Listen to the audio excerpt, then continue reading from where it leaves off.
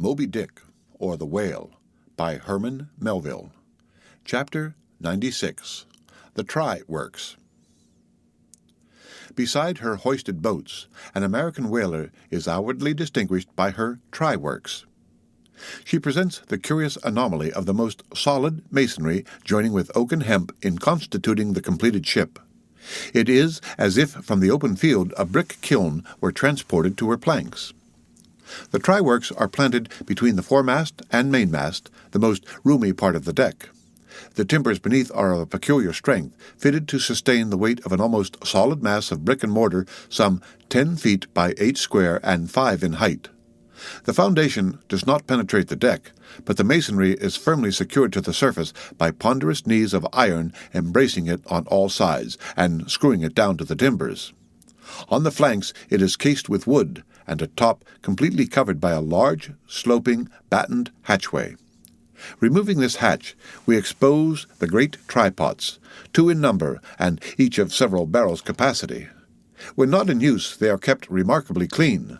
Sometimes they are polished with soapstone and sand till they shine within like silver punch bowls.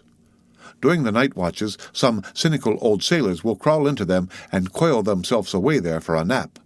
While employed in polishing them, 1 man in each pot side by side, many confidential communications are carried on over the iron lips. It is a place also for profound mathematical meditation. It was in the left-hand tripod of the Pequod, with the soapstone diligently circling round me, that I was first indirectly struck by the remarkable fact that, in geometry, all bodies gliding along the cycloid, my soapstone for example, will descend from any point in precisely the same time. Removing the fireboard from the front of the try-works, the bare masonry of that side is exposed, penetrated by the 2 iron mouths of the furnaces directly underneath the pots. These mouths are fitted with heavy doors of iron. The intense heat of the fire is prevented from communicating itself to the deck by means of a shallow reservoir extending under the entire enclosed surface of the works. By a tunnel inserted at the rear, this reservoir is kept replenished with water as fast as it evaporates. There are no external chimneys. They open direct from the rear wall. And here let us go back for a moment. It was about 9 o'clock at night that the Pequod's try-works were first started on this present voyage. It belonged to Stubb to oversee the business. "All ready there? Off hatch, then, and starter. You, cook, fire the works." This was an easy thing, for the carpenter had been thrusting his shavings into the furnace throughout the passage. Here be it said, in a whaling voyage, the first fire in the try-works has to be fed for a time with wood. After that, no wood is used, except as a means of quick ignition to the staple fuel. In a word, after being tried out, the crisp, shriveled blubber, now called scraps or fritters, still contains considerable of its unctuous properties. These fritters feed the flames. Like a plethoric burning martyr or a self-consuming misanthrope, once ignited, the whale supplies his own fuel and burns by his own body. Would that he consumed his own smoke, for his smoke is horrible to inhale, and inhale it you must, and not only that, but you must live in it for the time. It has an unspeakable, wild Hindu odor about it, such as may lurk in the vicinity of funeral pyres. It smells like the left wing of the Day of Judgment. It is an argument for the pit. By midnight the works were in full operation. We were clear from the carcass. Sail had been made. The wind was freshening. The wild ocean darkness was intense. But that darkness was licked up by the fierce flames which at intervals forked forth from the sooty flues and illuminated every lofty rope in the rigging, as with the famed Greek fire. The burning ship drove on as if remorselessly commissioned to some vengeful deed. So the pitch and sulphur-freighted brigs of the bold Hydriote Canaris, issuing from their midnight harbours, with broad sheets of flame for sails, bore down upon the Turkish frigates and folded them in conflagrations. The hatch, removed from the top of the works, now afforded a wide hearth in front of them. Standing on this were the Tartarian shapes of the pagan harpooneers, always the whaleship's stokers. With huge prolonged poles, they pitched hissing masses of blubber into the scalding pots, or stirred up the fires beneath till the snaky flames darted, curling out of the doors to catch them by the feet. The smoke rolled away in sullen heaps. To every pitch of the ship there was a pitch of the boiling oil, which seemed all eagerness to leap into their faces. Opposite the mouth of the works, on the farther side of the wide wooden hearth, was the windlass. This served for a sea sofa. Here lounged the watch, when not otherwise employed, looking into the red heat of the fire till their eyes felt scorched in their heads.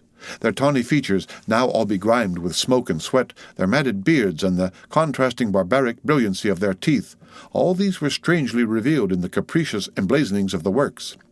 As they narrated to each other their unholy adventures, their tales of terror told in words of mirth, as their uncivilized laughter forks upwards out of them like the flames from the furnace, as to and fro in their front the harpooneers wildly gesticulated with their huge-pronged forks and dippers, as the wind howled on and the sea leaped, and the ship groaned and dived, and yet steadfastly shot her red hell further and further into the blackness of the sea and the night, and scornfully champed the white bone in her mouth, and viciously spat round her on all sides, then the rushing Pequod, freighted with savages and laden with fire, and burning a corpse and plunging into that blackness of darkness, seemed the material counterpart of her monomaniac commander's soul. So seemed it to me, as I stood at her helm, and for long hours silently guided the way of this fire-ship on the sea, wrapped for that interval in darkness myself. I, but the better, saw the redness, the madness, the ghastliness of others, the continual sight of the fiend shapes before me, capering half in smoke and half in fire. These at last begat kindred visions in my soul, so soon as I began to yield to that unaccountable drowsiness which ever would come over me at a midnight helm. But that night in particular, a strange, and ever since inexplicable thing occurred to me. Starting from a brief, standing sleep, I was horribly conscious of something fatally wrong. The jawbone tiller smote my side, which leaned against it. In my ears was the low hum of sails, just beginning to shake in the wind. I thought my eyes were open. I was half conscious of putting my fingers to the lids and mechanically stretching them still further apart. But spite of all this, I could see no compass before me to steer by, though it seemed but a minute since I had been watching the card by the steady binnacle lamp illuminating it. Nothing seemed before me but a jet gloom, now and then made ghastly by flashes of redness. Uppermost was the impression that whatever swift, rushing thing I stood on was not so much bound to any haven ahead as rushing from all havens astern. A stark, bewildered feeling as of death came over me. Convulsively my hands grasped the tiller, but with the crazy conceit that the tiller was somehow, in some enchanted way, inverted. "My God, what is the matter with me?" thought I. Lo, in my brief sleep I had turned myself about and was fronting the ship's stern with my back to her prow and the compass. In an instant I faced back, just in time to prevent the vessel from flying up into the wind and very probably capsizing her. How glad and how grateful the relief from this unnatural hallucination of the night and the fatal contingency of being brought by the lee. Look not too long in the face of the fire, O man. Never dream with thy hand on the helm. Turn not thy back to the compass. Accept the first hint of the hitching tiller. Believe not the artificial fire when its redness makes all things look ghastly. Tomorrow, in the natural sun, the skies will be bright. Those who glared like devils in the forking flames the morn will show in far other, at least gentler, relief. The glorious, golden, glad sun, the only true lamp, all others but liars. Nevertheless, the sun hides not Virginia's dismal swamp, nor Rome's accursed Campagna, nor wide Sahara, nor all the millions of miles of deserts and of griefs beneath the moon. The sun hides not the ocean, which is the dark side of this earth, and which is 2/3 of this earth. So therefore that mortal man who hath more of joy than sorrow in him, that mortal man cannot be true. Not true or undeveloped. With books the same. The truest of all men was the man of sorrows, and the truest of all books is Solomon's, and Ecclesiastes is the fine hammered steel of woe. All is vanity. All. This wilful world hath not got hold of unchristian Solomon's wisdom yet. But he who dodges hospitals and jails and walks fast crossing graveyards and would rather talk of operas than hell, calls Cowper, Young, Pascal, Rousseau, poor devils, all of sick men, and throughout a carefree lifetime swears by Rabelais as passing wise and therefore jolly, not that man is fitted to sit down on tombstones and break the green, damp mould with unfathomably wondrous Solomon. But even Solomon, he says, the man that wandereth out of the way of understanding shall remain, that is, even while living, in the congregation of the dead. Give not thyself up then to fire, lest it invert thee, deaden thee, as for the time it did me. There is a wisdom that is woe, But there is a woe that is madness, and there is a Catskill eagle in some souls that can alike dive down into the blackest gorges and soar out of them again and become invisible in the sunny spaces. And even if he forever flies within the gorge, that gorge is in the mountains, so that even in his lowest swoop, the mountain eagle is still higher than other birds upon the plain, even though they soar. The end of Chapter 96. Read by Rick Kistner. For lit to go on the web at fcit.usf.edu. Moby Dick, or The Whale, by Herman Melville. Chapter 97. The Lamp. Had you descended from the Pequod's try-works to the Pequod's forecastle, where the off-duty watch were sleeping, for one single moment, you would have almost thought you were standing in some illuminated shrine of canonized kings and counselors. There they lay in their triangular oaken vaults, each mariner a chiseled muteness, a score of lamps flashing upon his hooded eyes. In merchantmen, oil for the sailor is more scarce than the milk of queens. To dress in the dark, and eat in the dark, and stumble in darkness to his pallet, this is his usual lot. But the whaleman, as he seeks the food of light, so he lives in light. He makes his berth an Aladdin's lamp, and lays him down in it, so that in the pitchiest night the ship's black hull still houses an illumination. See with what entire freedom the whaleman takes his handful of lamps, often but old bottles and vials, though, to the copper cooler at the try-works, and replenishes them there as mugs of ale at a vat. He burns, too, the purest of oil, in its unmanufactured and therefore unvitiated state, a fluid unknown to solar, lunar, or astral contrivances ashore. It is sweet as early grass butter in April. He goes and hunts for his oil so as to be sure of its freshness and genuineness, even as the traveler on the prairie hunts up his own supper of game. The end of Chapter 97. Read by Rick Kistner for lit to go on the web at fcit.usf.edu. Moby Dick, or The Whale, by Herman Melville. Chapter 98. Stowing down and clearing up. Already has it been related how the great Leviathan is afar off described from the masthead, how he is chased over the watery moors and slaughtered in the valleys of the deep, how he is then towed alongside and beheaded, and how, on the principle which entitled the headsman of old to the garments in which the beheaded was killed, his great padded surtout becomes the property of his executioner. How in due time he is condemned to the pots, and like Shadrach, Meshach, and Abednego, his spermaceti oil and bone pass unscathed through the fire. But now it remains to conclude the last chapter of this part of the description by rehearsing, singing if I may, the romantic proceeding of decanting off his oil into the casks and striking them down into the hold, where once again Leviathan returns to his native profundities, sliding along beneath the surface as before, but alas, never more to rise and blow.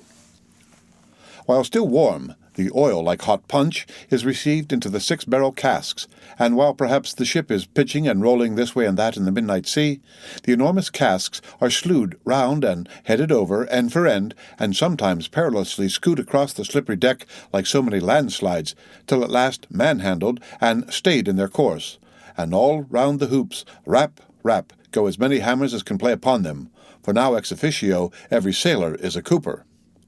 At length, when the last pint is casked, and all is cool, then the great hatchways are unsealed, the bowels of the ship are thrown open, and down go the casks to their final rest in the sea. This done, the hatches are replaced and hermetically closed, like a closet walled up. In the sperm fishery, this is perhaps one of the most remarkable incidents in all the business of whaling. One day the planks steam with freshets of blood and oil. On the sacred quarterdeck, enormous masses of the whale's head are profanely piled. Great rusty casks lie about, as in a brewery yard. The smoke from the try-works has besooted all the bulwarks. The mariners go about suffused with unctuousness. The entire ship seems great Leviathan himself, while on all hands the din is deafening. But a day or two after, you look about you and prick your ears in this selfsame ship, and were it not for the telltale boats and try-works, you would all but swear you trod some silent merchant vessel with a most scrupulously neat commander. The unmanufactured sperm oil possesses a singularly cleansing virtue. This is the reason why the decks never look so white as just after what they call an affair of oil. Besides, from the ashes of the burnt scraps of the whale, a potent lye is readily made, and whenever any adhesiveness from the back of the whale remains clinging to the side, that lye quickly exterminates it. Hands go diligently along the bulwarks, and with buckets of water and rags restore them to their full tidiness. The soot is brushed from the lower rigging. All the numerous implements which have been in use are likewise faithfully cleansed and put away.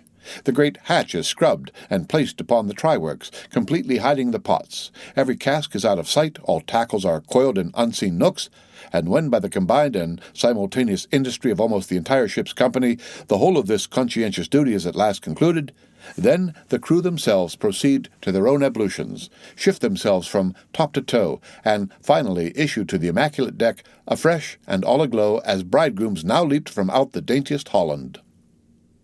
Now, with elated step, they pace the planks in twos and threes, and humorously discourse of parlours, sofas, carpets, and fine cambrics, propose to mat the deck, think of having hanging to the top.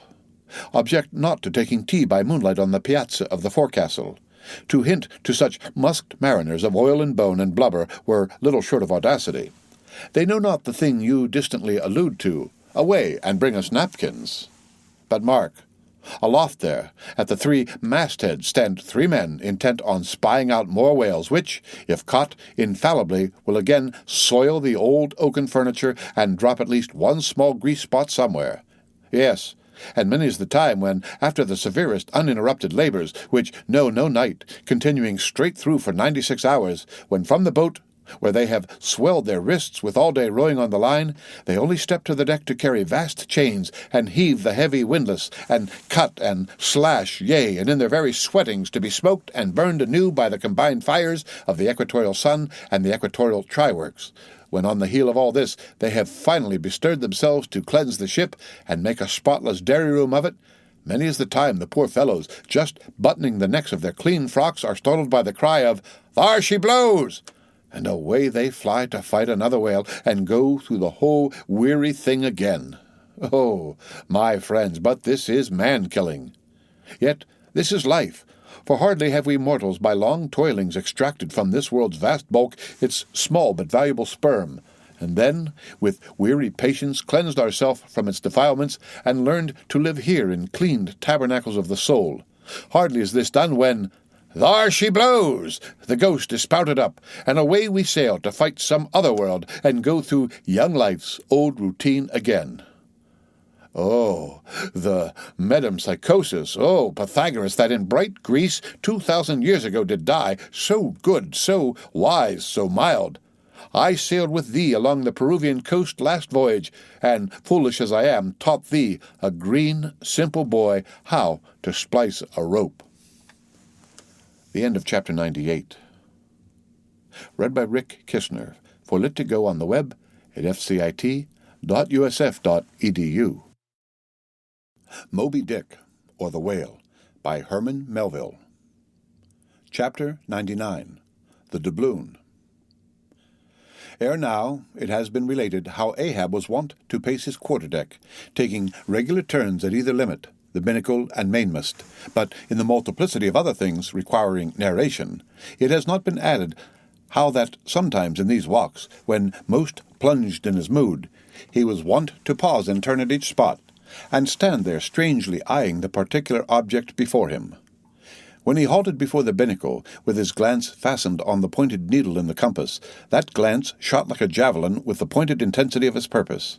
And when resuming his walk, he again paused before the mainmast. Then, as the same riveted glance fastened upon the riveted gold coin there, he still wore the same aspect of nailed firmness, only dashed with a certain wild longing, if not hopefulness. But one morning, turning to pass the doubloon, he seemed to be newly attracted by the strange figures and inscriptions stamped on it, as though now for the first time beginning to interpret for himself in some monomaniac way whatever significance might lurk in them. And some certain significance lurks in all things, else all things are little worth, and the round world itself but an empty cipher, except to sell by the cartload, as they do hills about Boston, to fill up some morass in the Milky Way. Now this doubloon was of purest virgin gold, raked somewhere out of the heart of gorgeous hills, whence, east and west over golden sands, the headwaters of many a Pactolus flows. And though now nailed amidst all the rustiness of iron bolts and the verdigris of copper spikes, yet untouchable and immaculate to any foulness, it still preserved its Quito glow. Nor, though placed amongst a ruthless crew and every hour passed by ruthless hands, and through the livelong nights shrouded with thick darkness which might cover any pilfering approach, nevertheless every sunrise found the doubloon where the sunset last left it. For it was set apart and sanctified to one awe-striking end, and however wanton in their sailor ways, one and all, the mariners revered it as the white whale's talisman. Sometimes they talked it over in the weary watch by night, wondering whose it was to be at last, and whether he would ever live to spend it. Now those noble golden coins of South America are as medals of the sun and tropic token pieces. Here palms, alpacas, and volcanoes, sun's discs and stars, ecliptics, horns of plenty, and rich banners waving are in luxuriant profusion stamped, so that the precious gold seems almost to derive an added preciousness and enhancing glories by passing through those fancy mints so Spanishly poetic. It so chanced that the doubloon of the Pequod was a most wealthy example of these things. On its round border it bore the letters República del Ecuador, Quito. So this bright coin came from a country planted in the middle of the world and beneath the great equator, and named after it, and it had been cast midway up the Andes in the unwaning climb that knows no autumn. Zoned by those letters, you saw the likeness of 3 Andes summits, from one a flame, a tower on another, on the third a crowing cock, while arching over all was a segment of the partitioned zodiac, the signs all marked with their usual cabalistics, and the keystone sun entering the equinoctial point at Libra.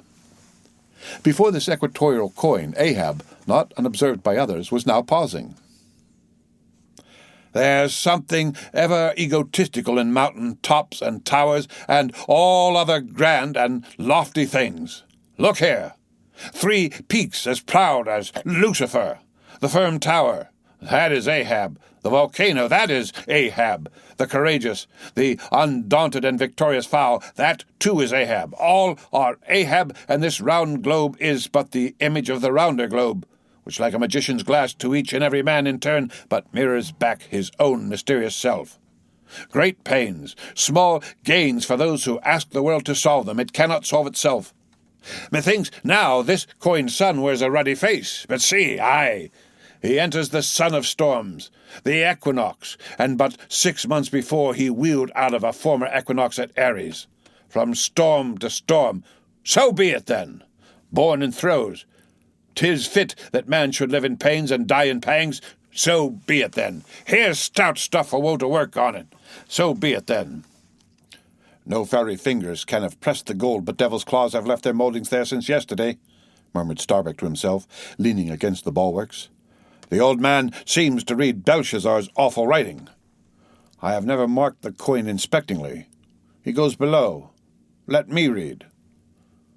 A dark valley between thee mighty heaven-abiding peaks that almost seem the Trinity in some faint earthly symbol. So, in this vale of death, God girds us round, and over all our gloom the sun of righteousness still shines a beacon and a hope. If we bend down our eyes, the dark veil shows her mouldy soul, but if we lift them, the bright sun meets our glance halfway to cheer. Yet, oh, the great sun is no fixture, and if at midnight we would fain snatch some sweet solace from him, we gaze for him in vain. This coin speaks wisely, mildly, truly, but still sadly to me. I will quit it, lest truth shake me falsely. There's now the old mogul, soliloquized Stubb by the try-works. He's been twigging it, and there goes Starbuck from the same, and both with faces which I should say might be somewhere within 9 fathoms long, and all from looking at a piece of gold, which, did I have it now on Negro Hill or in Corollair's Hook, I'd not look at it very long ere spending it. Ha! In my poor insignificant opinion, I regard this as queer. I have seen doubloons before, now in my voyagings, your doubloons of old Spain, your doubloons of Peru, your doubloons of Chile, your doubloons of Bolivia, your doubloons of Popayan, with plenty of gold moidras and pistoles and joes and half-joes and quarter-joes. What then should there be in this doubloon of the equator that is so killing wonderful? By Golconda, let me read it once. Hello! Here's signs and wonders truly. That, now, is what old Bowditch in his epitome calls the zodiac, and what my almanac below calls ditto. I'll get the almanac, and as I have never heard devils can be raised with Dabble's arithmetic, I'll try my hand at raising a meaning out of these queer curvicues here with the Massachusetts calendar. Here's the book. Let's see now. Signs and wonders. And the sun, he's always among 'em. Here they are. Here they go, all alive. Aries or the ram. Taurus or the bull. And Gemini. Here's Gemini himself, or the twins. Well, the sun, he wheels among 'em. Aye, here on the coin he's just crossing the threshold between 2 of 12 sitting rooms all in a ring. Book, you lie there. The fact is you books must know your places. You'll do to give us the bare words and facts, but we come in to supply the thoughts. That's my small experience so far as the Massachusetts calendar and Bowditch's navigator and Dabble's arithmetic go. Signs and wonders, eh? Pity if there is nothing wonderful in signs and significant in wonders. There's a clue somewhere. Wait a bit. Hist! Hark! By Jove, I have it! Look, you doubloon, your zodiac here is the life of man in one round chapter, and now I'll read it off straight out of the book. Come, almanac. To begin, there's Aries or the ram. Lecherous dog, he begets us. Then Taurus or the bull. He bumps us the first thing. Then Gemini or the twins, that is, virtue and vice. We try to reach virtue when, lo, comes Cancer, the crab, and drags us back. And here, going from virtue, Leo, a roaring lion, lies in the path. He gives a few fierce bites and surly dabs with his paw. We escape and hail Virgo, the virgin. That's our first love.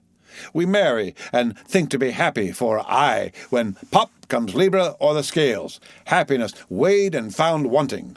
And while we are very sad about that, Lord, how we suddenly jump as Scorpio or the scorpion stings us in the rear.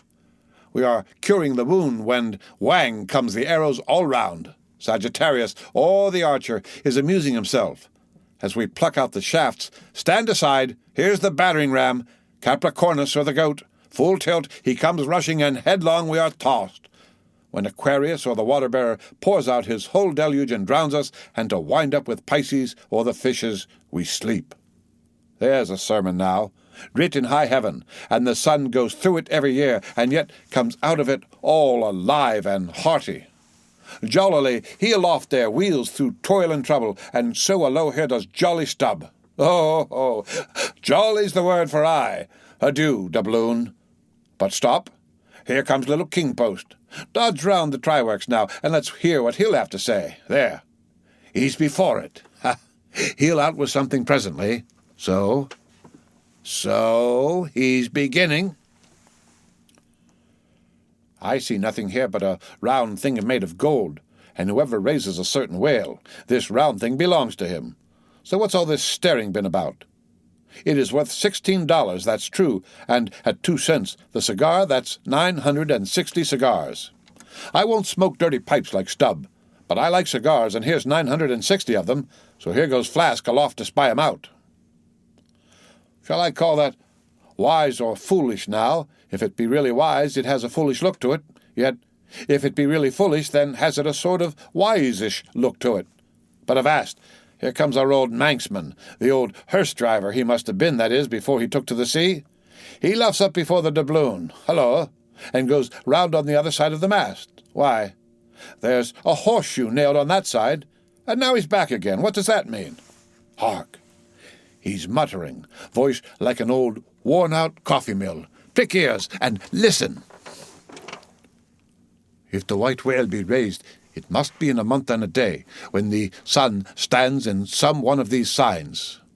I've studied signs, and know their marks. They were taught me 20 years ago by the old witch in Copenhagen. Now, in what sign will the sun then be?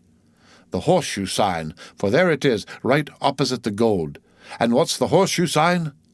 The lion is the horseshoe sign, the roaring and devouring lion. Ship, old ship, my old head shakes to think of thee. There's another rendering now, but still all one text. All sorts of men in one kind of world, you see. Dodge again. Here comes Queequeg, all tattooing, looks like the signs of the zodiac himself. What says the cannibal?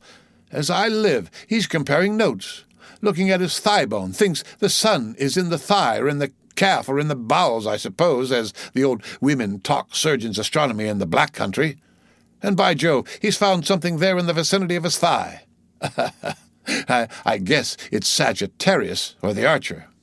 No, he don't know what to make of the doubloon. He takes it for an old button off some king's trousers.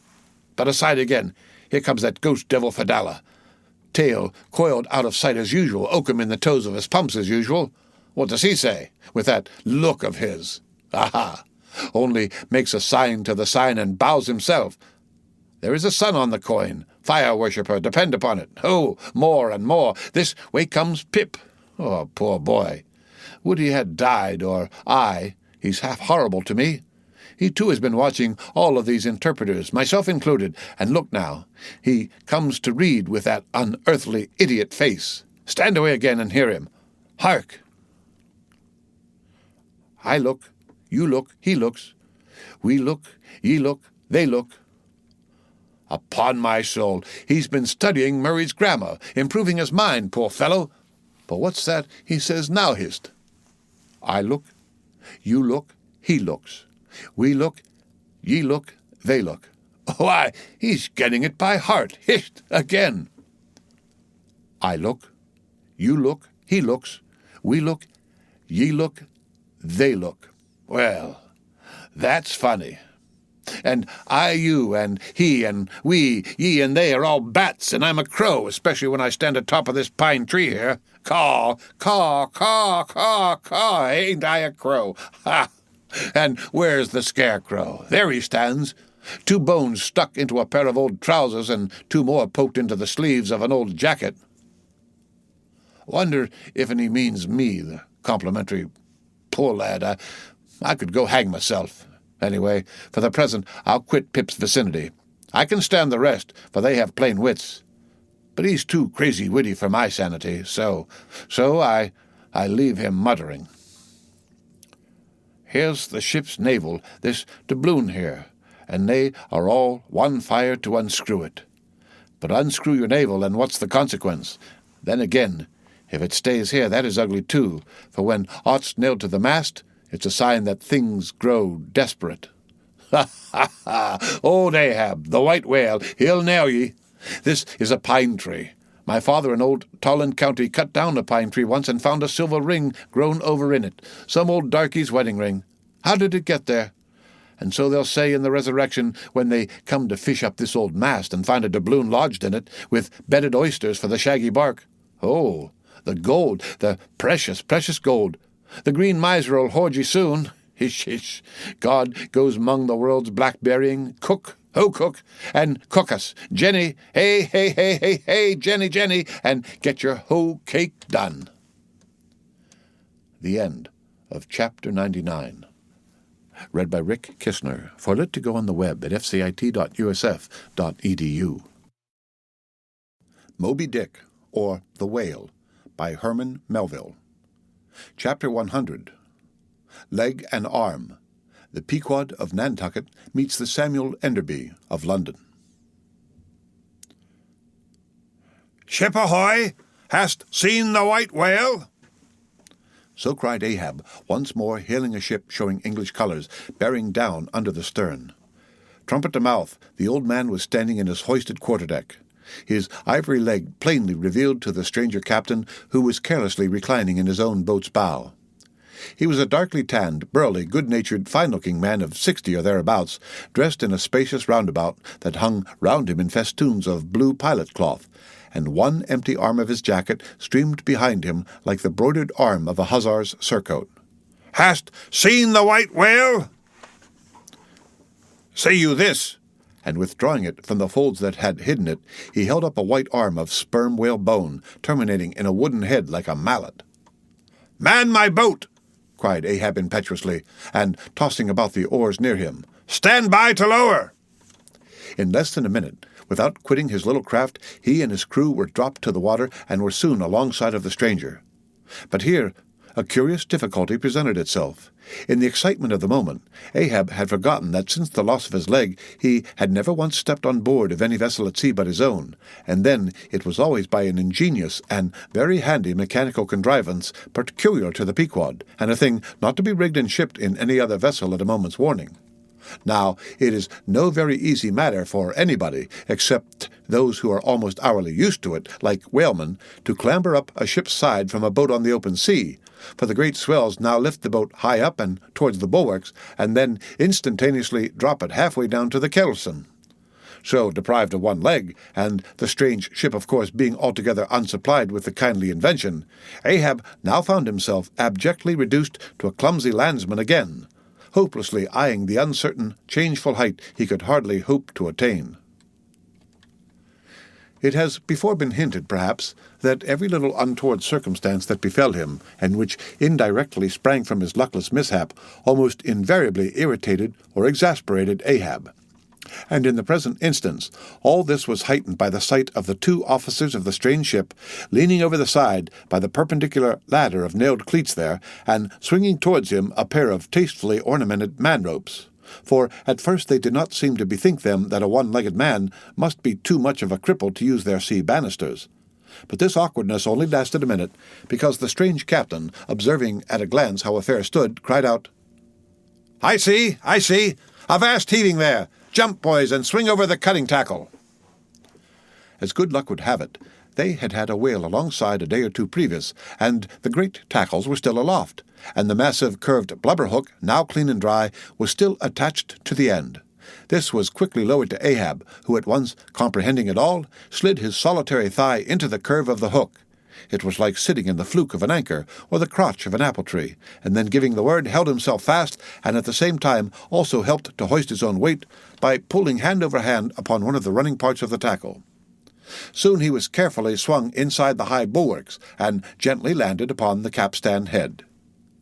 With his ivory arm frankly thrust forth in welcome, the other captain advanced, and Ahab, putting out his ivory leg and crossing the ivory arm, like two swordfish blades, cried out in his walrus way, Aye, hearty, let us shake bones together, an arm and a leg, an arm that never can shrink, do you see, and a leg that never can run. Where didst thou see the white whale? How long ago?" "The white whale," said the Englishman, pointing his ivory arm towards the east, and taking a rueful sight along it, as if it had been a telescope. "There I saw him, on the line, last season." "And he took off that arm, did he?" asked Ahab, now sliding down from the capstan and resting on the Englishman's shoulder as he did so. "Aye, he was the cause of it, at least, and that leg too." "Spin me the yarn," said Ahab. "How was it?" "It was the first time in my life that I ever cruised on the line," began the Englishman.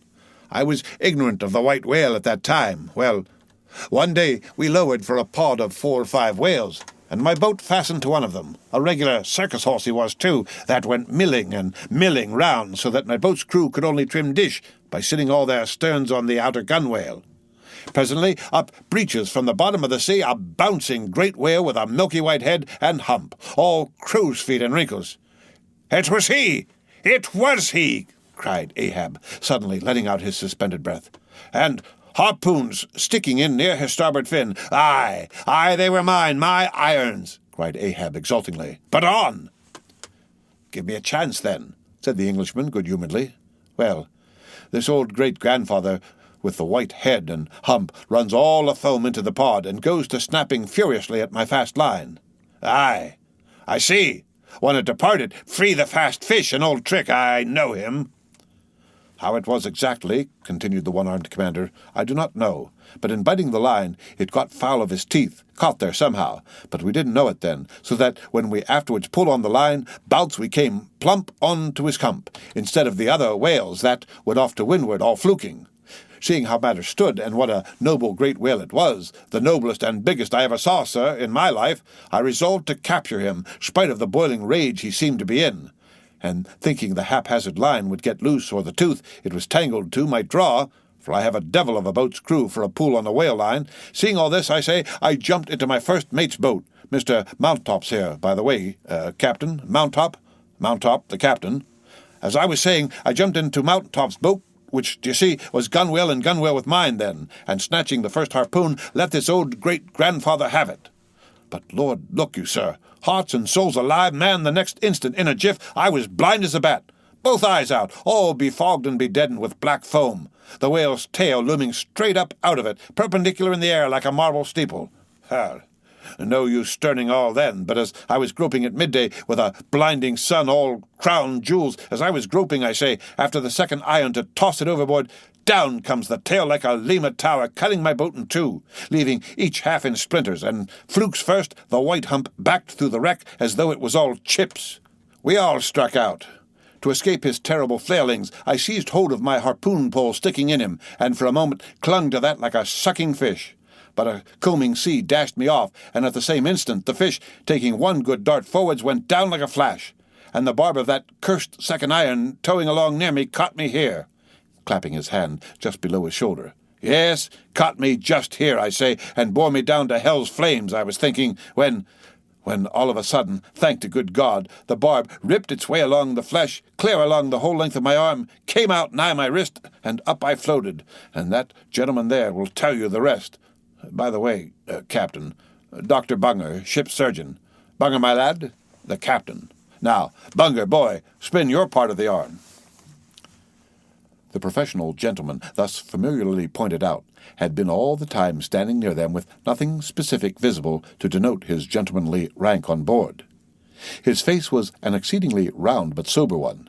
He was dressed in a faded blue woolen frock or shirt and patched trousers, and had thus far been dividing his attention between a marling spike he held in one hand and a pillbox held in the other, occasionally casting a critical glance at the ivory limbs of the two crippled captains. But at his superior's introduction of him to Ahab, he politely bowed and straightway went on to do his captain's bidding. "It was a shocking bad wound," began the whale surgeon, "and taking my advice, Captain Boomer here stood our old Sammy—" "Samuel Enderby is the name of my ship," interrupted the one-armed captain, addressing Ahab. "Go on, boy." "Stood our old Sammy off to the northward to get out of the blazing hot weather there on the line, but it was no use. I did all I could, sat up with him nights, was very severe with him in the matter of diet." "Ho, very severe," chimed in the patient himself. Then, suddenly altering his voice, "drinking hot rum toddies with me every night till he couldn't see to put on the bandages, and sending me to bed half seas over about 3 o'clock in the morning. Oh, ye stars! He sat up with me indeed, and was very severe in my diet. Oh, a great watcher, and very dietetically severe is Dr. Bunger. Bunger, you dog, laugh out, why don't ye? You know you're a precious jolly rascal. But heave ahead, boy. I'd rather be killed by you than kept alive by any other man." "My captain, you must have ere this perceived, respected sir," said the imperturbable, godly-looking Bunger, slightly bowing to Ahab, "is apt to be facetious at times. He spins as many clever things of that sort.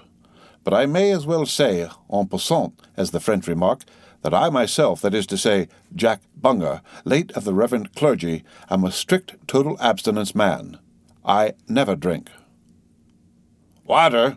cried the captain. "He never drinks it. It's a sort of fits to him. Fresh water throws him into the hydrophobia. But go on with the arm story." "Yes, I may as well," said the surgeon, coolly.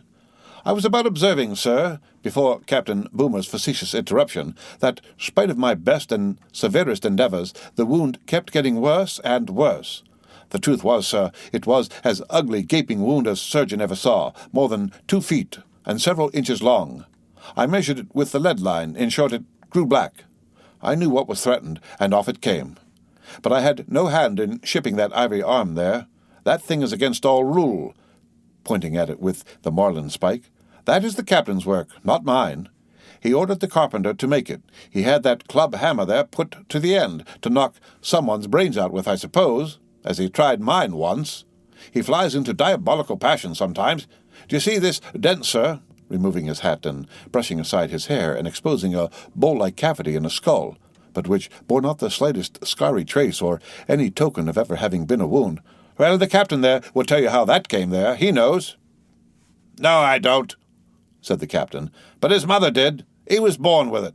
Oh, you solemn rogue, you Bunger. Was there ever such another Bunger in the watery world?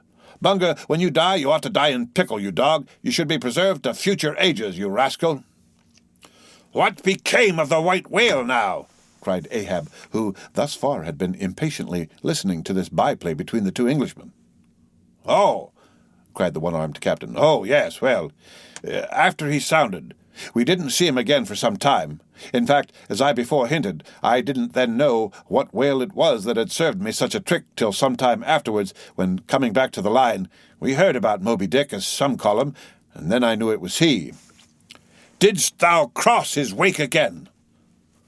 "Twice, but could not fasten?" "Didn't want to try to. Ain't one limb enough? What should I do without this other arm? And I'm thinking Moby Dick doesn't bite so much as he swallows." "Well then," interrupted Bunger, "give him your left arm for bait to get the right. Do you know, gentlemen," very gravely and mathematically bowing to each captain in succession, "do you know, gentlemen, that the digestive organs of the whale are so inscrutably constructed by divine providence that it is quite impossible for him to completely digest even a man's arm? And he knows it too. So that what you take for the white whale's malice is only his awkwardness, for he never means to swallow a single limb, he only thinks to terrify by feints. But sometimes he is like the old juggling fellow, formerly a patient of mine in Ceylon, that, making believe swallow jackknives, once upon a time let one drop into him in good earnest, and there it stayed for a 12-month or more, when I gave him an emetic, and he heaved it up in small tacks, do you see? No possible way for him to digest that jackknife and fully incorporate it into his general bodily system. Yes, Captain Boomer, if you are quick enough about it, and have a mind to pawn one arm for the sake of the privilege of giving decent burial to the other, why, in that case, the arm is yours. Only let the whale have another chance at you shortly, that's all." "No, thank you, Bunger," said the English captain. "He's welcome to the arm he has, since I can't help it, and didn't know him then, but not to another one. No more white whales for me. I've lowered for him once, and that has satisfied me. There would be great glory in killing him, I know that, and there is a shipload of precious sperm in him. But hark ye, he's best left alone. Don't you think so, Captain?" glancing at the ivory leg. "He is, but he will still be hunted for all that. What is best let alone, that accursed thing is not always what least allures. He's all a magnet. How long since thou sawest him last? Which way heading?" "Bless my soul, and curse the foul fiends!" cried Bunger, stoopingly walking round Ahab, and like a dog, strangely snuffing. "This man's blood! Bring the thermometer. It's at the boiling point. His pulse makes these planks beat, sir." Taking a lancet from his pocket and drawing near to Ahab's arm. "Avast!" roared Ahab, dashing him against the bulwarks. "Man the boat! Which way heading?" "Good God!" cried the English captain, to whom the question was put. "What's the matter? He was heading east, I think. Is your captain crazy?" whispering to Fedallah. But Fedallah, putting a finger on his lip, slid over the bulwarks to take the boat's steering oar, and Ahab, swinging the cutting tackle towards him, commanded the ship's sailors to stand by to lower. In a moment he was standing in the boat's stern, and the Manila men were springing to their oars. In vain the English captain hailed him. With back to the stranger ship, and face set like a flint to his own, Ahab stood upright till alongside of the Pequod. The end of Chapter 100, read by Rick Kistner, for Lit to go on the web at fcit.usf.edu. Moby Dick, or the Whale, by Herman Melville. Chapter 101, The Decanter. Ere the English ship fades from sight, be it set down here, that she hailed from London, and was named after the late Samuel Enderby, merchant of that city, the original of the famous whaling house of Enderby and Sons, a house which, in my poor whaleman's opinion, comes not far behind the united royal houses of the Tudors and Bourbons in point of real historical interest. How long prior to the year of our Lord 1775 this great whaling house was in existence, by numerous fish documents do not make plain. But in that year, 1775, it fitted out the first English ships that ever regularly hunted the sperm whale, though for some score of years previous, ever since 1726, our valiant coffins and macies of Nantucket and the Vineyard had in large fleets pursued the Leviathan, but only in the North and South Atlantic, not elsewhere. Be it distinctly recorded here that the Nantucketers were the first among mankind to harpoon with civilized steel the great sperm whale, and that for half a century they were the only people of the whole globe who so harpooned him. In 1778, a fine ship, the Amelia, fitted out for the express purpose, and at the sole charge of the vigorous Endebys, boldly rounded Cape Horn, and was the first among the nations to lower a whaleboat of any sort in the great South Sea. The voyage was a skilful and lucky one, and returning to her berth with her hold full of the precious sperm, the Amelia's example was soon followed by other ships, English and American, and thus the vast sperm whale grounds of the Pacific were thrown open. But not content with this good deed, the indefatigable house again bestirred itself.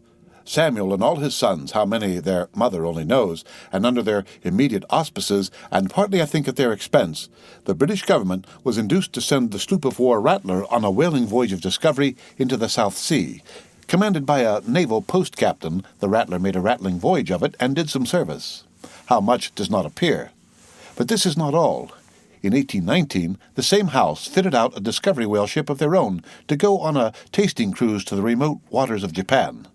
That ship, well called the Siren, made a notable experimental cruise, and it was thus that the great Japanese whaling ground first became generally known. The Siren in this famous voyage was commanded by a Captain Coffin, a Nantucketer. All honor to the Endebys, therefore, whose house, I think, exists to the present day, though doubtless the original Samuel must long ago have slipped his cable for the great South Sea of the other world.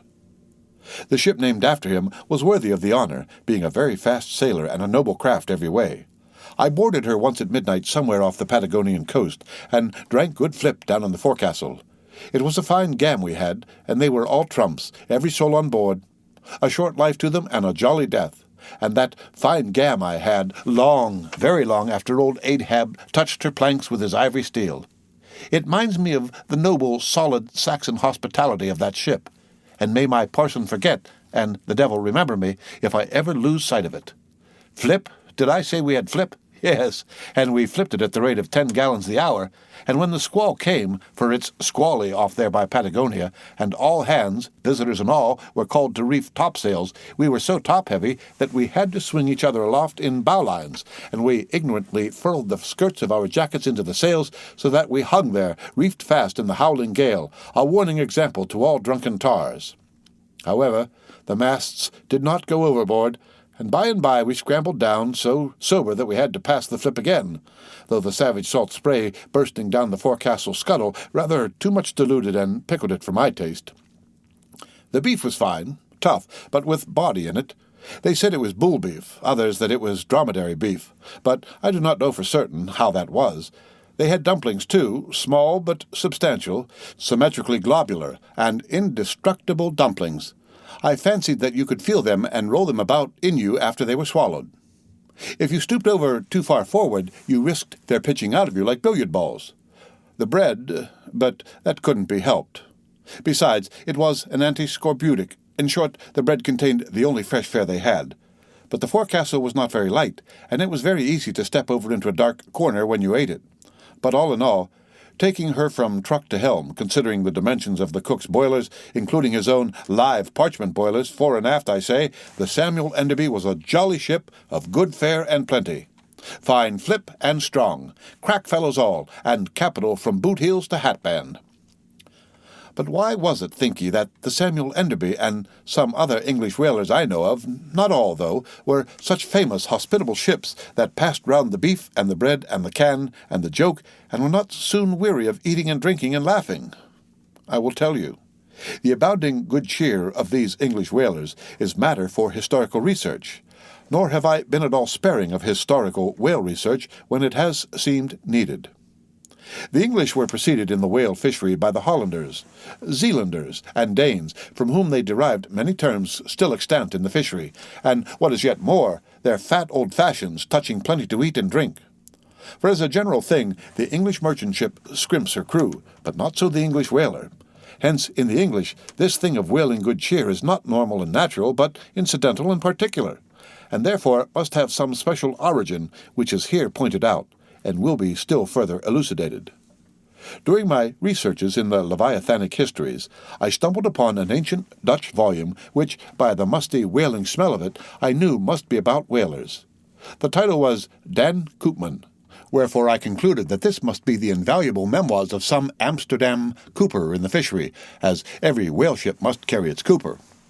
I was reinforced in this opinion by seeing that it was the production of one Fitz-Swackhammer. But my friend Dr. Snodhead, a very learned man, professor of Low Dutch and High German in the College of Santa Claus and St. Potts, to whom I handed the work for translation, giving him a box of sperm candles for his trouble. This same Dr. Snodhead, so soon as he spied the book, assured me that Dan Koopman did not mean the cooper, but the merchant. In short, this ancient and learned Low Dutch book treated of the commerce of Holland, and, among other subjects, contained a very interesting account of its whale fishery. And in this chapter it was headed Smear, or Fat, that I found a long detailed list of the outfits for the larders and cellars of 180 sail of Dutch whalemen, from which list, as translated by Dr. Snodhead, I transcribed the following: 400,000 pounds of beef, 60,000 pounds Friesland pork, 150,000 pounds of stockfish, 550,000 pounds of biscuit, 72,000 pounds of soft bread, 2,800 firkins of butter, 20,000 pounds of Texel-laden cheese, 144,000 pounds cheese, probably an inferior article, 550 anchors of Geneva, 10,800 barrels of beer. Most statistical tables are parchingly dry in the reading. Not so in the present case, however, where the reader is flooded with whole pipes, barrels, quarts, and gills of good gin and good cheer. At the time I devoted 3 days to the studious digesting of all this beer, beef, and bread, during which many profound thoughts were incidentally suggested to me, capable of a transcendental and Platonic application, and, furthermore, I compiled supplementary tables of my own, touching the probable quantity of stockfish, etc., consumed by every Low Dutch harpooner in that ancient Greenland and Spitzbergen whale fishery. In the first place, the amount of butter and Texel and laden cheese consumed seemed amazing. I impute it, though, to their naturally unctuous natures, being rendered still more unctuous by the nature of their vocation, and especially by their pursuing their game in those frigid polar seas on the very coasts of that Eskimo country where the convivial natives pledge each other in bumpers of train oil. The quantity of the beer, too, is very large, 10,800 barrels.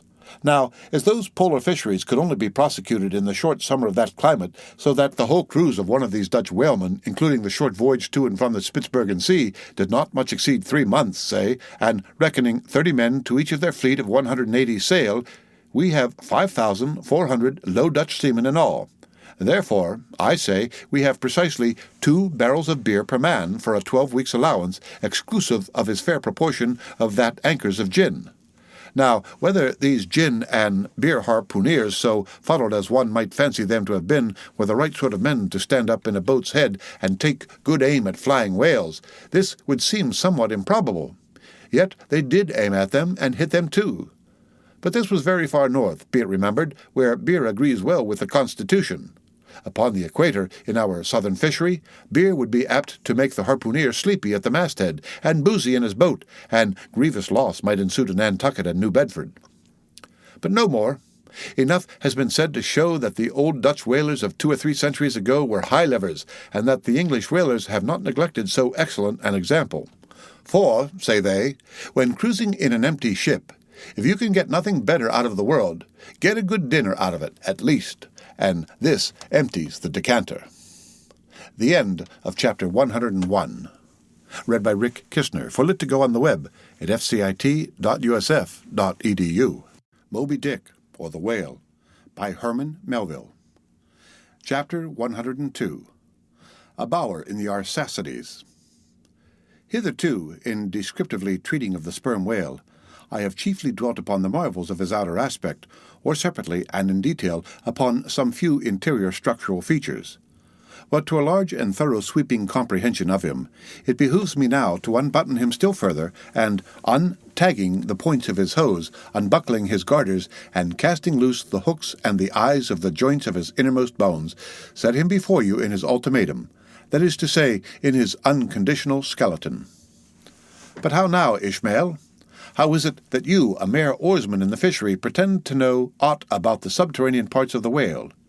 Did you, erudite Stubb, mounted upon your capstan, deliver lectures on the anatomy of the cetacea, and by help of the windlass hold up a specimen rib for exhibition?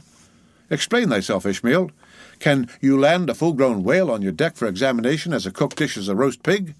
Surely not. A veritable witness have you hitherto been, Ishmael, but have a care how you seize the privilege of Jonah alone, the privilege of discoursing upon the joists and beams, the rafters, ridgepole, sleepers, and underpinnings making up the framework of Leviathan, and belike of the tallow vats, dairy rooms, butteries, and cheeseries in his bowels. I confess that since Jonah, few whalesmen have penetrated very far beneath the skin of the adult whale. Nevertheless, I have been blessed with an opportunity to dissect him in miniature. In a ship I belonged to, a small cub sperm whale was once bodily hoisted to the deck for his poke or bag to make sheaths for the barbs of the harpoons, and for the heads of the lances. Think you I let the chance go without using my boat hatchet and jackknife and breaking the seal and reading all the contents of that young cub? And as for my exact knowledge of the bones of the Leviathan in their gigantic, full-grown development, for that rare knowledge I am indebted to my late royal friend Tranche, King of Tranche, one of the Arsacides. For being at Tranche years ago, when attached to the trading ship Dey of Algiers, I was invited to spend part of the Arsacidean holidays with the Lord of Tranche at his retired palm villa at Pupella, a seaside glen not very far distant from what our sailors called Bamboo Town, his capital. Among many other fine qualities, my royal friend Tranquo, being gifted with a devout love for all matters of barbaric virtue, had brought together in Pupella whatever rare things the more ingenious of his people could invent. Chiefly carved woods of wonderful devices, chiseled shells, inlaid spears, costly paddles, aromatic canoes, and all these distributed among whatever natural wonders the wonder-freighted, tribute-rendering waves had cast upon his shores. Chief among these latter was a great sperm whale, which after an unusually long-raging gale had been found dead and stranded with his head against a coconut tree whose plumage-like tufted droopings seemed his verdant jet. When the vast body had at last been stripped of its fathom-deep enfoldings and the bones become dust-dry in the sun, then the skeleton was carefully transported up the Pupella Glen, where a grand temple of lordly palms now sheltered it. The ribs were hung with trophies. The vertebrae were carved with Arsacidean annals in strange hieroglyphics. In the skull, the priests kept up an unextinguished aromatic flame, so that the mystic head again sent forth its vapory spout, while, suspended from a bough, the terrific lower jaw vibrated over all the devotees like the hair-hung sword that so affrighted Damocles. It was a wondrous sight. The wood was green as mosses of the icy glen. The trees stood high and haughty, feeling their living sap. The industrious earth beneath was as a weaver's loom, with a gorgeous carpet on it, whereof the ground-vine tendrils formed the warp and woof, and the living flowers the figures. All the trees with all their laden branches, all the shrubs and ferns and grasses, the message-carrying air, all these unceasingly were active. Through the lacings of the leaves the great sun seemed a flying shuttle, weaving the unwearied verdure. O busy weaver! Unseen weaver, pause, one word. Whither flows the fabric? What palace may it deck? Wherefore all these ceaseless toilings? Speak, weaver, stay thy hand. But one single word with thee. Nay, the shuttle flies, the figures float from forth the loom, the fresher rushing carpet forever slides away. The weaver god he weaves, and by that weaving is he deafened, that he hears no mortal voice. And by that humming, we too, who look on the loom, are deafened, and only when we escape it shall we hear the thousand voices that speak through it. For even so it is in all material factories. The spoken words that are inaudible among the flying spindles, those same words are plainly heard without the walls, bursting from the opened casements. Thereby have villainies been detected. Ah, mortal, then be heedful. For so in all this din of the great world's loom thy subtlest thinkings may be overheard afar. Now, amid the green, life-restless loom of that Arsacidean wood, the great white, worshipped skeleton lay lounging a gigantic idler. Yet, as the ever-woven verdant warp and woof intermixed and hummed around him, the mighty idler seemed the sunning weaver, himself all woven over with the vines, every month assuming greener, fresher verdure, but himself a skeleton.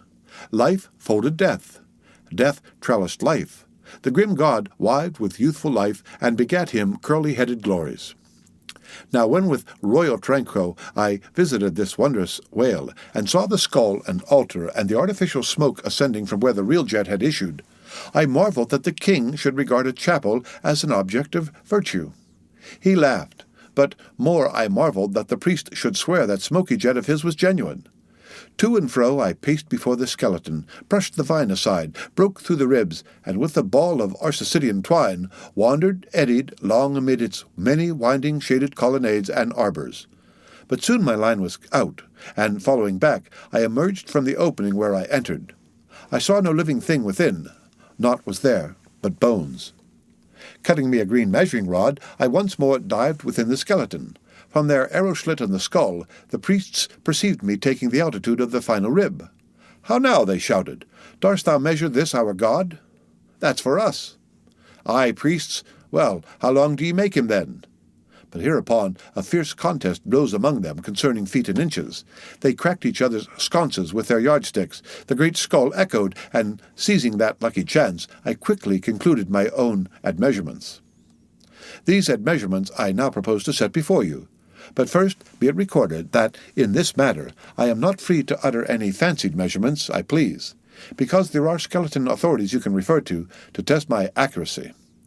There is a Leviathanic museum, they tell me, in Hull, England, one of the whaling ports of that country, where they have some fine specimens of finbacks and other whales. Likewise have heard that in the Museum of Manchester in New Hampshire they have what the proprietors call the only perfect specimen of a Greenland or river whale in the United States. Moreover, at a place in Yorkshire, England, Burton Constable by name, a certain Sir Clifford Constable has in his possession the skeleton of a sperm whale, but of moderate size, by no means of the full-grown magnitude of my friend King Tranquos. In both cases, the stranded whales to which these two skeletons belonged were originally claimed by their proprietors upon similar grounds, King Tranquo seizing his because he wanted it, and Sir Clifford because he was lord of the seigneuries of those parts. Sir Clifford's whale has been articulated throughout, so that, like a great chest of drawers, you can open and shut him in all his bony cavities, spread out his ribs like a gigantic fan, and swing all day upon his lower jaw. Locks are to be put upon some of his trapdoors and shutters, and a footman will show round future visitors with a bunch of keys at his side. Sir Clifford thinks of charging twopence for a peep at the whispering gallery in the spinal column, threepence to hear the echo in the hollow of his cerebellum, and sixpence for the unrivalled view from his forehead. The skeleton dimensions I shall now proceed to set down are copied verbatim from my right arm where I had them tattooed, as in my wild wanderings at that period there was no other secure way of preserving such valuable statistics. But as I was crowded for space, and wishing the other parts of my body to remain a blank page for a poem I was then composing, at least what untattooed parts might remain, I did not trouble myself with the odd inches, nor indeed should inches at all enter into a congenial admeasurement of the whale. The end of chapter 102, read by Rick Kistner, for Lit to Go on the web at fcit.usf.edu. Moby Dick, or the Whale, by Herman Melville. Chapter 103, Measurement of the Whale's Skeleton. In the first place, I wish to lay before you a particular, plain statement touching the living bulk of this Leviathan, whose skeleton we are briefly to exhibit. Such a statement may prove useful here. According to a careful calculation I have made, and which I partly base upon Captain Scoresby's estimate of 70 tons for the largest-sized Greenland whale of 60 feet in length, according to my careful calculation, I say, a sperm whale of the largest magnitude between 85 and 90 feet in length, and something less than 40 feet in its fullest circumference, such a whale will weigh at least 90 tons, so that, reckoning 13 men to a ton, he would considerably outweigh the combined population of a whole village of 1,100 inhabitants. Think you not, then, that brains, like yoked cattle, should be put to this Leviathan to make him at all budge to any landsman's imagination? Having already in various ways put before you his skull, spout-hole, jaw, teeth, tail, forehead, fins, and divers other parts, I shall now simply point out what is most interesting in the general bulk of his unobstructed bones. But as the colossal skull embraces so very large a proportion of the entire extent of the skeleton, as it is by far the most complicated part, and as nothing is to be repeated concerning it in this chapter, you must not fail to carry it in your mind or under your arm as we proceed. Otherwise, you will not gain a complete notion of the general structure we are about to view. In length, the sperm whale's skeleton at Tranque measured 72 feet, so that when fully invested and extended in life, he must have been 90 feet long, for in the whale, the skeleton loses about 1/5 in length compared with the living body. Of this 72 feet, his skull and jaw comprised some 20 feet, leaving some 50 feet of plain backbone. Attached to this backbone, for something less than a third of its length, was the mighty circular basket of ribs which once enclosed his vitals.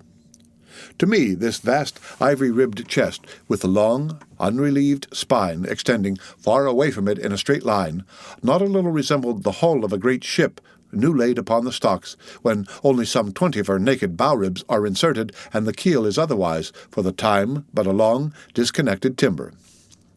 The ribs were 10 on a side. The first, to begin from the neck, was nearly 6 feet long.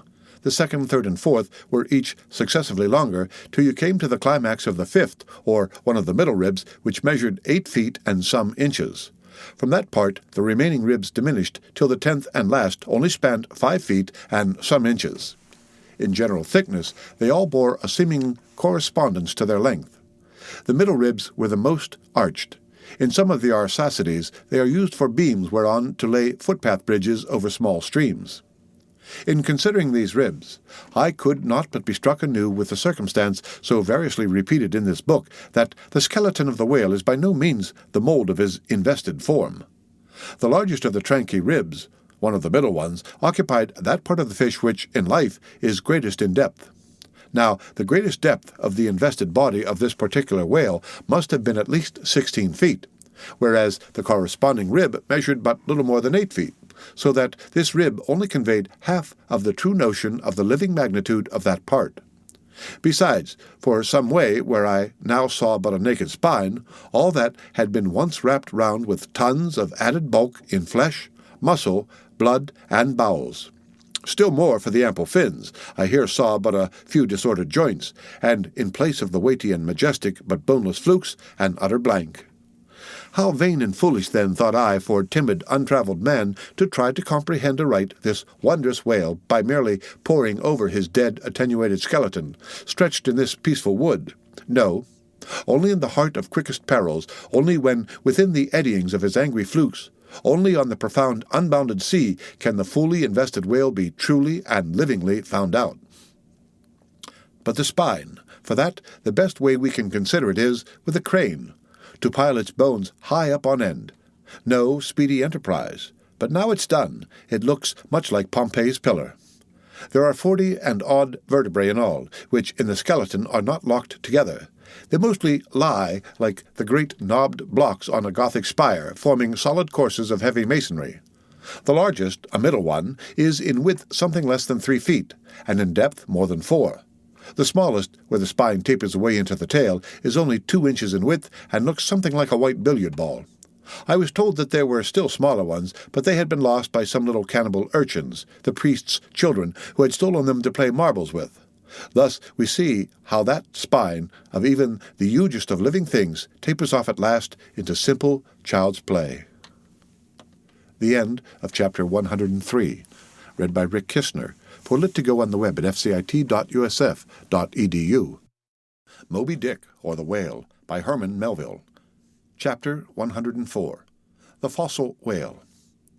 From his mighty bulk, the whale affords a most congenial theme whereon to enlarge, amplify, and generally expatiate.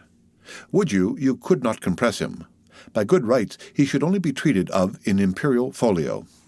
Not to tell over again his furlongs from spiracle to tail, and the yards he measured about the waist, only think of the gigantic involutions of his intestines, where they lie in him like great cables and hawsers coiled away in the subterranean orlop deck of a line of battle ship. Since I have undertaken to manhandle this leviathan, it behooves me to approve myself omnisciently exhaustive in the enterprise, not overlooking the minutest seminal germs of his blood, and spinning him out to the uttermost coil of his bowels. Having already described him in most of his present habitatory and anatomical peculiarities, it now remains to magnify him in an archaeological, fossiliferous, and antediluvian point of view. Applied to any other creature than the Leviathan, to an ant or a flea, such portly terms might justly be deemed unwarrantedly grandiloquent. But when Leviathan is the text, the case is altered. Fain am I to stagger to this enterprise under the weightiest words of the dictionary, and here be it said that, whenever it has been convenient to consult one in the course of these dissertations, I have invariably used a huge quarto edition of Johnson, expressly purchased for that purpose, because that famous lexicographer's uncommon personal bulk more fitted him to compile a lexicon to be used by a whale author like me. One often hears of writers that rise and swell with their subject, though it may seem but an ordinary one. How then with me writing of this Leviathan? Unconsciously, my chirography expands into placard capitals. Give me a condor's quill. Give me Vesuvius's crater for an inkstand. Friends, hold my arms, for in the mere act of penning my thoughts of this Leviathan, they weary me, and make me faint with their outreaching comprehensiveness of sweep, as if to include the whole circle of the sciences, and all the generations of whales and men and mastodons, past, present, and to come, with all the revolving panoramas of empire on earth and throughout the whole universe, not excluding its suburbs. Such and so magnifying is the virtue of a large and liberal theme. We expand to its bulk. To produce a mighty book, you must choose a mighty theme. No great and enduring volume can ever be written on the flea, though many there be who have tried it. Ere entering upon the subject of fossil whales, I present my credentials as a geologist by stating that, in my miscellaneous time, I have been a stonemason, and also a great digger of ditches, canals, and wells, wine vaults, cellars, and cisterns of all sorts. Likewise, by way of preliminary, I desire to remind the reader that while in the earlier geological strata there are found the fossils of monsters now almost completely extinct, the subsequent relics discovered in what are called the tertiary formations seem the connecting, or at any rate intercepted links between the antichronical creatures and those whose remote posterity are said to have entered the ark. All the fossil whales hitherto discovered belong to the tertiary period, which is the last preceding the superficial formations, and though none of them precisely answer to any known species of the present time, they are yet sufficiently akin to them in general respects to justify their taking rank as cetacean fossils. Detached, broken fossils of pre-Adamite whales, fragments of their bones, and skeletons have within 30 years past at various intervals been found at the base of the Alps in Lombardy in France, in England, in Scotland, and in the states of Louisiana, Mississippi, and Alabama. Among the more curious of such remains is part of a skull which, in the year 1779, was disinterred in the Rue Dauphine in Paris, a short street opening almost directly from the Palace of the Tuileries, and bones disinterred in excavating the great docks of Antwerp in Napoleon's time. Cuvier pronounced these fragments to have belonged to some utterly unknown leviathanic species. But by far the most wonderful of all cetacean relics was the almost complete vast skeleton of an extinct monster found in the year 1842 on the plantation of Judge Cray in Alabama. The awe-stricken, credulous slaves in the vicinity took it for the bones of one of the fallen angels. The Alabama doctors declared it a huge reptile and bestowed upon it the name of Basilosaurus. But some specimen bones of it being taken across the sea to Owen, the English anatomist, it turned out that this alleged reptile was a whale, though of a departed species.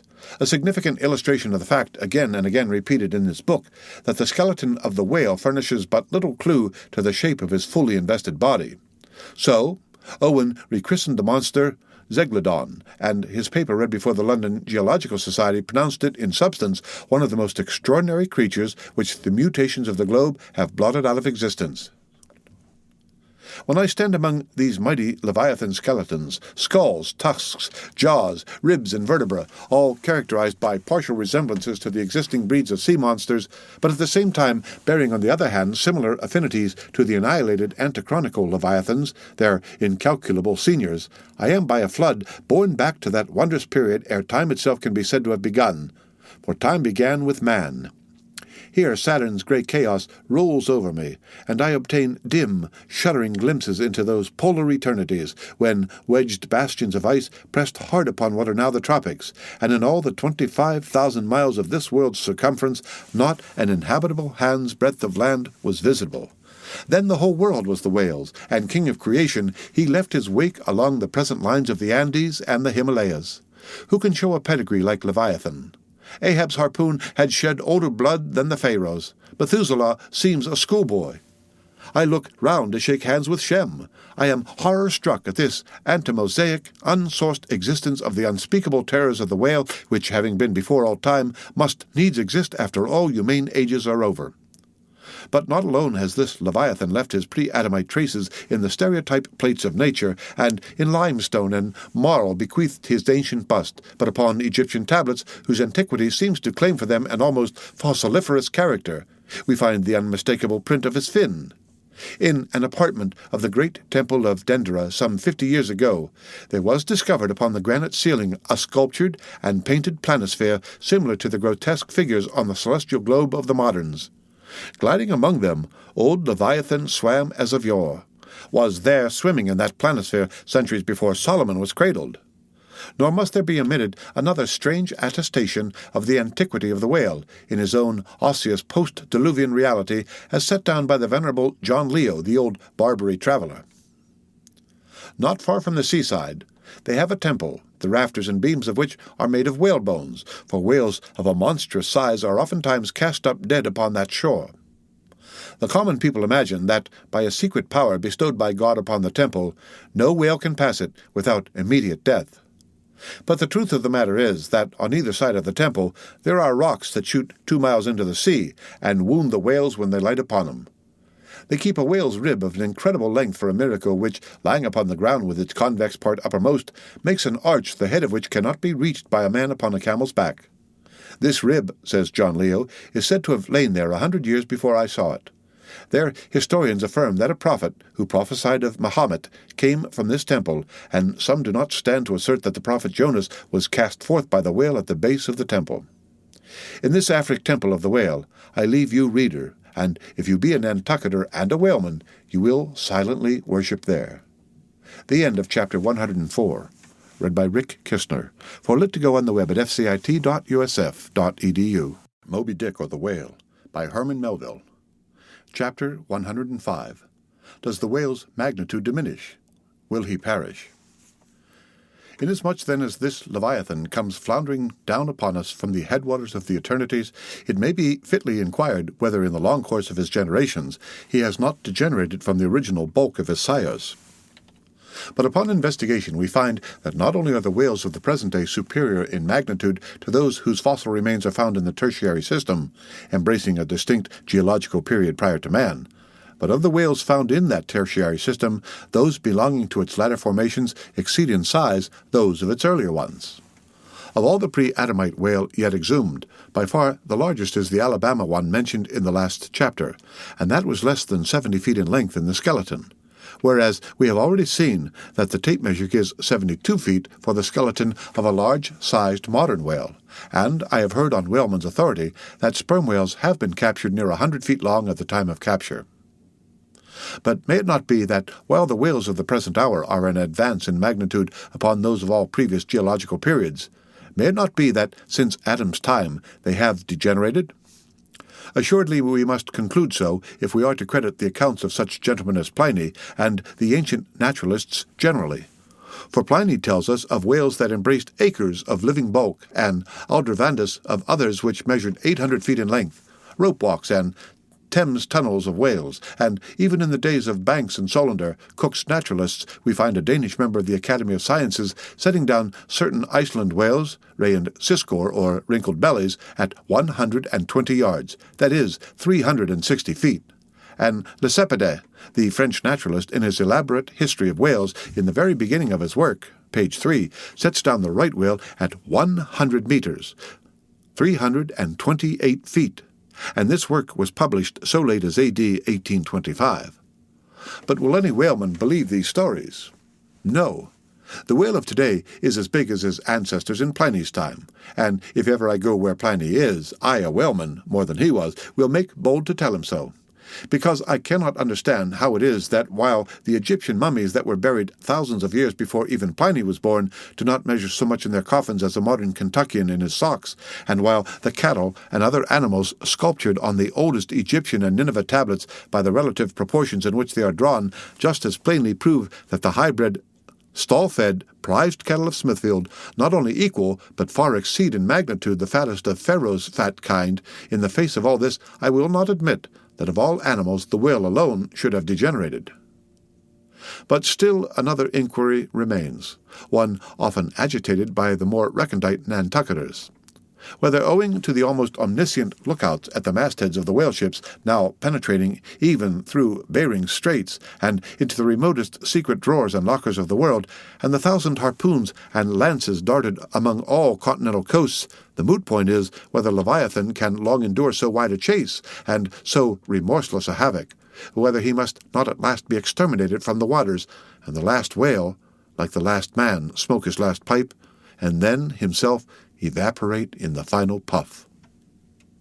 Comparing the humped herds of whales with the humped herds of buffalo which, not 40 years ago, overspread by tens of thousands the prairies of Illinois and Missouri, and shook their iron manes and scowled with their thunder-clouded brows upon the sites of populous river capitals, where now the polite broker sells you land at $1 an inch, in such a comparison, an irresistible argument would seem furnished to show that the hunted whale cannot now escape speedy extinction. But you must look at this matter in every light. Though so short a period ago, not a good lifetime, the census of the buffalo in Illinois exceeded the census of men now in London, and though at the present day not one horn or hoof of them remains in all that region, and though the cause of this wondrous extermination was the spear of man, yet the far different nature of the whale hunt peremptorily forbids so inglorious an end to the Leviathan.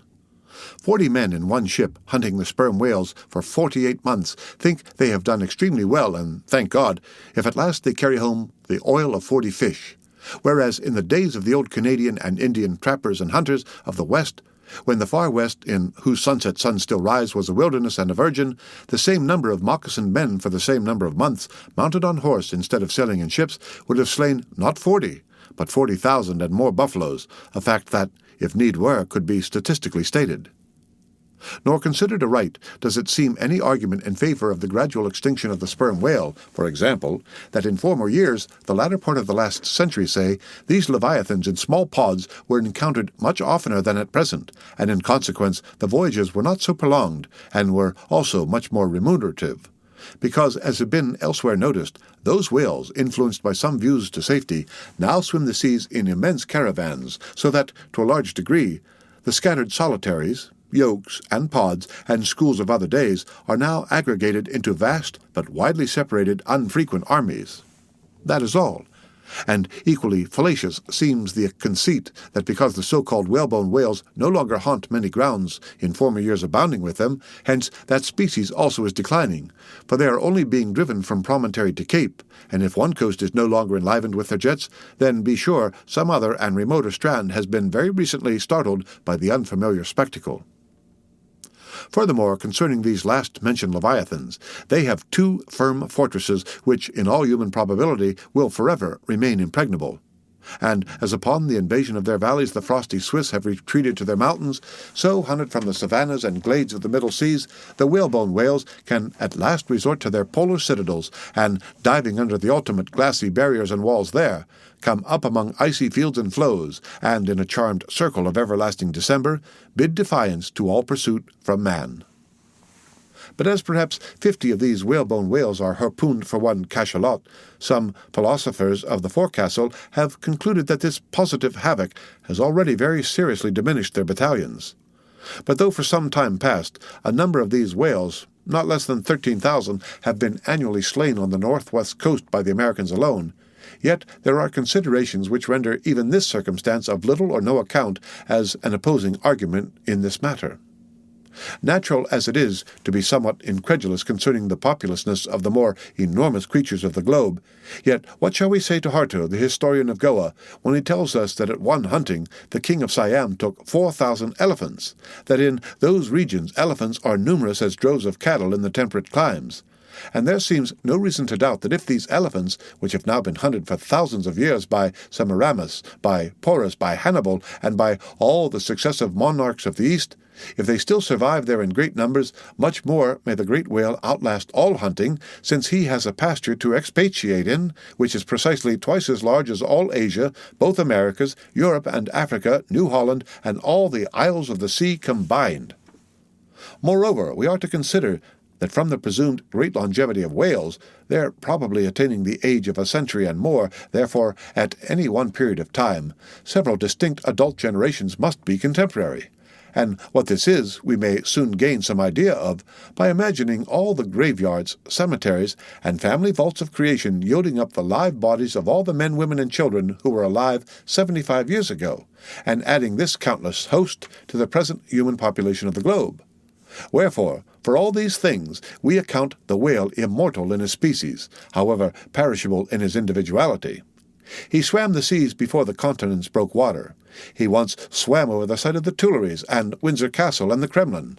In Noah's flood he despised Noah's ark, and if ever the world is to be again flooded like the Netherlands, to kill off its rats, then the eternal whale will still survive, and rearing upon the topmost crest of the equatorial flood, spout his frothed defiance to the skies.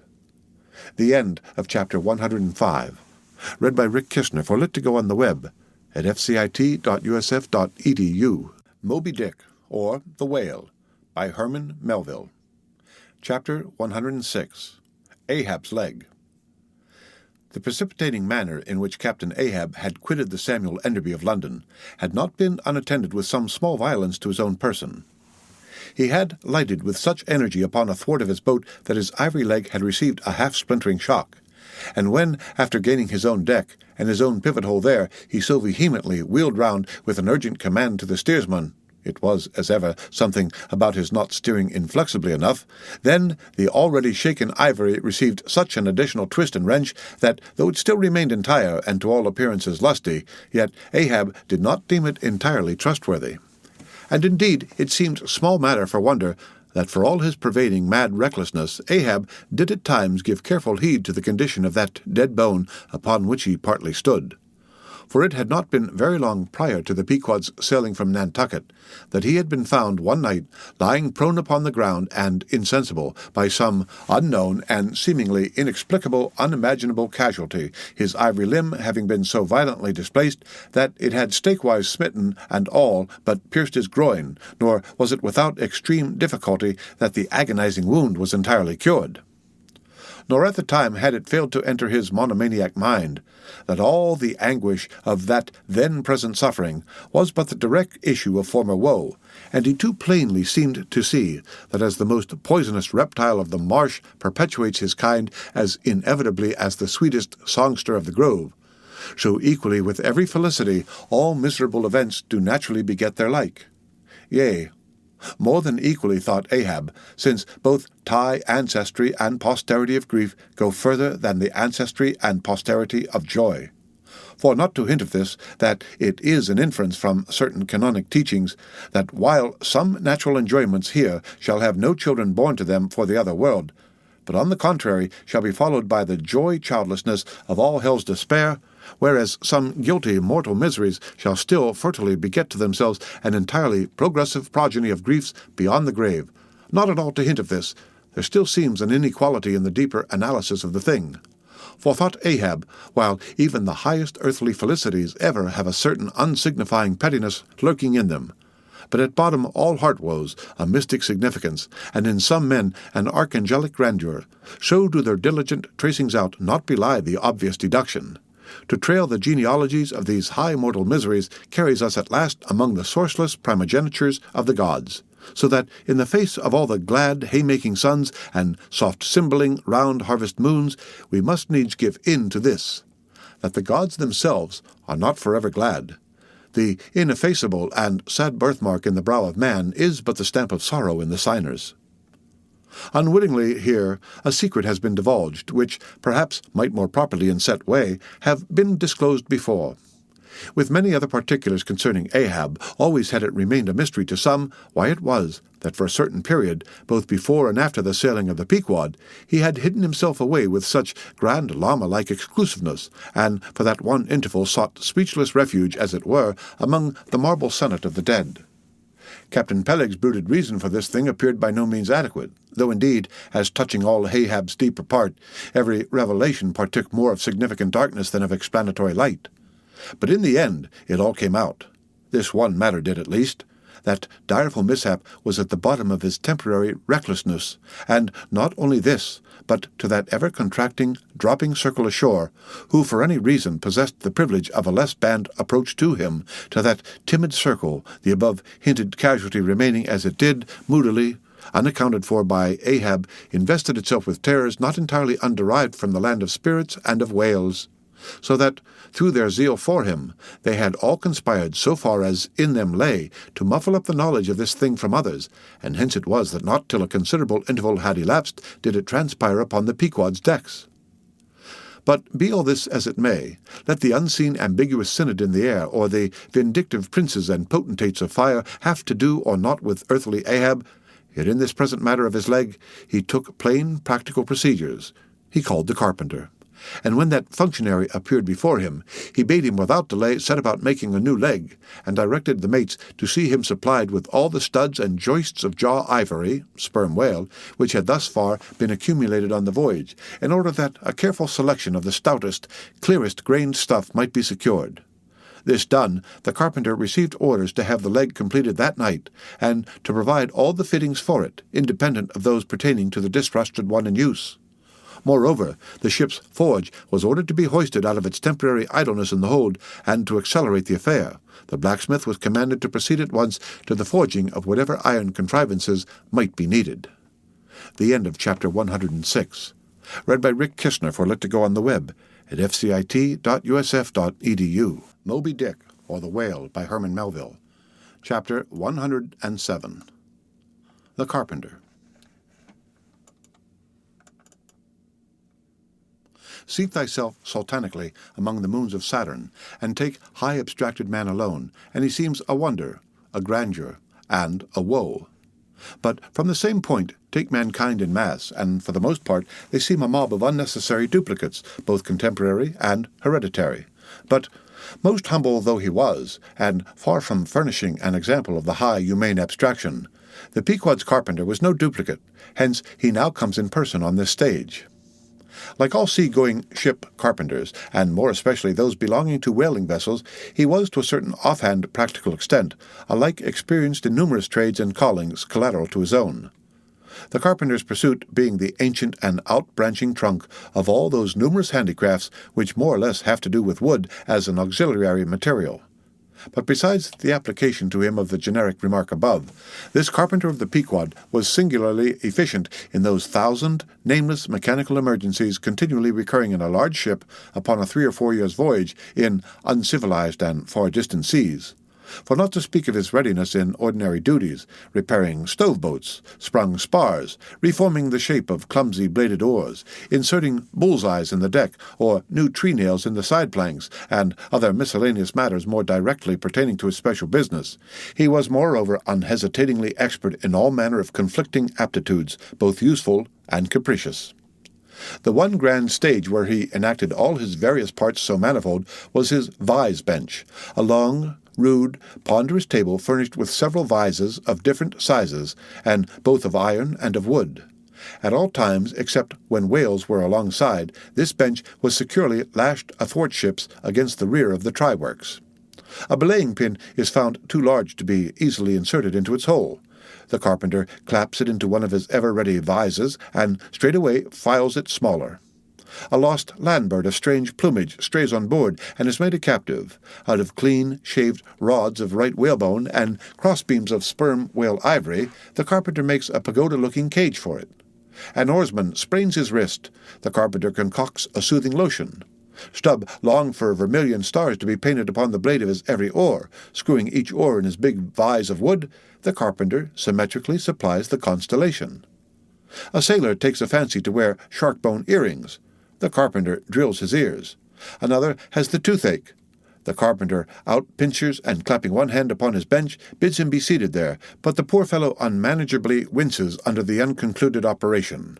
Whirling round the handle of his wooden vise, the carpenter signs him to clap his jaw in that, if he would have him draw the tooth. Thus this carpenter was prepared at all points, and alike indifferent and without respect in all. Teeth he accounted bits of ivory. Heads he deemed but top-blocks. Men themselves he lightly held for capstans. But while now upon so wide a field thus variously accomplished, and with such liveliness of expertness in him too, all this would seem to argue some uncommon vivacity of intelligence. But not precisely so, for nothing was this man more remarkable than for a certain impersonal stolidity, as it were. Impersonal, I say, for it so shaded off into the surrounding infinite of things, that it seemed one with the general stolidity discernible in the whole visible world, which, while pauselessly active in uncounted modes, still eternally holds its peace and ignores you, though you dig foundations for cathedrals. Yet was this half-horrible stolidity in him, involving too, as it appeared, an all-ramifying heartlessness, yet was it oddly dashed at times with an old, crutch-like, antediluvian, wheezing humorousness, not unstreaked now and then with a certain grizzled wittiness, such as might have served to pass the time during the midnight watch on the bearded forecastle of Noah's Ark. Was it that this old carpenter had been a lifelong wanderer, whose much rolling to and fro not only had gathered no moss, but what is more, had rubbed off whatever small outward clingings might have originally pertained to him? He was a stripped abstract, an unfractioned integral, uncompromised as a newborn babe, living without premeditated reference to this world or the next. You might almost say that this strange uncompromisedness in him involved a sort of unintelligence, for in his numerous trades he did not seem to work so much by reason or by instinct, or simply because he had been tutored to it, or by any intermixture of all these, even or uneven, but merely by kind of deaf and dumb, spontaneous, literal process. He was a pure manipulator. His brain, if he had ever had one, must have early oozed along into the muscles of his fingers.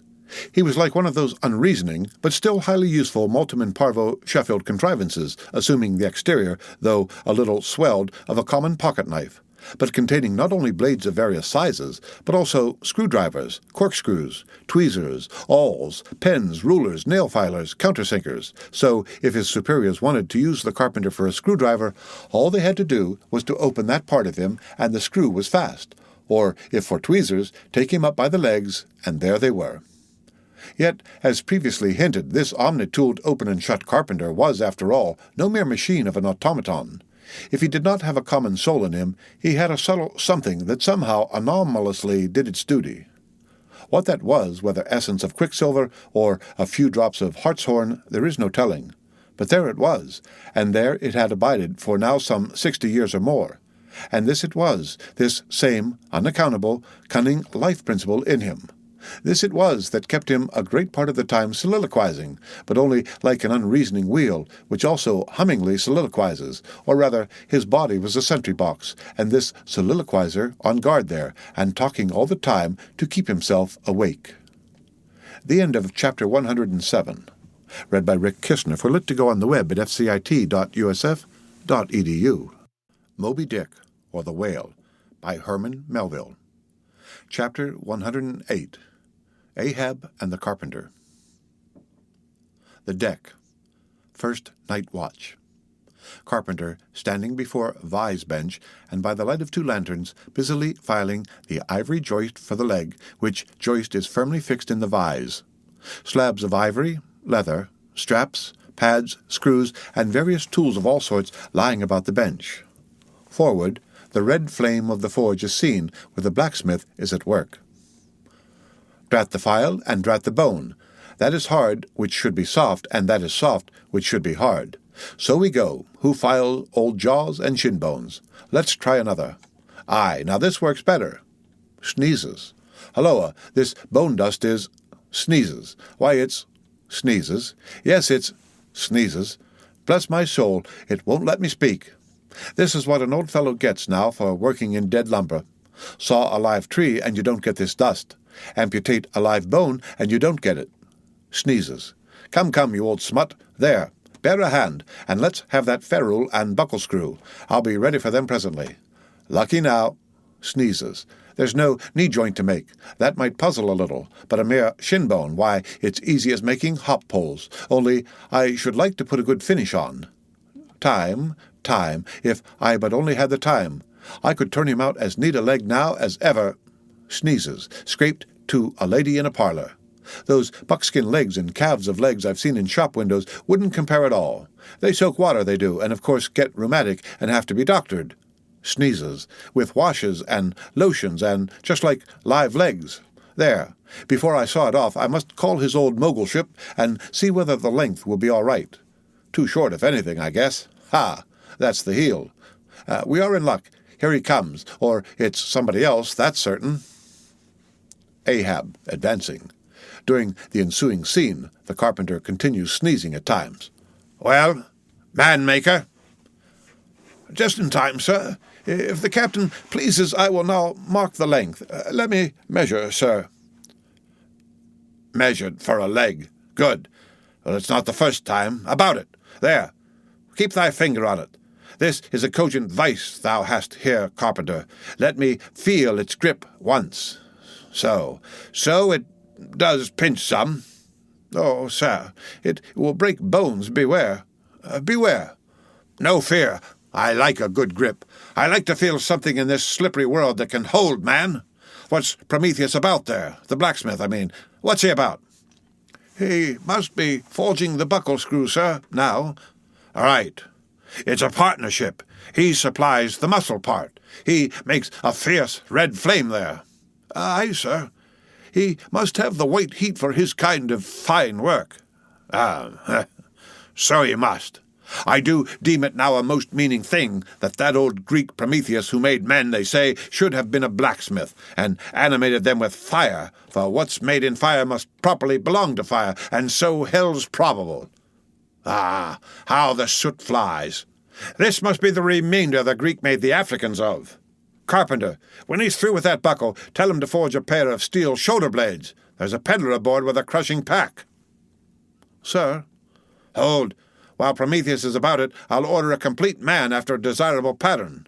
Imprimis, 50 feet high in his socks, then chest modelled after the Thames Tunnel, then legs with roots to 'em, to stay in one place, then arms 3 feet through the wrist, no heart at all, brass forehead, and about 1/4 of an acre of fine brains, and let me see. Shall I order eyes to see outwards? No, but put a skylight on top of his head to illuminate inwards. There. Take the order and away." Now, what's he speaking about, and who's he speaking to? I should like to know. Shall I keep standing here? As an aside. "'Tis but indifferent architecture to make a blind dome. Here's one. No, I must have a lantern. Ha! Oh, that's it, eh? Here are 2, sir. One will serve my turn. What art thou thrusting that thief-catcher into my face for, man? Thrusted light is worse than presented pistols." "I thought, sir, that you spoke to Carpenter." "Carpenter? Why, that's... But no, a very tidy, and I may say an extremely gentleman sort of business thou art in here, Carpenter, or wouldst thou rather work in clay?" "Sir? Clay? Clay, sir, that's mud. We leave clay to ditches, sir." "The fellow's impious. What art thou sneezing about?" "Bone is rather dusty, sir." "Take the hint, then, and when thou art dead, never bury thyself under living people's noses." "Sir? Oh, yes, I guess so. Yes, dear." "Look ye, Carpenter, I dare say thou callest thyself a right good workmanlike workman, eh? Well, then, will it speak thoroughly well for thy work, if when I come to mount this leg thou makest, I shall nevertheless feel another leg in the same identical place with it? That is, Carpenter, my old lost leg, the flesh and blood one, I mean. Canst thou not drive that old Adam away?" "Truly, sir, I begin to understand somewhat now. Yes, I have heard something curious on that score, how that dismasted man never entirely loses the feeling of his old spar, but it will be still pricking him at times. May I humbly ask if it be really so, sir?" "It is, man. Look, put thy live leg here in the place where mine was. So. Now, here is only one distinct leg to the eye, yet two to the soul. Where thou feelest tingling life, there, exactly there to a hair do I. Isn't it a riddle? I should humbly call it a poser, sir. Hish, then. How dost thou know that some entire, living, thinking thing may not be invisibly and uninterpenetratingly standing precisely where thou now standest? Aye, and standing there in thy spite? In thy most solitary hours, then, dost thou not fear eavesdroppers? Hold, don't speak. And if I still feel the smart of my crushed leg, though it be now so long dissolved, then why mayest not thou, carpenter, feel the fiery pains of hell forever and without a body? Ha! Good Lord, truly, sir, if it comes to that, I must calculate over again. I think I didn't carry a small figure, sir. Look, ye puddin'-heads should never grant premises. How long before the leg is done? Perhaps an hour, sir. Bungle away at it, then, and bring it to me. He turns to go. Oh, life! Here I am, proudest Greek god, and yet standing deader to this blockhead for a bone to stand on. Cursed be that mortal interindebtedness which will not do away with ledgers. I would be free as air, and I'm down in the whole world's books. I am so rich I could have given bid for bid with the wealthiest praetorians at the auction of the Roman Empire, which was the world's. And yet I owe for the flesh and the tongue I brag with. By heavens, I'll get a crucible and into it, and dissolve myself down to one small compendious vertebra. So. The carpenter resumes his work. Well, Stubb knows him best of all, and Stubb always says he's queer, says nothing but that one sufficient little word, queer. He's queer, said Stubbs. He's queer, and keeps dinning it into Mr. Starbuck all the time. Queer, sir, queer, very queer. And here's his leg. Yes, now that I think of it, here's his bedfellow. Has a stick of whale's jawbone for a wife, and this is his leg. He'll stand on this. What was that now about one leg standing in 3 places and all 3 places standing in one hell? How was that? Oh, I don't wonder he looked so scornful at me. I'm a sort of strange-thoughted sometimes, they say, but that's only haphazard-like. That a short, little old body like me should never undertake to wade out into deep water with tall, harem-built captains. The water chucks you under the chin pretty quick, and there's a great cry for lifeboats. And here's the heron's leg, long and slim, sure enough. Now, for most folks, one pair of leg lasts a lifetime, and that must be because they use them mercifully as a tender-hearted old lady uses her roly-poly old coach horses. But Ahab, oh, he's a hard driver. Look, driven one leg to death and spavined the other for life, and now wears out bone legs by the cord. Hello there, you smut. Bear a hand there with those screws, and let's finish it before the resurrection fellow comes a-calling with his horn for all legs, true or false, as brewery men go round collecting old beer barrels to fill 'em up again. What a leg this is! It looks like a real live leg filed down to nothing but the core. He'll be standing on this tomorrow. He'll be taking altitudes on it. Hello! I almost forgot the little oval slate smoothed ivory where he figures up the latitude. So, chisel, file, and sandpaper now. The end of Chapter 108. Read by Rick Kishner for Lit to Go on the web at fcit.usf.edu. Moby Dick, or the Whale, by Herman Melville. Chapter 109. Ahab and Starbuck in the cabin. According to usage, they were pumping the ship next morning, and, lo, no inconsiderable oil came up with the water. The cask below must have sprung a bad leak. Much concern was shown, and Starbuck went down into the cabin to report this unfavorable affair. In sperm whalemen with any considerable quantity of oil on board, it is a regular semi-weekly duty to conduct a hose into the hold and drench the casks with seawater, which afterwards, at varying intervals, is removed by the ship's pumps. Hereby the casks are sought to be kept damply tight, while by the changed character of the withdrawn water, the mariners readily detect any serious leakage in the precious cargo. Now, from the south and west, the Pequod was drying nigh to Formosa and the Bashi Isles, between which lies one of the tropical outlets from the China waters into the Pacific. And so Starbuck found Ahab with a general chart of the Oriental archipelagos spread before him.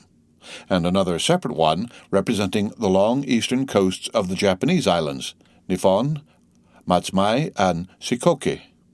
With his snow-white new ivory leg braced against the screwed leg of his table, and with a long pruning hook of a jackknife in his hand, the wondrous old man with his back to the gangway door was wrinkling his brow and tracing his old courses again. "Who's there?" hearing the footstep at the door, but not turning round to it. "On deck! Begone!" "Captain Ahab mistakes. It is I. The oil in the hold is leaking, sir. We must up Burton's and break out." "Up Burton's and break out?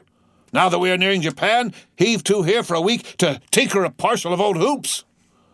"Either do that, sir, or waste in one day more oil than we may make good in a year. What we come 20,000 miles to get is worth saving, sir." So it is, if we get it." "I was speaking of the oil in the hold, sir." "And I was not speaking or thinking of that at all. Begone! Let it leak. I'm all a leak myself. Aye, leaks and leaks, not only full of leaky casks, but those leaky casks are in a leaky ship, and that's a far worse plight than the Pequod's, man. Yet I don't stop to plug my leak, for who can find it in the deep-loaded hull, or how hope to plug it even if found in this life's howling ale? Starbuck, I'll not have the Burtons hoisted." "What will the owner say, sir?" "Let the owners stand on Nantucket Beach and out-yell the typhoons. What cares Ahab? Owners? Owners? Thou art always prating to me, Starbuck, about those miserly owners, as if ye owners were my conscience. But look ye, the only real owner of anything is its commander, and hark ye, my conscience is in this ship's keel. On deck!" "Captain Ahab," said the reddening mate, moving further into the cabin, with a daring so strangely respectful and cautious that it almost seemed not only every way seeking to avoid the slightest outward manifestation of itself, but within also seemed more than half distrustful of itself. "A better man than I might well pass over in thee what he would quickly enough resent in a younger man. Aye, and in a happier Captain Ahab." "Devils! Dost thou then so much as dare to critically think of me? On deck!" "Nay, sir, not yet. I do entreat, and I do dare, sir, to be forbearing. Shall we not understand each other better than hitherto, Captain Ahab?"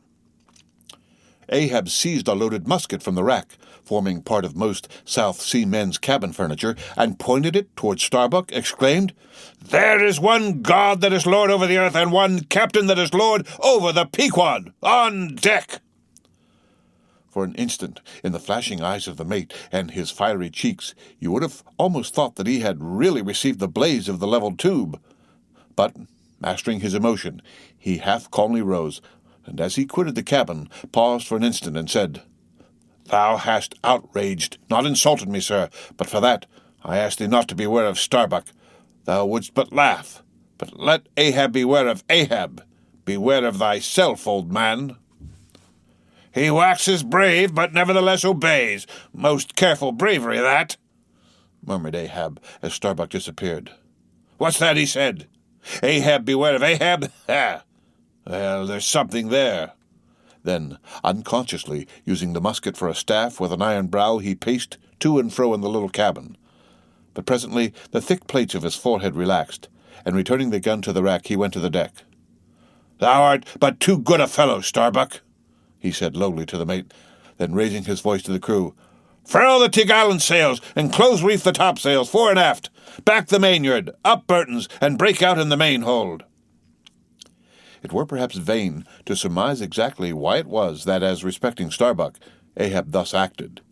It may have been a flash of honesty in him, or mere prudential policy, which, under the circumstance, imperiously forbade the slightest symptom of open disaffection, however transient, in the important chief officer of his ship. However it was, his orders were executed, and the Burtons were hoisted. The end of Chapter 109, read by Rick Kishner, for Lit to Go on the web at fcit.usf.edu. Moby Dick or the Whale, by Herman Melville. Chapter 110. Queequeg in his coffin. Upon searching, it was found that the casks last struck into the hold were perfectly sound, and that the leak must be further off. So, it being calm weather, they broke out deeper and deeper, disturbing the slumbers of the huge ground-tier butts, and from that black midnight, sending those gigantic moles into the daylight above. So deep did they go, and so ancient and corroded and weedy the aspect of the lowermost puncheons, that you almost looked next for some mouldy cornerstone cask containing coins of Captain Noah, with copies of the posted placards vainly warning the infatuated old world from the flood. Tierce after tierce, too, of water and bread and beef and shooks of staves and iron bundles of hoop were hoisted out, till at last the piled decks were hard to get about, and the hollow hull echoed underfoot as if you were treading over empty catacombs, and reeled and rolled in the sea like an air-freighted demijohn. Top-heavy was the ship, as a dinnerless student with all Aristotle in his head. Well was it that the typhoons did not visit them then. Now, at this time it was that my poor pagan companion and fast-bosom friend Queequeg was seized with a fever which brought him nigh to his endless end. Be it said that in this vocation of whaling sinecures are unknown. Dignity and danger go hand in hand till you get to be captain. The higher you rise, the harder you toil. So with poor Queequeg, who, as harpooneer, must not only face all the rage of the living whale, but, as we have elsewhere seen, mount his dead back in a rolling sea, and finally descend into the gloom of the hold, and bitterly sweating all day in that subterraneous confinement, resolutely manhandle the clumsiest casks, and see to their stowage. To be short, among whalemen, the harpooneers are the holders, so-called. Poor Queequeg! When the ship was about half disemboweled, you should have stooped over the hatchway and peered down there upon him, where, stripped to his woolen drawers, the tattooed savage was crawling about amid that dampness and slime like a green spotted lizard at the bottom of a well. And a well, or an ice-house, it somehow proved to him, poor pagan, where, strange to say, for all the heat of his sweatings, he caught a terrible chill which lapsed him to a fever, and at last, after some days' suffering, laid him in his hammock, close to the very sill of the door of death. How he wasted and wasted away in those few, long, lingering days, till there seemed but little left of him but his frame and tattooing. But, as all else in him thinned, and his cheekbones grew sharper, his eyes nevertheless seemed growing fuller and fuller. They became of a strange softness of lustre, and mildly but deeply looked out at you there from his sickness, a wondrous testimony to that immortal health in him which could not die, or be weakened. And like circles on the water, which as they grow fainter expand, so his eyes seemed rounding and rounding like the rings of eternity. An awe that cannot be named would steal over you as you sat by the side of this waning savage, and saw as strange things in his face as any beheld who were bystanders when Zoroaster died.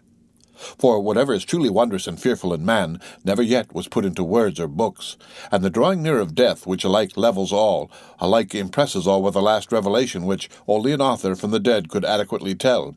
So that, let us say it again, no dying Chaldee or Greek had higher and holier thoughts than those whose mysterious shades you saw creeping over the face of poor Queequeg, as he quietly lay in his swaying hammock, and the rolling sea seemed gently rocking him to his final rest, and the ocean's invisible flood tide lifted him higher and higher towards his destined heaven. Not a man of the crew but gave him up, and as for Queequeg himself, what he thought of his case was forcibly shown by a curious favor he asked. He called one to him in the grey morning watch when the day was just breaking, and taking his hand, said that while in Nantucket he had chanced to see certain little canoes of dark wood like the rich warwood of his native isle, and upon inquiry he had learned that all whalemen who died in Nantucket were laid in those dark canoes, and that the fancy of being so laid had much pleased him, for it was not unlike the custom of his own race, who, after embalming a dead warrior, stretched him out in his canoe, and so left him to be floated away to the starry archipelagos. For not only do they believe that the stars are isles, but that, far beyond all visible horizons, their own mild, uncontinued seas interflow with the blue heavens, and so form the white breakers of the Milky Way.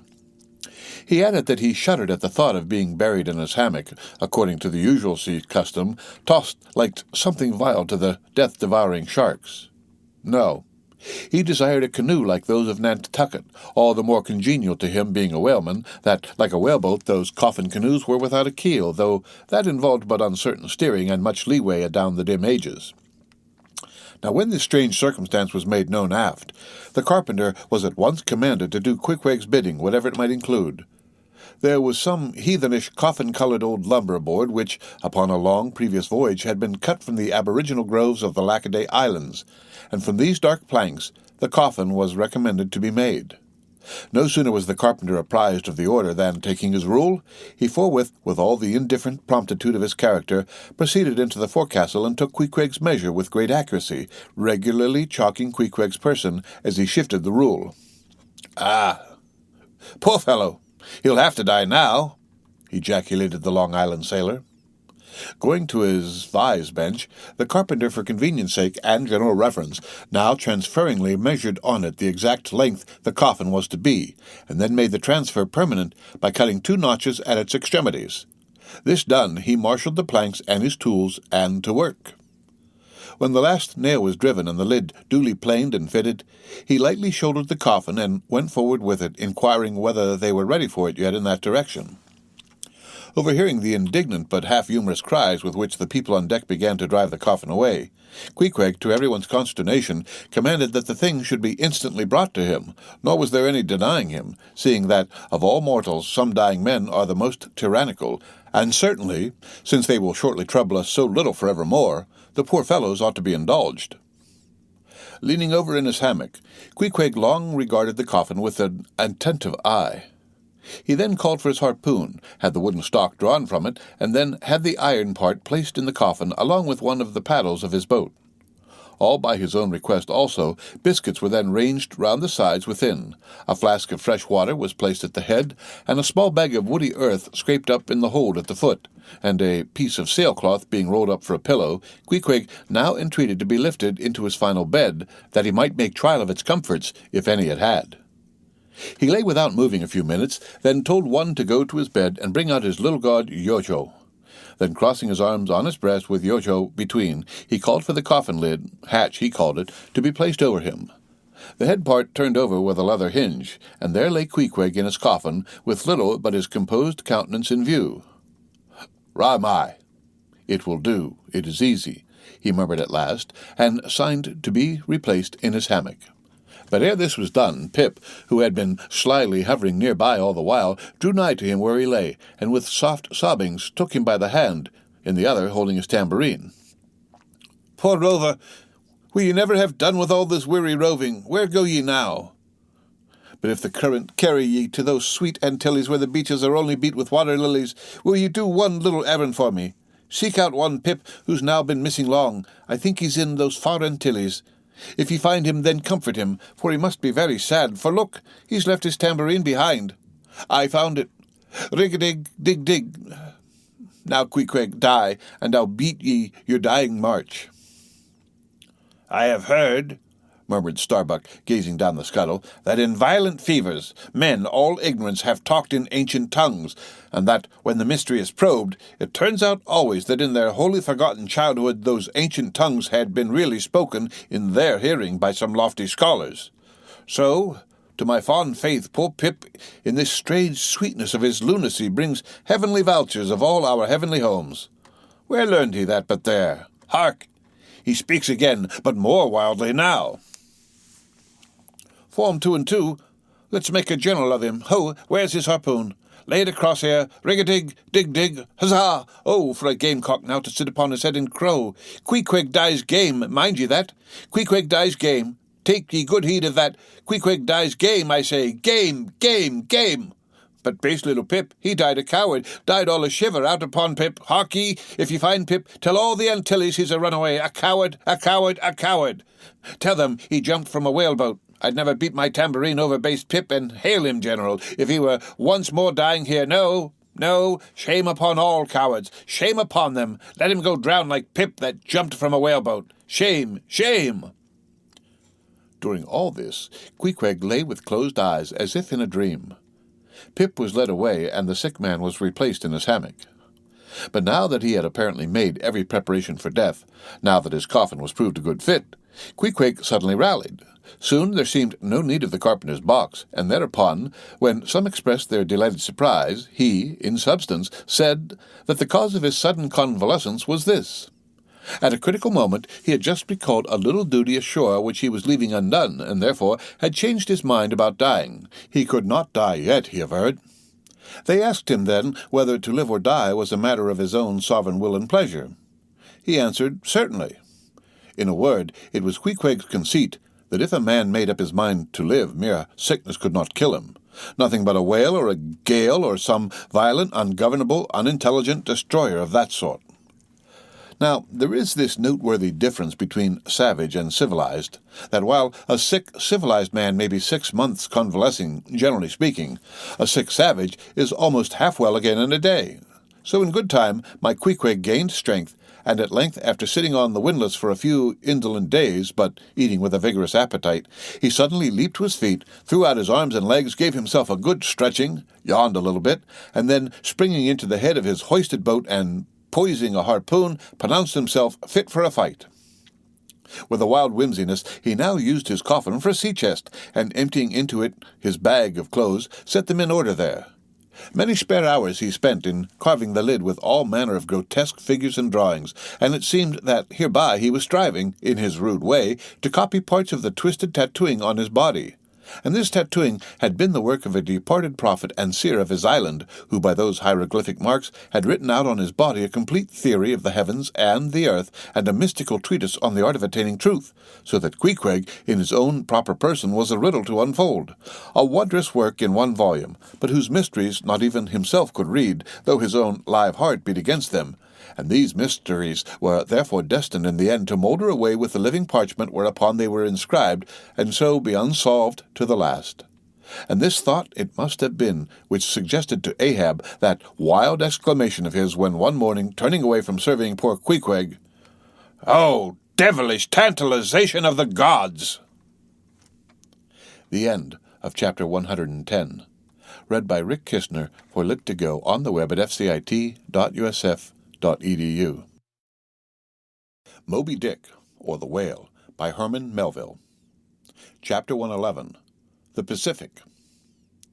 When gliding by the Parsee Isles, we emerged at last upon the great South Sea. Were it not for other things, I could have greeted my dear Pacific with uncounted thanks, for now the long supplication of my youth was answered. That serene ocean rolled eastwards from me 1,000 leagues of blue. There is, one knows not what sweet mystery about this sea, whose gently awful stirring seems to speak of some hidden soul beneath, like those fabled undulations of the Ephesian sod over the buried evangelist St. John, and meet it is that over these sea pastures, wide rolling watery prairies and potter's fields of all 4 continents, the waves should rise and fall, and ebb and flow unceasingly, for here millions of mixed shades and shadows, drowned dreams, somnambulisms, reveries, all that we call lives and souls lie dreaming, dreaming still, tossing like slumberers in their beds, the ever-rolling waves but made so by their restlessness. To any meditative Magian rover, this serene Pacific, once beheld, must ever after be the sea of his adoption. It rolls the midmost waters of the world, the Indian Ocean and Atlantic being but its arms. The same waves washed the moles out of the new-built California towns, but yesterday planted by the recentest race of men, and lave the faded but still gorgeous skirts of Asiatic lands older than Abraham, while all between float milky ways of coral isles and low-lying endless unknown archipelagos and impenetrable Japans. Thus the mysterious divine Pacific zones of the world's whole bulk about, makes all coasts one bay to it, seems the tide-beating heart of earth. Lifted by those eternal swells, you needs must own the seductive god bowing your head to Pan. But few thoughts of Pan stirred Ahab's brain, as, standing like an iron statue at his accustomed place beside the mizzen rigging, with one nostril he unthinkingly snuffed the sugary musk from the Parsee Isles, in whose sweet woods mild lovers must be walking, and with the other consciously inhaled the salt breath of the new-found sea, that sea in which the hated white whale must even then be swimming. Launched at length upon these almost final waters, and gliding towards the Japanese cruising ground, the old man's purpose intensified itself. His firm lips met like the lips of a vise. The delta of his forehead's veins swelled like overladen brooks. In his very sleep, his ringing cry ran through the vaulted hall, "Stern all! The white whale spouts thick blood!" The end of chapter 111. Read by Rick Kistner for Lit to Go on the web at fcit.usf.edu. Moby Dick, or the Whale, by Herman Melville. Chapter 112. The Blacksmith.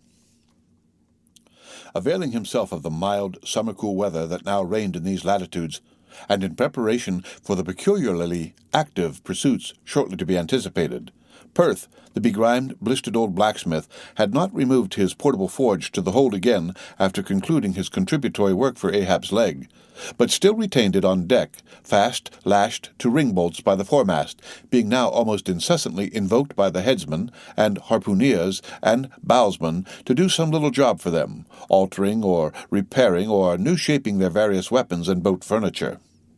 Often he would be surrounded by an eager circle, all waiting to be served, holding boat spades, pike-heads, harpoons, and lances, and jealously watching his every sooty movement as he toiled. Nevertheless, this old man's was a patient hammer wielded by a patient arm. No murmur, no impatience, no petulance did come from him. Silent, slow, and solemn, bowing over still further his chronically broken back, he toiled away as if toil were life itself, and the heavy beating of his hammer, the heavy beating of his heart. And so it was, most miserable. A peculiar walk in this old man, a certain slight but painful-appearing yawing in his gait, had at an early period of the voyage excited the curiosity of the mariners, and to the importunity of their persistent questionings he had finally given in, and so it came to pass that every one now knew the shameful story of his wretched fate.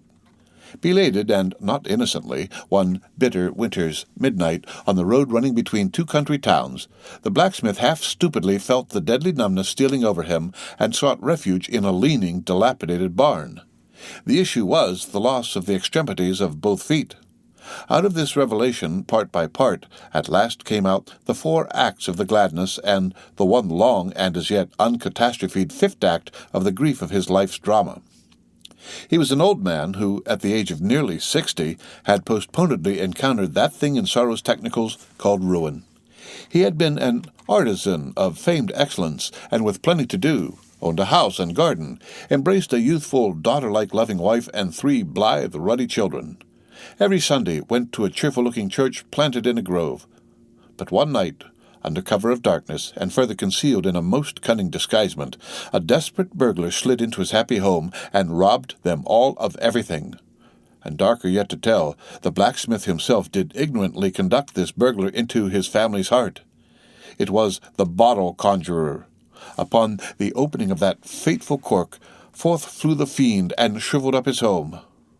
Now, for prudent, most wise and economic reasons, the blacksmith's shop was in the basement of his dwelling, but with a separate entrance to it, so that always had the young and loving, healthy wife listened with no unhappy nervousness, but with vigorous pleasure to the stout ringing of her young-armed old husband's hammer, whose reverberations, muffled by passing through the floors and walls, came up to her not unsweetly in her nursery.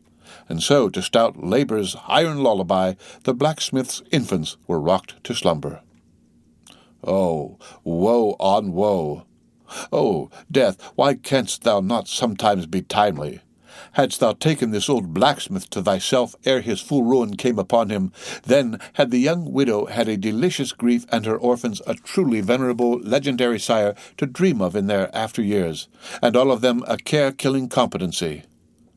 But death plucked down some virtuous elder brother on whose whistling daily toil solely hung the responsibilities of some other family, and left the worse than useless old man standing till the hideous rod of life should make him easier to harvest. Why tell the whole?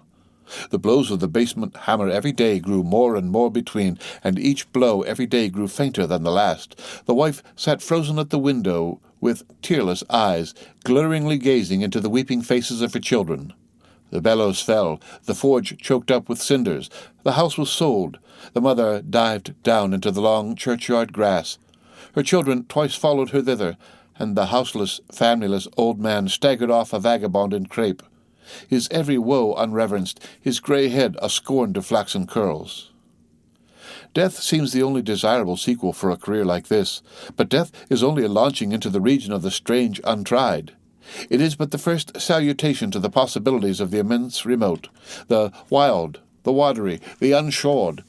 Therefore, to the death-longing eyes of such men who still have left in them some interior compunctions against suicide, does the all-contributed and all-receptive ocean alluringly spread forth his whole plain of unimaginable taking terrors.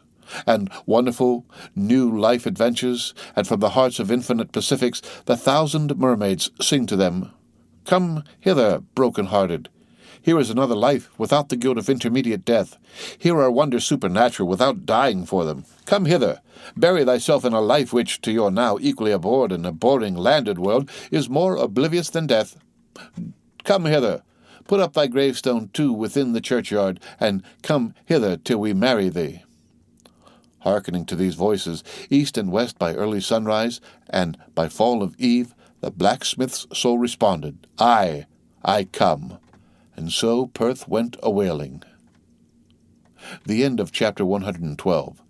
Read by Rick Kistner for Lit to Go on the web at fcit.usf.edu. Moby Dick, or the Whale, by Herman Melville. Chapter 113. The Forge. With matted beard and swathed in a bristling sharkskin apron about midday, Perth was standing between his forge and anvil, the latter placed upon an ironwood log, with one hand holding a pike-head in the coals, and with the other at his forge's lungs, when Captain Ahab came along, carrying in his hand a small, rusty-looking leathern bag. While yet a little distance from the forge, moody Ahab paused, till at last Perth, withdrawing his iron from the fire, began hammering it upon the anvil, the red mass sending off the sparks in thick hovering flights, some of which flew close to Ahab. "Are these thy Mother Carey's chickens, Perth? Are they always flying in my wake? Birds of good omen too, but not to all. Look here, they burn. But thou liv'st amongst them without a scorch." "Because I am scorched all over, Captain Ahab," answered Perth, resting for a moment on his hammer. "I am past scorching. Not easily canst thou scorch a scar." Well, no more. Thy shrunk voice sounds too calmly, sanely woeful to me. In no paradise myself, I am impatient of all misery in others that is not mad. Thou shouldst go mad, blacksmith. Say, why dost thou not go mad? How canst thou endure without being mad? Do the heavens yet hate thee, that thou canst not go mad? What wert thou making there?" "Welding an old pike-head, sir. There were seams and dents in it." "And canst thou make it all smooth again, blacksmith, after such hard usage as it had?" "I think so, sir." "And I suppose thou canst smooth almost any seam and dent, never mind how hard the metal, blacksmith?" "Aye, sir. I think I can. All seams and dents but one." "Look ye here, then," cried Ahab, passionately advancing and leaning with both hands on Perth's shoulders. "Look ye here. Here. Can ye smooth out a seam like this, blacksmith?" sweeping one hand across his ribbed brow. "If thou couldst, blacksmith, glad enough would I lay my head upon thy anvil and feel thy heaviest hammer between my eyes. Answer, canst thou smooth this seam?" "Oh, that is the one, sir. Said I not all seams and dents but one?" "Aye, blacksmith, it is the one. Aye, man, it is unsmoothable. For though thou only seest it here in my flesh, it has worked down into the bone of my skull, that is, all wrinkles. But away with child's play. No more gaffs and pikes today. Look-ye here," jingling the leathern bag as if it were full of gold coins. "I, too, want a harpoon made, one that 1,000 yoke of fiends could not part, Perth. Something that will stick in a whale like his own fin bone. There's the stuff," flinging the pouch upon the anvil. "Look ye, blacksmith, these are the gathered nail stubs of the steel shoes of racing horses." "Horseshoe stubs, sir?" "Why, Captain Ahab, thou hast here, then, the best and stubbornest stuff we blacksmiths ever work." "I know it, old man. These stubs will weld together like glue from the melted bones of murderers. Quick, forge me the harpoon, and forge me first 12 rods for its shank. Then wind and twist and hammer these 12 together like the yarns and strands of a tow-line. Quick, I'll blow the fire."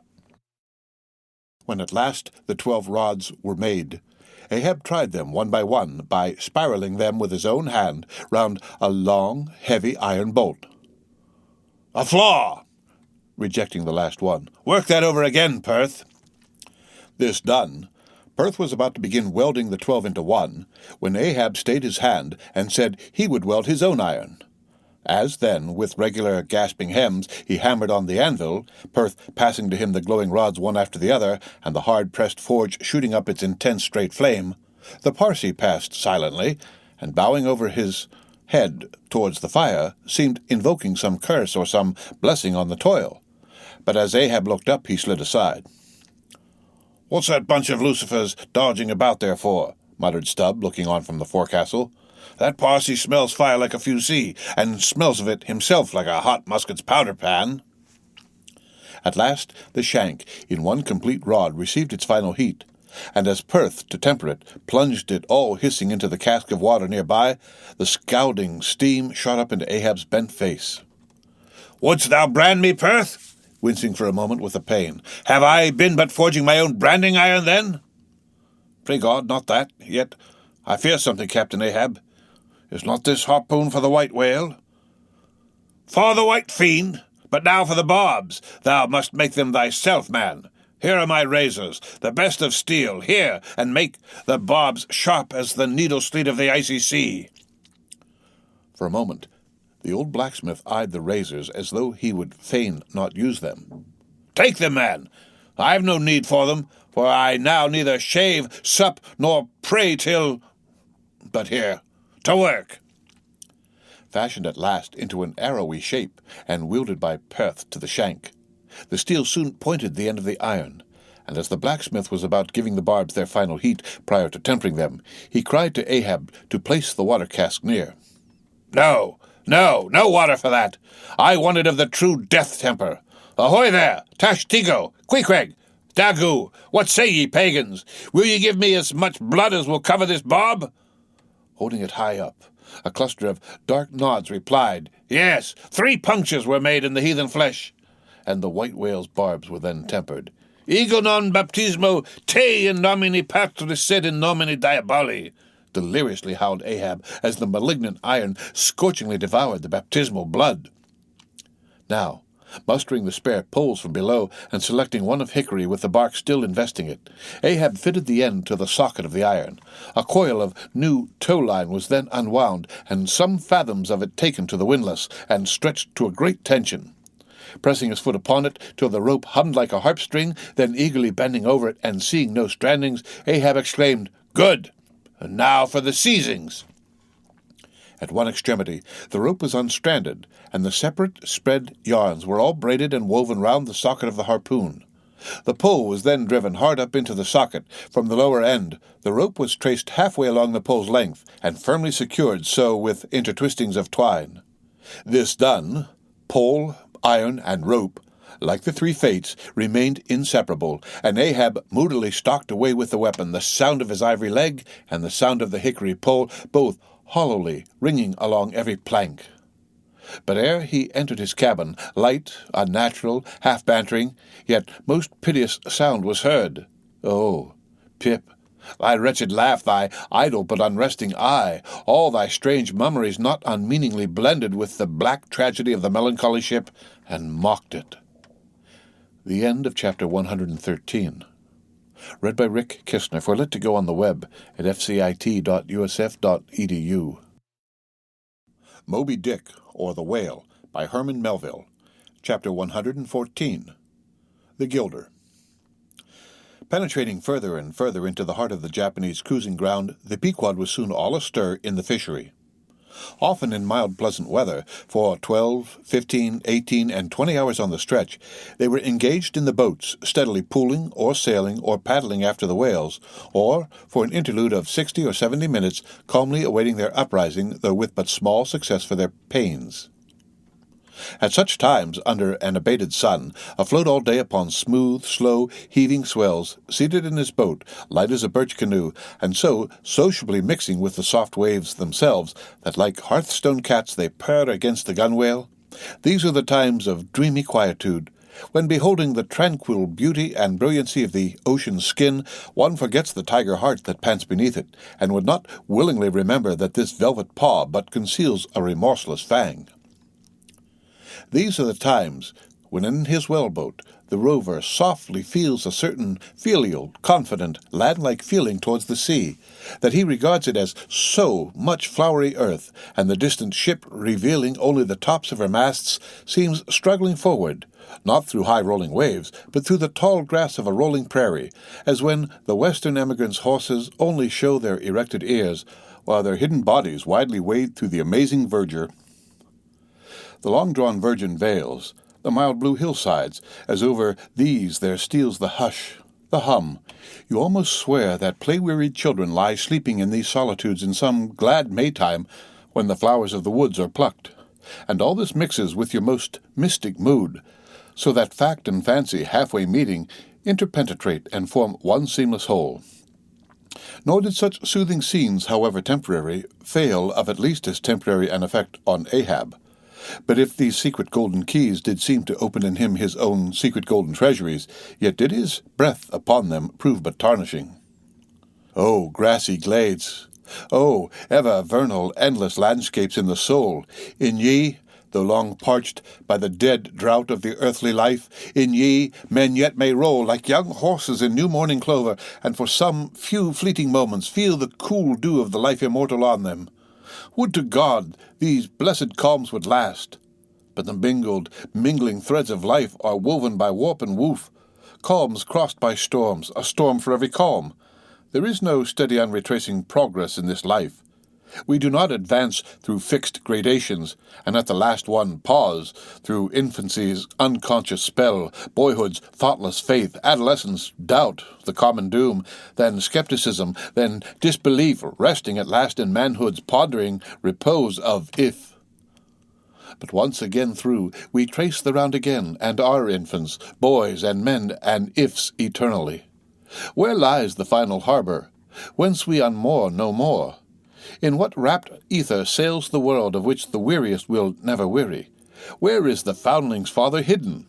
Our souls are like those orphans whose unwedded mothers die in bearing them. The secret of our paternity lies in their grave, and we must there to learn it. And that same day, too, gazing far down from his boat's side into that same golden sea, Starbuck lowly murmured, "Loveliness unfathomable, as ever lover saw in his young bride's eyes. Tell me not of thy teeth-tiered sharks and thy kidnapping cannibal ways. Let faith oust fact, let fancy oust memory. I look deep down and do believe." And Stubb, fish-like, with sparkling scale, leaped up in that same golden light. "I am Stubb, and Stubb has his history, but here Stubb takes oaths that he has always been jolly." The end of Chapter 114. Read by Rick Kistner. For Lit to Go on the web at fcit.usf.edu. Moby Dick, or The Whale, by Herman Melville. Chapter 115. The Pequod Meets the Bachelor. And jolly enough were the sights and the sounds that came bearing down before the wind some few weeks after Ahab's harpoon had been welded.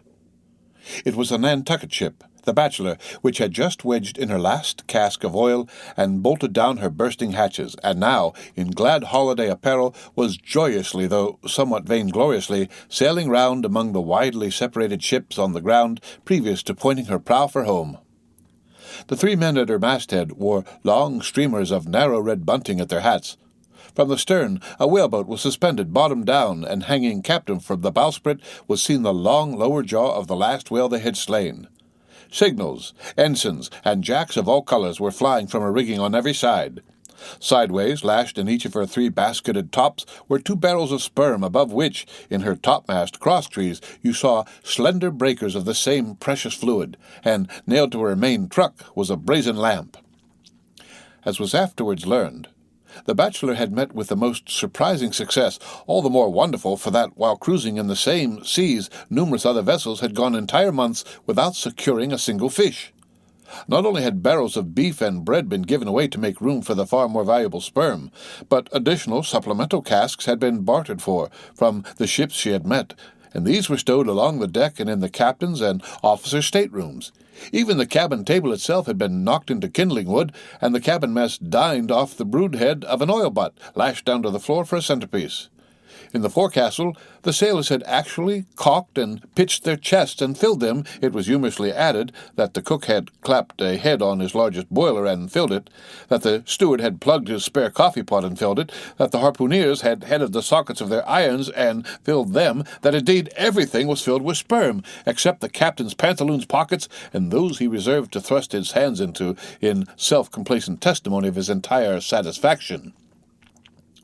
As this glad ship of good luck bore down upon the moody Pequod, the barbarian sound of enormous drums came from her forecastle, and drawing still nearer, a crowd of her men were seen standing round her huge tripods, which, covered with the parchment-like poke or stomach skin of the blackfish, gave forth a loud roar to every stroke of the clenched hands of the crew.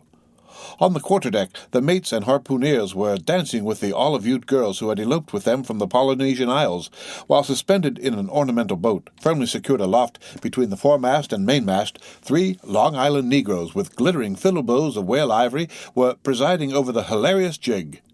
Meanwhile, others of the ship's company were tumultuously busy at the masonry of the try-works, from which the huge pots had been removed. You would almost thought they were pulling down the cursed Bastille, such wild cries they raised as the now useless brick and mortar were being hurled into the sea. Lord and master over all this scene, the captain stood erect on the ship's elevated quarterdeck, so that the whole rejoicing drama was full before him and seemed merely contrived for his own individual diversion. And Ahab, he too was standing on his quarterdeck, shaggy and black, with a stubborn gloom. And as the two ships crossed each other's wakes, one all jubilations for things past, the other all forebodings as to things to come, their two captains in themselves impersonated the whole striking contrast of the scene. "Come aboard! Come aboard!" cried the gay bachelor's commander, lifting a glass and bottle in the air. "Hast seen the white whale?" gritted Ahab in reply. "No, only heard of him, but don't believe in him at all," said the other good-humouredly. "Come aboard." "Thou art too damned jolly. Sail on. Hast lost any men?" "Not enough to speak of. 2 islanders, that's all. But come aboard, old hearty, come along. I'll soon take that black from your brow. Come along, will ye? Merry's the play. A full ship and homeward bound." "How wondrous familiar is a fool," muttered Ahab. Then aloud, "Thou art a full ship and homeward bound. Thou sayest, well then, call me an empty ship and outward bound. So go thy ways, and I will mine. Forward there. Set all sail, and keep her to the wind." And thus, while the one ship went cheerily before the breeze, the other stubbornly fought against it, and so the two vessels parted, the crew of the Pequod looking with grave, lingering glances towards the receding bachelor, but the bachelor's men never heeding their gaze for the lively revelry they were in. And as Ahab, leaning over the taffrail, eyed the homeward-bound craft, he took from his pocket a small vial of sand, and then looking from the ship to the vial, seemed thereby bringing two remote associations together, for that vial was filled with Nantucket soundings. The end of Chapter 115. Read by Rick Kistner. For Lit to Go on the web at fcit.usf.edu. Moby Dick, or the Whale, by Herman Melville. Chapter 116. The Dying Whale. Not seldom in this life, when, on the right side, fortune's favourites sail close by us, we, the wall a-droop before, catch somewhat of the rushing breeze and joyously feel our bagging sails fill out. So seemed it with the Pequod. For next day after encountering the gay bachelor, whales were seen, and 4 were slain, and one of them by Ahab. It was far down the afternoon, and when all the spearings of the crimson fight were done, and floating in the lovely sunset sea and sky, sun and whale both stilly died together, then such a sweetness and such plaintiveness, such inwreathing orisons curled up in that rosy air, that it almost seemed as if far over from the deep green convent valleys of the Manila Isles, the Spanish land breeze, wantonly turned sailor, had gone to sea, freighted with these vesper hymns. Soothed again, but only soothed to deeper gloom, Ahab, who had sterned off from the whale, sat intently watching his final wanings from the now tranquil boat. For that strange spectacle observable in all sperm whales dying, the turning sunwards of the head, and so expiring, that strange spectacle, beheld of such a placid evening, somehow to Ahab conveyed a wondrousness unknown before. He turns, and turns him to it. How slowly, but how steadfastly his homage rendering and invoking brow with his last dying motions. He, too, worships fire, most faithful broad baronial vassal of the sun. Oh, that these two favouring eyes should see these two favouring sights. Look! Here for waterlocked beyond all hum of human weal or woe in these most candid impartial seas, where to traditions no rocks furnish tablets, where for long Chinese ages the billows have still rolled on speechless and unspoken to, as stars that shine upon the Niger's unknown source, here, too, life dies sunwards full of faith, but see! No sooner dead than death whirls round the corpse, and it heads some other way. Oh, thou dark Hindu half of nature, who of drowned bones hast builded thy separate throne somewhere in the heart of these unverged seas, thou art an infidel, thou queen, and too truly speakest to me in the wide slaughtering typhoon and the hushed burial of its after calm. Nor has this thy whale sunwards turned his dying head, and then gone round again without a lesson to me. O trebly hooped and welded hip of power! O high-aspiring rainbowed jet, that one strivest, this one jettest all in vain. In vain, O whale, dost thou seek intercedings with yon all-quickening sun, that only calls forth life but gives it not again. Yet dost thou, darker half, rock me with a prouder if a darker faith. All thy unnameable imminglings float beneath me here. I am buoyed by breaths of once living things, exhaled as air but water now. Then hail forever, hail, O sea, in whose eternal tossings the wild fowl finds his only rest. Born of earth, yet suckled by the sea, though hill and valley mothered me, ye billows are my foster brothers. The end of chapter 116. Read by Rick Kistner. Full it to go on the web at fcit.usf.edu. Moby Dick, or The Whale, by Herman Melville. Chapter 117, The Whale Watch. The 4 whales slain that evening had died wide apart, one far to windward, one less distant to leeward, one ahead, one astern. These last 3 were brought alongside ere nightfall, but the windward one could not be reached till morning, and the boat that had killed it lay by its side all night. And that boat was Ahab's. The wave-pole was thrust upright into the dead whale's spout-hole, and the lantern, hanging from its top, cast a troubled, flickering glare upon the black, glossy back, and far out upon the midnight waves, which gently chafed the whale's broad flank, like soft surf upon a beach. Ahab and all his boat's crew seemed asleep, but the Parsee, who, crouching in the bow, sat watching the sharks that spectrally played round the whale, and tapped the light cedar planks with their tails, a sound like the moaning in squadrons over asphaltites of unforgiving ghosts of Gomorrah, ran shuddering through the air. Starting from his slumbers, Ahab, face to face, saw the Parsee, and hooped round by the gloom of the night they seemed the last men in a flooded world. "I have dreamed it again," said he. "Of the hearses? Have I not said, old man, that neither hearse nor coffin can be thine? And who are hearsed that die on the sea? But I said, old man, that ere thou couldst die on this voyage, 2 hearses must verily be seen by thee on the sea, the first not made by mortal hands, and the visible wood of the last one must be grown in America. Aye, a strange sight that, Parsee, a hearse and its plumes floating over the ocean with the waves for the pallbearers. Ha! Such a sight we shall not soon see. Believe it or not, thou canst not die till it be seen, old man. And what was that saying about thyself? Though it come to the last, I shall still go before thee, thy pilot. And when thou art so gone before, if that ever befall, then ere I can follow, thou must still appear to me, to pilot me still, was it not so? Well then, did I believe all ye say, O my pilot? I have here 2 pledges that I shall yet slay Moby Dick and survive it." take another pledge, old man," said the Parsee, as his eyes lighted up like fireflies in the gloom. "Hemp only can kill thee." "The gallows, you mean? I am immortal, then, on land and on sea," cried Ahab, with a laugh of derision. "Immortal on land and on sea." Both were silent again, as one man. The grey dawn came on, and the slumbering crew arose from the boat's bottom, and ere noon the dead whale was brought to the ship. The end of chapter 117. Read by Rick Kistner. For Lit to Go on the web at fcit.usf.edu. Moby Dick, or the Whale, by Herman Melville. Chapter 118. The Quadrant.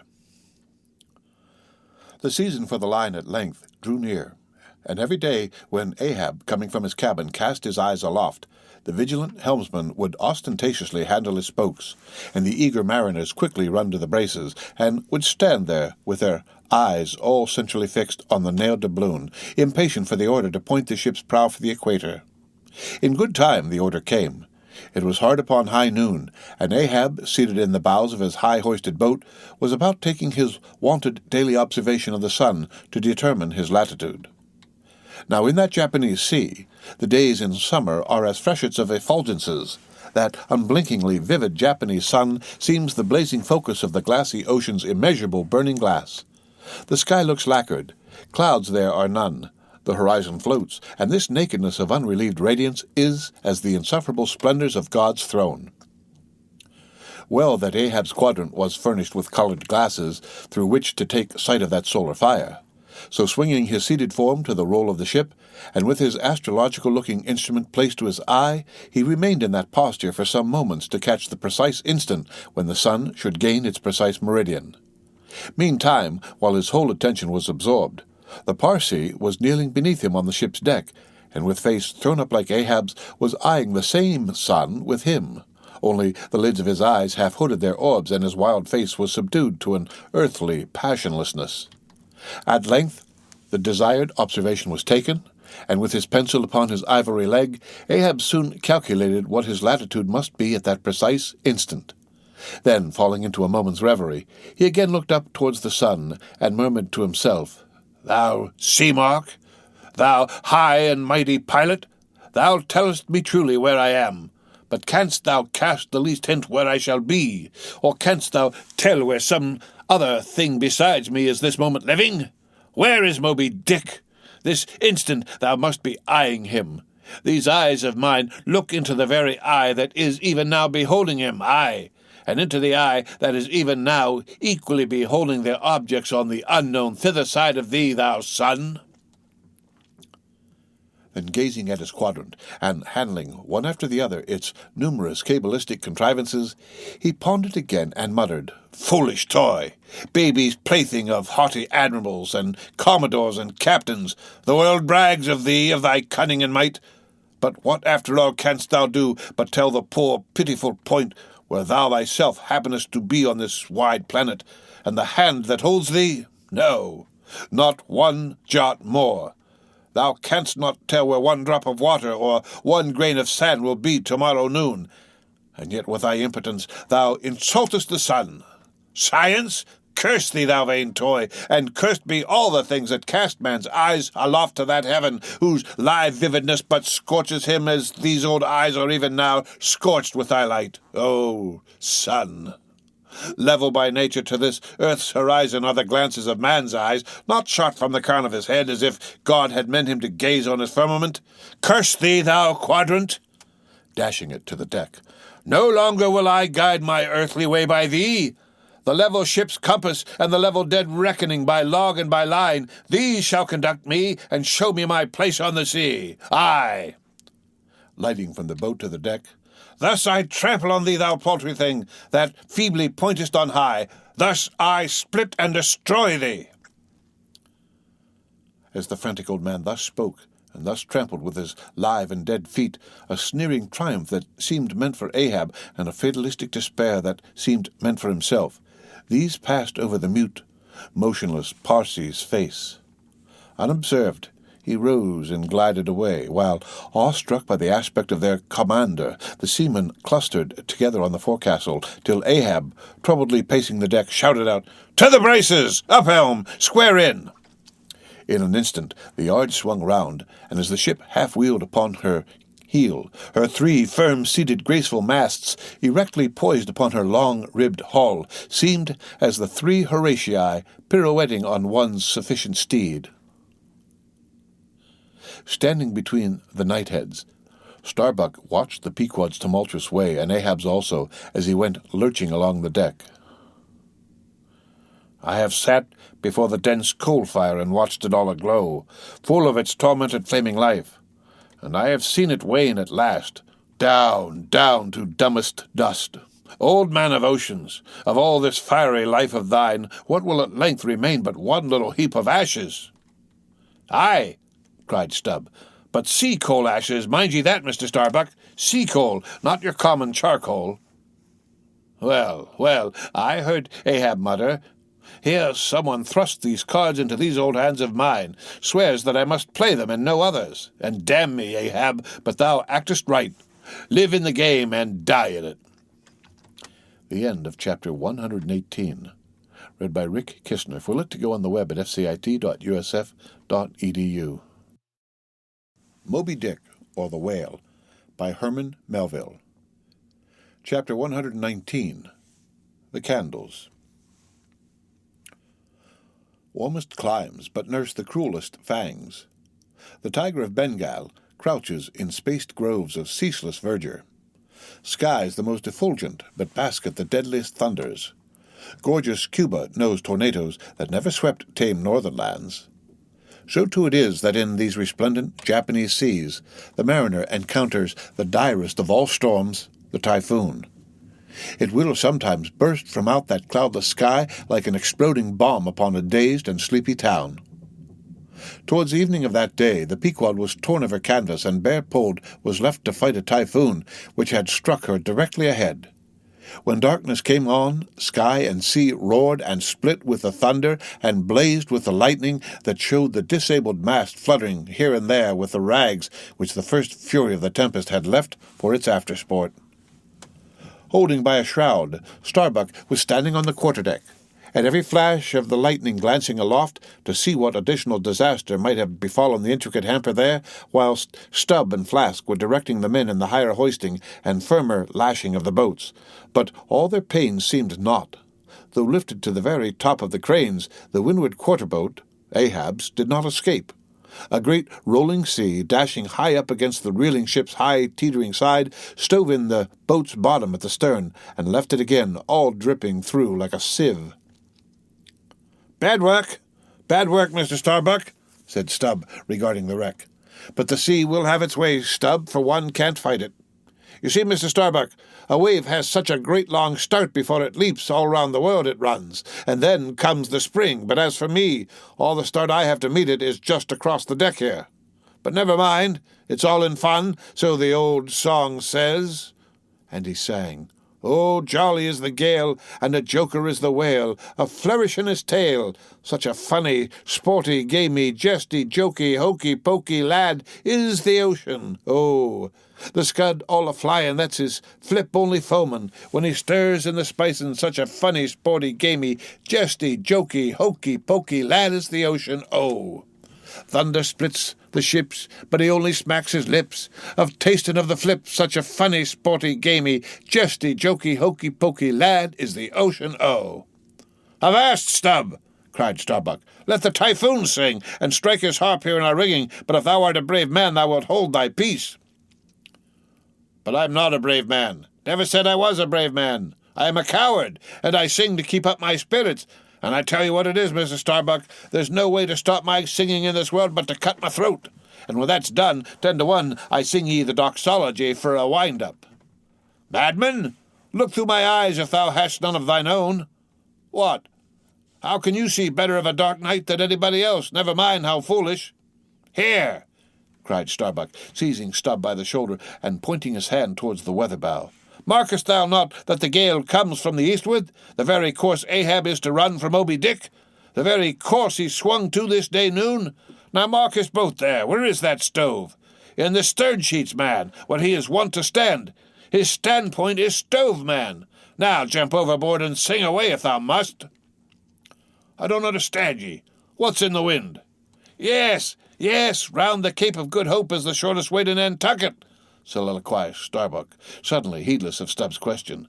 The gale that now hammers at us to stave us, we can turn it into a fair wind that will drive us towards home. Yonder, to windward, all is blackness of doom. But to leeward, homeward, I see it lightens up there, but not with the lightning. At that moment, in one of the intervals of profound darkness following the flashes, a voice was heard at his side, and almost at the same instant a volley of thunder peals rolled overhead.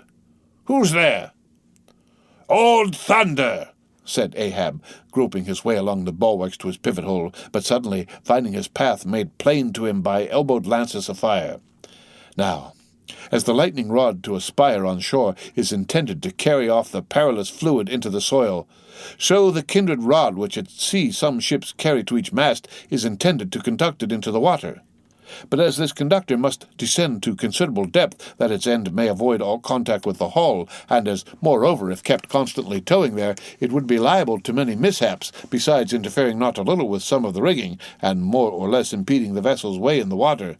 Because of all this, the lower parts of a ship's lightning rods are not always overboard, but are generally made in long, slender links, so as to be the more readily hauled up into the chains outside, or thrown down into the sea as occasion may require. "The rods! The rods!" cried Starbuck to the crew, suddenly admonished to vigilance by the vivid lightning that had just been darting flambeau to light Ahab to his post. "Are they overboard? Drop them over fore and aft, quick!" "Avast!" cried Ahab. "Let's have fair play here, though we be the weaker side. Yet I'll contribute to raise rods on the Himalayas and Andes, that all the world may be secured, but out on privileges." "Let them be, sir." "Look aloft!" cried Starbuck. "The corpusants! The corpusants!" All the yardarms were tipped with a pallid fire, and touched at each tri-pointed lightning rod end with 3 tapering white flames. Each of the 3 tailmasts was silently burning in that sulphurous air like 3 gigantic wax tapers before an altar.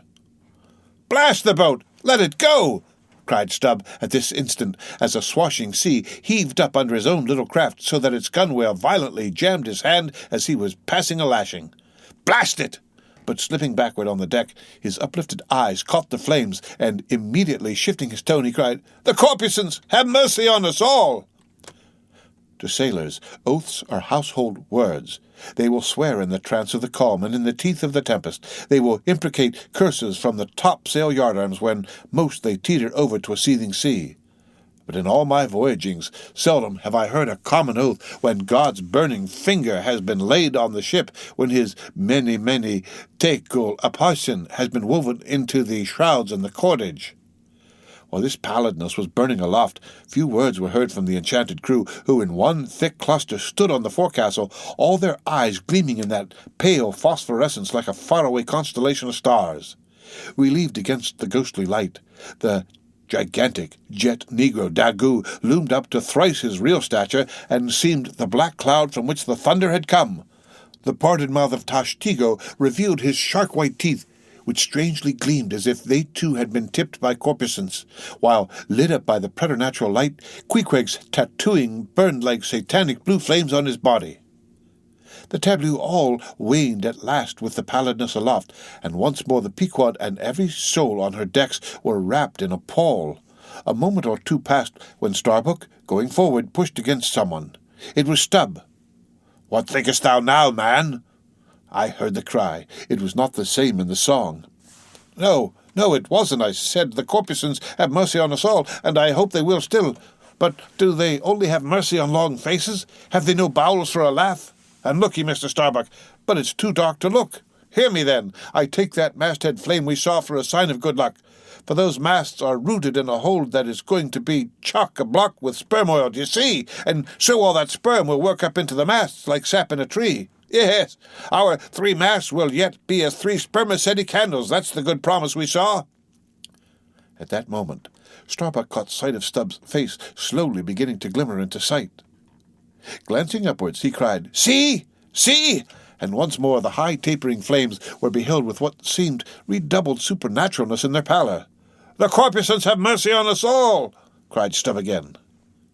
At the base of the mainmast, full beneath the doubloon and the flame, the Parsee was kneeling in Ahab's front, but with his head bowed away from him, while nearby, from the arched and overhanging rigging where they had just been engaging securing a spar, a number of the seamen, arrested by the glare, now cohered together and hung pendulous like a knot of numbed wasps from a drooping orchard twig. In various enchanted attitudes like the standing or stepping or running skeletons in Herculaneum, others remained rooted to the deck, but all their eyes upcast. "Aye, aye, men!" cried Ahab. "Look up at it! Mark it well! The white flame but lights the way to the white whale!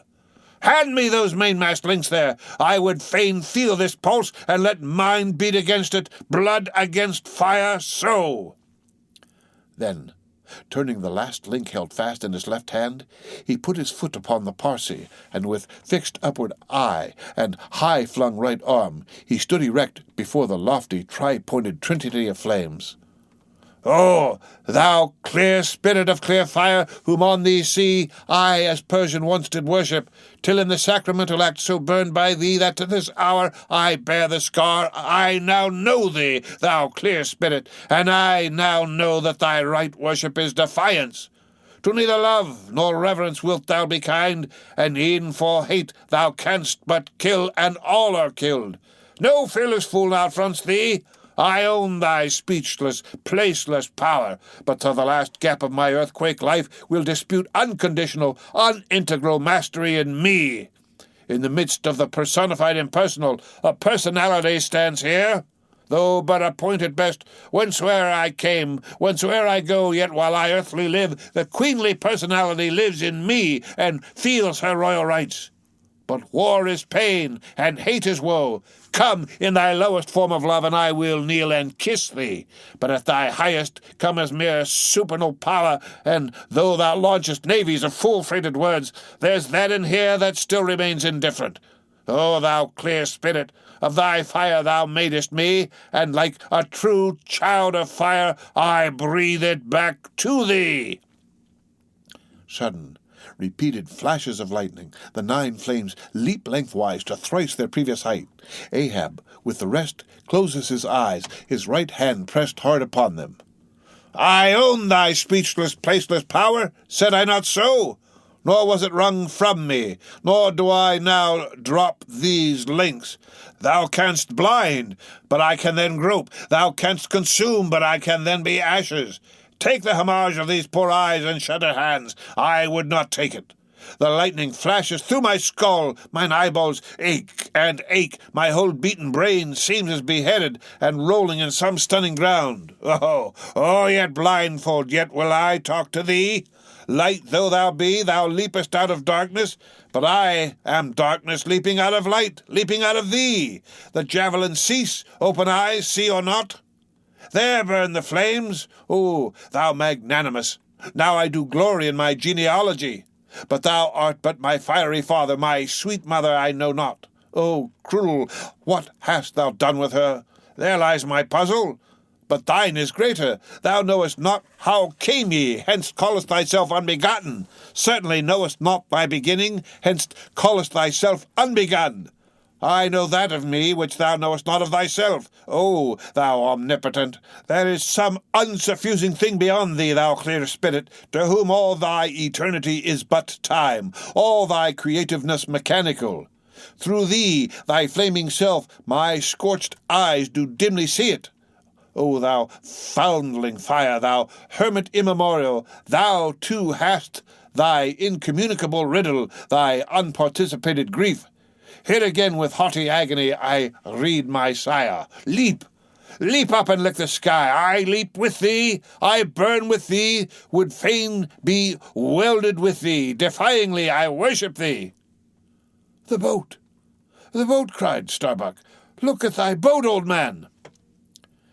Ahab's harpoon, the one forged at Perth's fire, remained firmly lashed in its conspicuous crotch so that it projected beyond his whaleboat's bow. but the sea that had stove its bottom had caused the loose leather sheath to drop off, and from the keen steel barb there now came a levelled flame of pale, forked fire. As the silent harpoon burned there like a serpent's tongue, Starbuck grasped Ahab by the arm. "God! God is against thee, old man, forbear! 'Tis an ill voyage, ill begun, ill continued. Let me square the yards while we may, old man, and make a fair wind of it homewards, to go on a better voyage than this." Overhearing Starbuck, the panic-stricken crew instantly ran to the braces, though not a sail was left aloft. For the moment, all the aghast mates' thoughts seemed theirs. They raised a half-mutinous cry. But dashing the rattling lightning links to the deck, and snatching the burning harpoon, Ahab waved it like a torch among them, swearing to transfix with it the first sailor that but cast loose a rope's end. Petrified by his aspect, and still more shrinking from the fiery dart that he held, the men fell back in dismay, and Ahab again spoke. "All your oaths to hunt the white whale are as binding as mine, and heart and soul and body, lungs and life old Ahab is bound. And that ye may know to what tune this heart beats, look ye here, thus I blow out the last fear." And with one blast of his breath he extinguished the flame. As in the hurricane that sweeps the plain, men fly the neighbourhood of some lone gigantic elm whose very height and strength but render it so much the more unsafe, because so much the more a mark for thunderbolts. So, at those last words of Ahab's, many of the mariners did run from him in a terror of dismay. The end of chapter 119. Read by Rick Kistner for Lit2Go on the web at fcit.usf.edu. Moby Dick, or The Whale, by Herman Melville. Chapter 120. The deck toward the end of the first night watch. Ahab standing by the helm. Starbuck approaching him. "We must send down the main topsail yard, sir. The band is working loose, and the lee lift is half stranded. Shall I strike it, sir?" "Strike nothing. Lash it. If I had skysail poles, I'd sway them up now." "Sir, in God's name, sir." "Well?" "The anchors are working, sir. Shall I get them inboard?" "Strike nothing and stir nothing, but lash everything. The wind rises, but it has not got up to my table hands yet. Quick and see to it. By masts and keels. He takes me for the hunchbacked skipper of some coasting smack. Send down my main topsail yard. Ho, glue-pots! Loftiest trucks were made for wildest winds, and this brain truck of mine now sails amid the cloud scud. Shall I strike that? Oh, none but cowards send down their brain trucks in tempest time. What a hurroosh aloft there! I would e'en take it for sublime did I not know that the colic is a noisy malady. Oh, take medicine! Take medicine! The end of chapter 120. Read by Rick Kistner for Lit2Go on the web at fcit.usf.edu. Moby Dick, or The Whale, by Herman Melville. Chapter 121. Midnight. The forecastle bulwarks. Stub and Flask mounted on them, and passing additional lashings over the anchors there hanging. "No, Stub, you may pound that knot there as much as you please, but you will never pound into me what you were just now saying. And how long ago is it since you said the very contrary? Didn't you once say that whatever ship Ahab sails in, that ship should pay something extra on its insurance policy, just as though it were loaded with powder barrels aft and boxes of lucifers forward? Stop now, didn't you say so?" "Well, suppose I did. What then? I've part-changed my flesh since that time. Why not my mind? Besides, supposing we are loaded with power barrels aft and lucifers forward, how the devil could the lucifers get afire in this drenching spray here? Why, my little man, you have pretty red hair, but you couldn't get a fire now. Shake yourself. You're Aquarius or the water-bearer. Flask might fill pitchers at your coat collar. Don't you see, then, that for these extra risks the marine insurance companies have extra guarantees? Here are hydrants, Flask, but hark again, and I'll answer ye the other thing. First take your leg off from the crown of the anchor here, though, so I can pass the rope. Now listen. What's the mighty difference between holding a mast's lightning rod in the storm and standing close by a mast that hasn't got any lightning rod at all in the storm? Don't you see, you timberhead, that no harm can come to the holder of the rod unless the mast is first struck? What are you talking about, then? Not one ship in 100 carries rods, and Ahab, aye, man, and all of us were in no more danger then, in my poor opinion, than all the crews in 10,000 ships now sailing the seas. Why, you king post, I suppose you would have every man in the world go about with a small lightning rod running up the corner of his hat like a militia officer's skewered feather and trailing behind him like his sash. Why don't you be sensible, Flask? It's easy to be sensible. Why don't you, then? Any man with half an eye can be sensible. I don't know that, Stubb. You sometimes find it rather hard. Yes, when a fellow's soaked through, it's hard to be sensible, that's a fact. And I am about drenched with this spray. Never mind. Catch the turn there and pass it. Seems to me we are lashing down these anchors now as if they were never going to be used again. Tying these 2 anchors here, Flask, seems like tying a man's hands behind him. And what big generous hands they are, to be sure. These are your iron fists, eh? What a hold they have, too. I wonder, Flask, whether the world is anchored anywhere. If she is, she swings with an uncommon long cable, though. There. Hammer that knot down and we've done. So, next to touching land, lighting on deck is the most satisfactory. I say just wring out my jacket skirts, will ye? Thank ye. They laugh at long togs so, Flask, but seems to me a long-tailed coat ought always to be worn in all storms afloat. The tails tapering down that way serve to carry off the water, d'ye see? Same with cocked hats. The cocks form gable and eave troughs, Flask. No more monkey jackets and tarpaulins for me. I must mount a swallowtail and drive down a beaver, so. Hullo! Woo! There goes my tarpaulin overboard. Lord, Lord, that the winds that come from heaven should be so unmannerly. This is a nasty night, lad. The end of chapter 121, read by Rick Kistner for Lit to Go on the web at fcit.usf.edu. Moby Dick, or The Whale, by Herman Melville, chapter 122. Midnight aloft, thunder and lightning. The main topsail yard, Tashtego passing new lashings around it. Stop that thunder. Plenty too much thunder up here. What's the use of thunder? We don't want thunder. We want rum. Give us a glass of rum. The end of chapter 122, read by Rick Kistner for Lit to Go on the web at fcit.usf.edu. Moby Dick, or The Whale, by Herman Melville, chapter 123, The Musket. During the most violent shocks of the typhoon, the man of the Pequod's jawbone tiller had several times been reelingly hurled to the deck by its spasmodic motions, even though preventer tackles had been attached to it, for they were slack, because some play to the tiller was indispensable. In a severe gale like this, while the ship is but a tossed shuttlecock to the blast, it is by no means uncommon to see the needles in the compasses at intervals go round and round. It was thus with the Pequods. At almost every shock, the helmsman had not failed to notice the whirling velocity with which they revolved upon the cards. It is a sight that hardly anyone can behold without some sort of unwonted emotion. Some hours after midnight, the typhoon abated so much that, through the strenuous exertions of Starbuck and Stubb, one engaged forward and the other aft, the shivered remnants of the jib and fore and main topsails were cut adrift from the spars and went eddying away to leeward like the feathers of an albatross, which sometimes are cast to the winds when that storm-tossed bird is on the wing.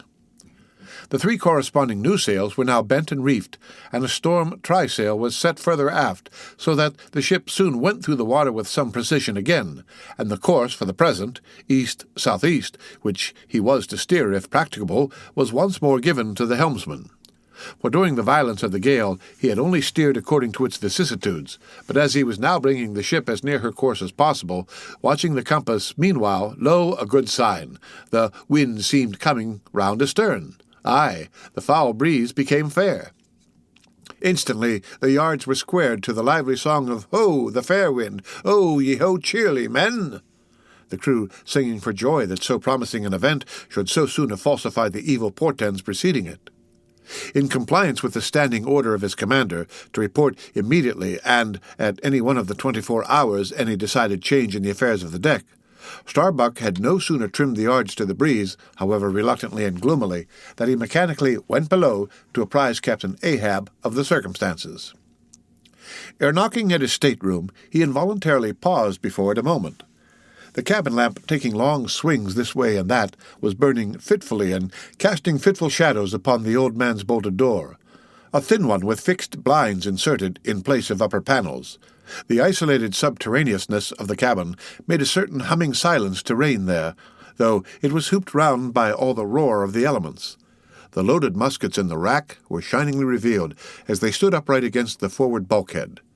Starbuck was an honest, upright man, but out of Starbuck's heart at that instant when he saw the muskets there strangely evolved an evil thought, but so blent with its neutral or good accompaniments that for the instant he hardly knew it for itself.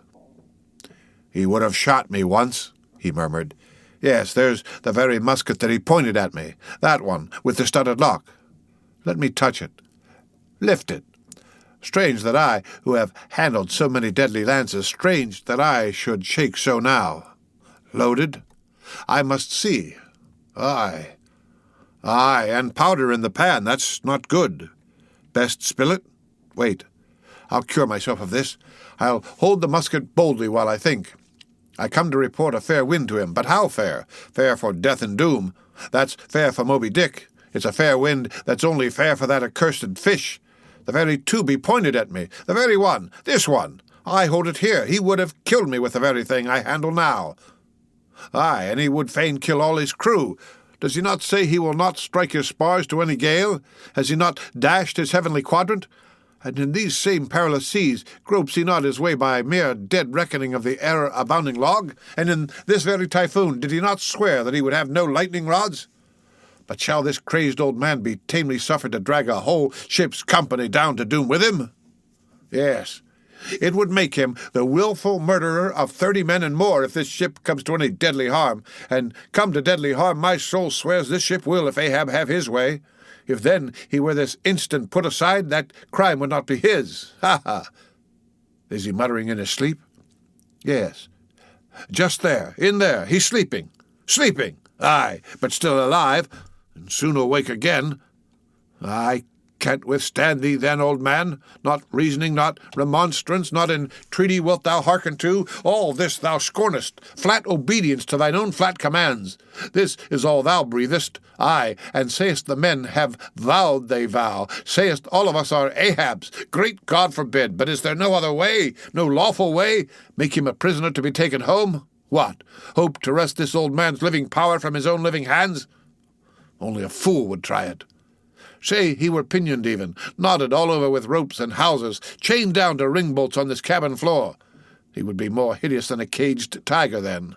I could not endure the sight, could not possibly fly his howlings. All comfort, sleep itself, inestimable reason would leave me on the long, intolerable voyage. What then remains? The land is hundreds of leagues away, and locked Japan the nearest. I stand alone here upon an open sea, with 2 oceans and a whole continent between me and law. Aye, 'tis so. Is heaven a murderer when its lightning strikes, a would-be murderer in his bed, tindering sheets and skin together? And would I be a murderer then if— And slowly, stealthily, and half sideways looking, he placed the loaded musket's end against the door. On this level Ahab's hammock swings within, his head this way. A touch, and Starbuck may survive to hug his wife and child again. Oh, Mary, Mary! Boy, boy, boy! But if I wake thee not to death, old man, who can tell to what unsounded deeps Starbuck's body this day week may sink with all the crew? Great God, where art thou? Shall I? Shall I? The wind is gone down and shifted, sir. The fore and main topsails are reefed and set. She heads her course. Stern all! Oh, Moby Dick, I clutch thy heart at last! Such were the sounds that now came hurtling from out the old man's tormented sleep, as if Starbuck's voice had caused the long, dumb dream to speak. The yet levelled musket shook like a drunkard's arm against the panel. Starbuck seemed wrestling with an angel, but turning from the door, he placed the death tube in its rack and left the place. He's too sound asleep, Mr. Stubb. Go thou down and wake him, and tell him I must see to the deck here. Thou knowest what to say. The end of chapter 123. Read by Rick Kistner for Let to Go on the web at fcit.usf.edu. Moby Dick, or the Whale, by Herman Melville. Chapter 124. the needle. Next morning, the not yet subsided sea rolled in long, slow billows of mighty bulk, and striving in the Pequod's gurgling track, pushed her on like giants' palms outspread. The strong and staggering breeze abounded so that sky and air seemed vast outbellying sails. The whole world boomed before the wind. Muffled in the full morning light, the invisible sun was only known by the spread intensity of his place, where his bayonet rays moved on in stacks. Emblazonings as of crowned Babylonian kings and queens reigned over everything. The sea was as a crucible of molten gold that bubblingly leaps with light and heat. Long maintaining an enchanted silence, Ahab stood apart, and every time the teetering ship loweringly pitched down her bowsprit, he turned to eye the bright sun's rays produced ahead, and when she profoundly settled by the stern, he turned behind and saw the sun's rearward place, and how the same yellow rays were blending with his undeviating wake. "Ha, ha, ha, my ship! Thou mightest well be taken now for the sea-chariot of the sun! Oh, all ye nations before my prow, I bring the sun to ye! Yoke on the further billows, hallo! A tandem, I drive the sea!" But suddenly, reined back by some counterthought, he hurried towards the helm, huskily demanding how the ship was heading. "East southeast, sir," said the frightened steersman. "Thou liest," smiting him with his clenched fist. "Heading east at this hour in the morning and the sun astern?" Upon this, every soul was confounded, for the phenomenon just then observed by Ahab had unaccountably escaped everyone else, but its very blinding palpableness must have been the cause. Thrusting his head halfway into the binnacle, Ahab caught one glimpse of the compasses. His uplifted arm slowly fell. For a moment he almost seemed to stagger. Standing behind him, Starbuck looked, and lo, the two compasses pointed east, and the Pequod was as infallibly going west.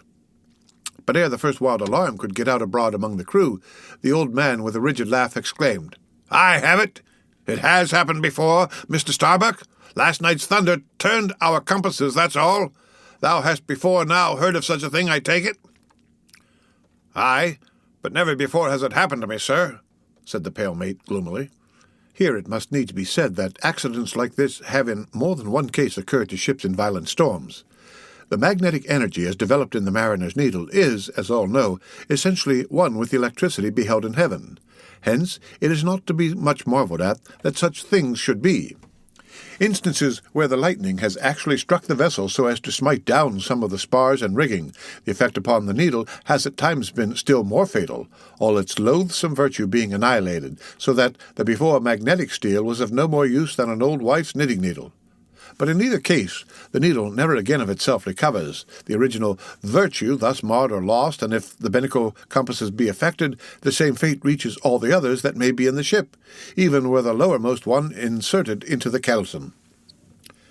Deliberately standing before the binnacle and eyeing the transpointed compasses, the old man, with the sharp of his extended hand, now took the precise bearing of the sun, and, satisfied that the needles were exactly inverted, shouted out his orders for the ship's course to be changed accordingly.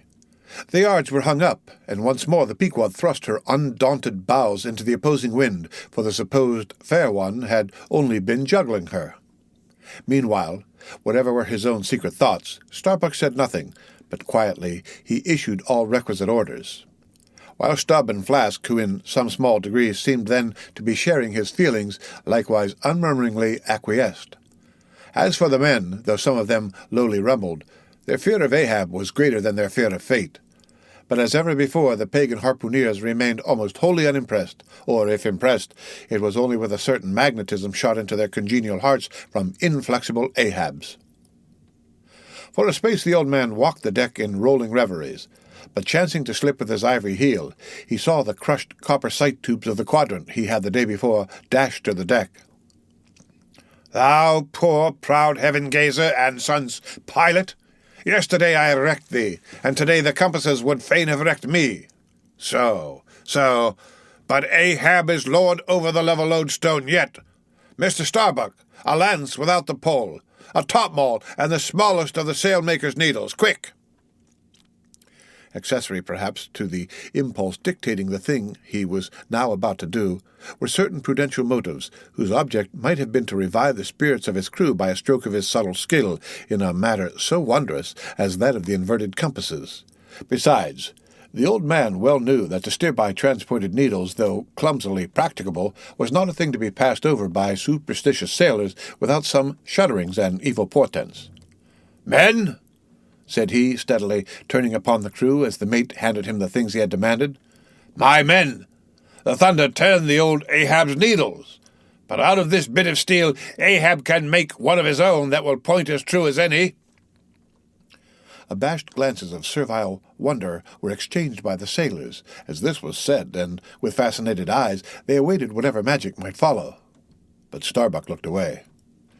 With a blow from the topmaul, Ahab knocked off the steel head of the lance, and then, handing to the mate the long iron rod remaining, bade him hold it upright without its touching the deck.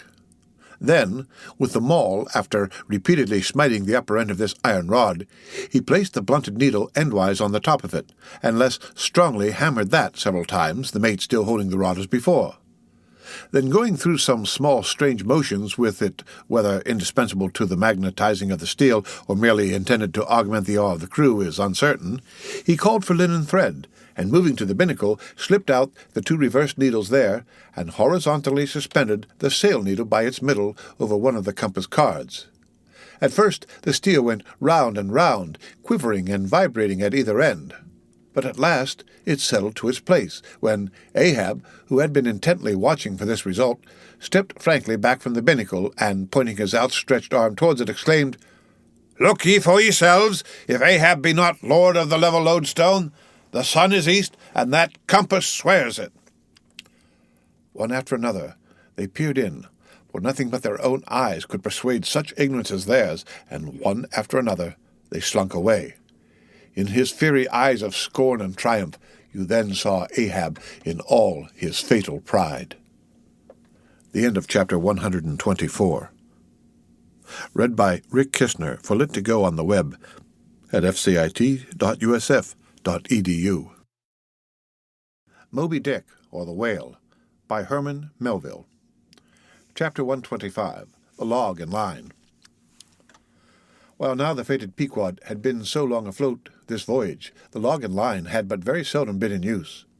Owing to a confident reliance upon other means of determining the vessel's place, some merchantmen and many whalemen, especially when cruising, wholly neglect to heave the log, though at the same time, and frequently more for form's sake than anything else, regularly putting down upon the customary slate the course steered by the ship, as well as the presumed average of progression every hour. It had been thus with the Pequod. The wooden reel and angular log attached hung, long untouched, just beneath the railings of the after bulwarks. Rains and spray had damped it. Sun and wind had warped it. All the elements had combined to rot a thing that hung so idly. But heedless of all this, his mood seized Ahab as he happened to glance upon the reel, not many hours after the magnet scene, and he remembered how his quadrant was no more, and recalled his frantic oath about the level log and line. The ship was sailing plungingly. Astern the billows rolled in riots. "Forward there! Heave the log!" Two seamen came, the golden-hued Tahitian and the grizzly Manxman. "Take the reel, one of ye. I'll heave." They went towards the extreme stern on the ship's lee side, where the deck, with the oblique energy of the wind, was now almost dipping into the creamy, sidelong rushing sea. The Manxman took the reel, and holding it high up by the projecting handle ends of the spindle round which the spool of line revolved, so stood with the angular log hanging downwards till Ahab advanced to him. Ahab stood before him, and was lightly unwinding some 30 or 40 turns to form a preliminary hand coil to toss overboard, when the old Manxman, who was intently eyeing both him and the line, made bold to speak. "Sir, I mistrust it. This line looks far gone. Long heat and wet have spoiled it." "'Twill hold, old gentleman. Long heat and wet, have they spoiled thee? Thou seemest to hold. Or, truer perhaps, life holds thee, not thou it." "I hold the spool, sir, but just as my captain says, with these grey hairs of mine 'tis not worth while disputing, especially with a superior who'll ne'er confess." "What's that? There's now a patched professor in Queen's Nature, granite-founded college, but methinks he's too subservient. Which wert thou born?" "In the little rocky Isle of Man, sir." "Excellent!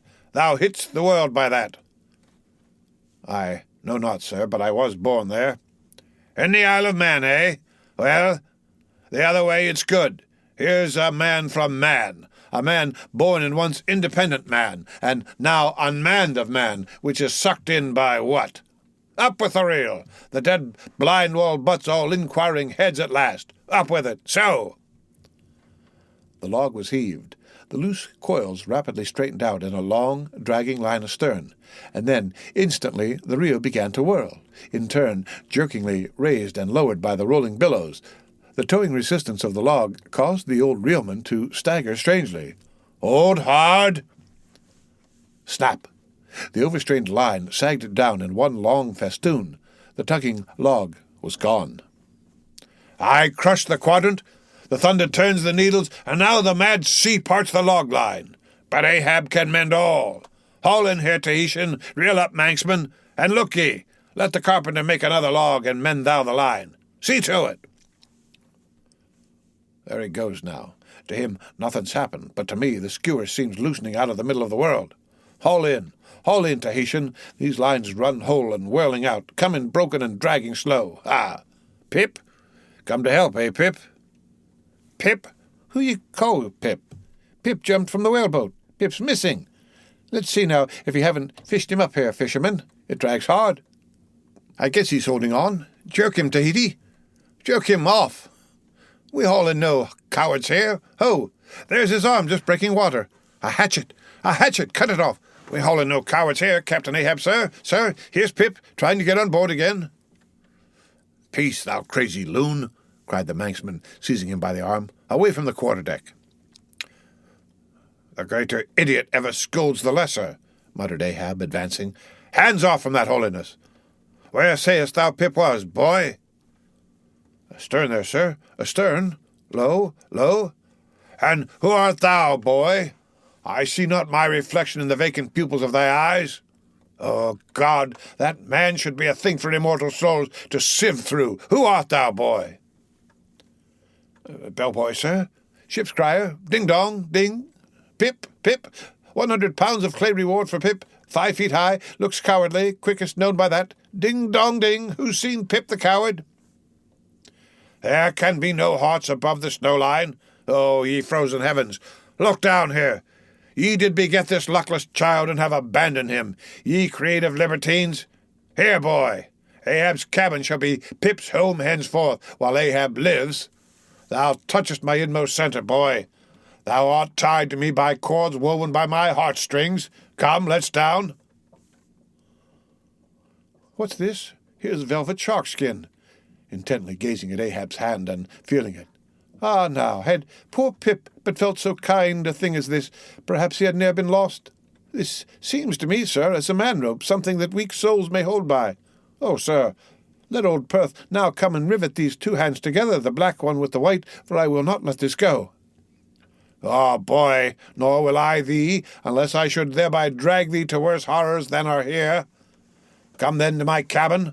Lo, ye believers in God's all goodness and in man all ill, lo you, see the omniscient God's oblivious of suffering man, and man, though idiotic and knowing not what he does, yet full of the sweet things of love and gratitude. Come, I feel prouder leading thee by thy black hand than though I grasped an emperor's.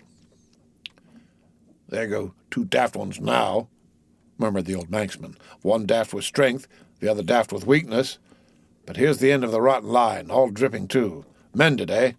I think we had best have a new line altogether. I'll see Mr. Stubb about it. The end of chapter 125. Read by Rick Kishner for Lit to Go on the web at fcit.usf.edu. Moby Dick, or The Whale, by Herman Melville. Chapter 126. The Life-Buoy. Steering now southeastward by Ahab's leveled steel, and her progress solely determined by Ahab's level log and line, the Pequod held on her path towards the equator. Making so long a passage through such unfrequented waters, descrying no ships, and ere long sideways impelled by unvarying trade winds over waves monotonously mild, all these seemed the strange, calm things preluding some riotous and desperate scene. At last, when the ship drew near to the outskirts, as it were, of the equatorial fishing ground, and in the deep darkness that goes before the dawn, was sailing by a cluster of rocky islets, the watch, then headed by Flask, was startled by a cry so plaintively wild and unearthly, like half-articulated wailings of the ghosts of all Herod's murdered innocents, that one and all they started from their reveries, and for the space of some moments stood or sat or leaned, all transfixed by listening like the carved Roman slave, while that wild cry remained within hearing. The Christian or civilized part of the crew said it was mermaids, and shuddered, but the pagan harpooneers remained unappalled. Yet the great Manxman, the oldest mariner of all, declared that the wild thrilling sounds that were heard were the voices of newly drowned men in the sea. Below in his hammock, Ahab did not hear of this till grey dawn, when he came to the deck. It was then recounted to him by Flask, not unaccompanied with hinted dark meanings. He hollowly laughed, and thus explained the wonder. Those rocky islands the ship had passed were the resort of great numbers of seals, and some young seals that had lost their dams, or some dams that had lost their cubs, must have risen nigh the ship and kept company with her, crying and sobbing with their human sort of wail. But this only the more affected some of them, because most mariners cherish a very superstitious feeling about seals, arising not only from their peculiar tones when in distress, but also from the human look of their round heads and semi-intelligent faces seen peeringly uprising from the water alongside. In the sea, under certain circumstances, seals have more than once been mistaken for men. But the bodings of the crew were destined to receive a most plausible confirmation in the fate of one of their number that morning. At sunrise, this man went from his hammock to his masthead at the fore, and whether it was that he was not yet half waked from his sleep, for sailors sometimes go aloft in a transition state, whether it was thus with the man, there is now no telling. But, be that as it may, he had not been long at his perch, when a cry was heard, a cry and a rushing, and looking up, they saw a falling phantom in the air, and looking down, a little tossed heap of white bubbles in the blue of the sea. The life-buoy, a long, slender cask, was dropped from the stern, where it always hung obedient to a cunning spring, but no hand rose to seize it, and the sun having long beat upon this cask, it had shrunken so that it slowly filled, and that parched wood also filled at its every pore, and the studded iron-bound cask followed the sailor to the bottom, as if to yield him his pillow, though in sooth but a hard one. And thus the first man of the Pequod that mounted the mast to look out for the white whale on the white whale's own peculiar ground, that man was swallowed up in the deep. But few perhaps thought of that at the time. Indeed, in some sort, they were not grieved at this event, at least as a portent, for they regarded it not as a foreshadowing of evil in the future, but as the fulfillment of an evil already presaged. They declared that now they knew the reason of those wild shrieks they had heard the night before. But again the old Manxman said nay. The lost life-buoy was now to be replaced. Starbuck was directed to see to it, but as no cask of sufficient likeness could be found, and, as in the feverish eagerness of what seemed the approaching crisis of the voyage, all hands were impatient of any toil but what was directly connected with its final end, whatever that might prove to be. Therefore, they were going to leave the ship's stern unprovided with a buoy, when by certain strange signs and innuendos, 𐌌Ꝋ𐌁 hinted a hint concerning his coffin. "A life-buoy of a coffin!" cried Starbuck, starting. "Rather queer that, I should say," said Stubb. "It will make a good enough one," said Flask. "The carpenter here can arrange it easily." "Bring it up. There's nothing else for it," said Starbuck, after a melancholy pause. "Rig it, carpenter. Do not look at me so. The coffin, I mean. Dost thou hear me? Rig it." "And shall I nail down the lid, sir?" moving his hand as with a hammer. "Aye. And shall I caulk the seams, sir?" moving his hand as with a caulking iron. "Aye. And shall I then pay over the same with pitch, sir?" moving his hand as with a pitch-pot. "Away! What possesses thee to this? Make a life-buoy of the coffin, and no more. Mr. Stubb, Mr. Flask, come forward with me." He goes off in a huff. The whole he can endure, at the parts he balks. Now I don't like this. I make a leg for Captain Ahab, and he wears it like a gentleman, but I make a bandbox for 𐌌Ꝋ𐌁, and he won't put his head into it. Are all my pains to go for nothing with that coffin? And now I'm ordered to make a life-buoy of it. It's like turning an old coat, going to bring the flesh on the other side now. I don't like this cobbling sort of business. I don't like it at all. It's undignified. It's not my place. Let tinkerers' brats do tinkerings. We are their betters. I like to take in hand none but clean, virgin, fair and square mathematical jobs, something that regularly begins at the beginning and is at the middle when midway and comes to an end at the conclusion. Not a cobbler's job. That's an end in the middle, and at the beginning at the end. It's the old woman's tricks to be giving cobbling jobs. Lord, what an affection all old women have for tinkers. I know an old woman of 65 who ran away with a bald-headed young tinker once, and that's the reason I never would work for lonely widow old women ashore when I kept my job shop in the vineyard. They might have taken into their lonely old heads to run off with me. But hey-ho, there are no caps at sea but snow caps. Let me see. Nail down the lid, caulk the seams, pay over the same with pitch, batten them down tight, and hang it with the snap spring over the ship's stern. Were ever such things done before with a coffin? Some superstitious old carpenters now would be tied up in rigging ere they would do that job. But I'm made of knotty roostock hemlock. I don't budge, crumpled with a coffin, sailing about with a graveyard tray. But never mind. We workers in woods make bridal bedsteads and card tables as well as coffins and hearses. We work by the month or by the job or by the profit. Not for us to ask the why and wherefore of our work, unless it be too confounded cobbling, and then we stash it if we can. I'll do the job now, tenderly. I'll have me... let's see. How many in the ship's company all told? But I've forgotten. Anyway, I'll have me 30 separate Turk's-headed lifelines, each 3 foot long, hanging all round to the coffin. Then if the hull go down and there'll be 30 lively fellows all fighting for one coffin, a sight not seen very often beneath the sun. Ha! Come, hammer, caulking iron, pitchpot, and marlin spike, let's to it. The end of Chapter 126. Read by Rick Kishner for Lit to Go on the web at fcit.usf.edu. Moby Dick, or the Whale, by Herman Melville. Chapter 127. The Deck. The coffin laid upon 2 line tubs between the vise bench and the open hatchway, the carpenter caulking its seams, the string of twisted oakum slowly unwinding from a large roll of it placed in the bosom of his frock. Ahab comes slowly from the cabin gangway, and hears Pip following him. "Back, lad. I will be with ye again presently." He goes. Not this hand complies with my humour more genially than that boy, middle aisle of a church. What's here? "Life-buoy, sir. Mr. Starbuck's orders. Oh, look, sir, beware the hatchway." "Thank ye, man. Thy coffin lies handy to the vault." "Sir?" "The hatchway. Oh, so it does, sir, so it does." "Art not thou the leg-maker? Look, did not this stump come from thy shop?" "I believe it did, sir. Does the ferrule stand, sir?" "Well enough.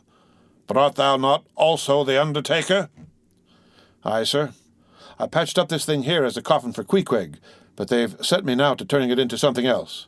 "Then tell me, art thou not an arrant, all-grasping, intermeddling, monopolizing, heathenish old scamp, to be one day making legs, and the next day coffins to clap them in, and yet again life-buoys out of those same coffins? Thou art as unprincipled as the gods, and as much of a jack of all trades." "But I do not mean anything, sir. I do as I do." "The gods again. Hark ye, dost thou not ever sing, working about a coffin? The Titans, they say, hummed snatches when chipping out the craters for volcanoes, and the grave-digger in the play sings spade in hand. Dost thou never?"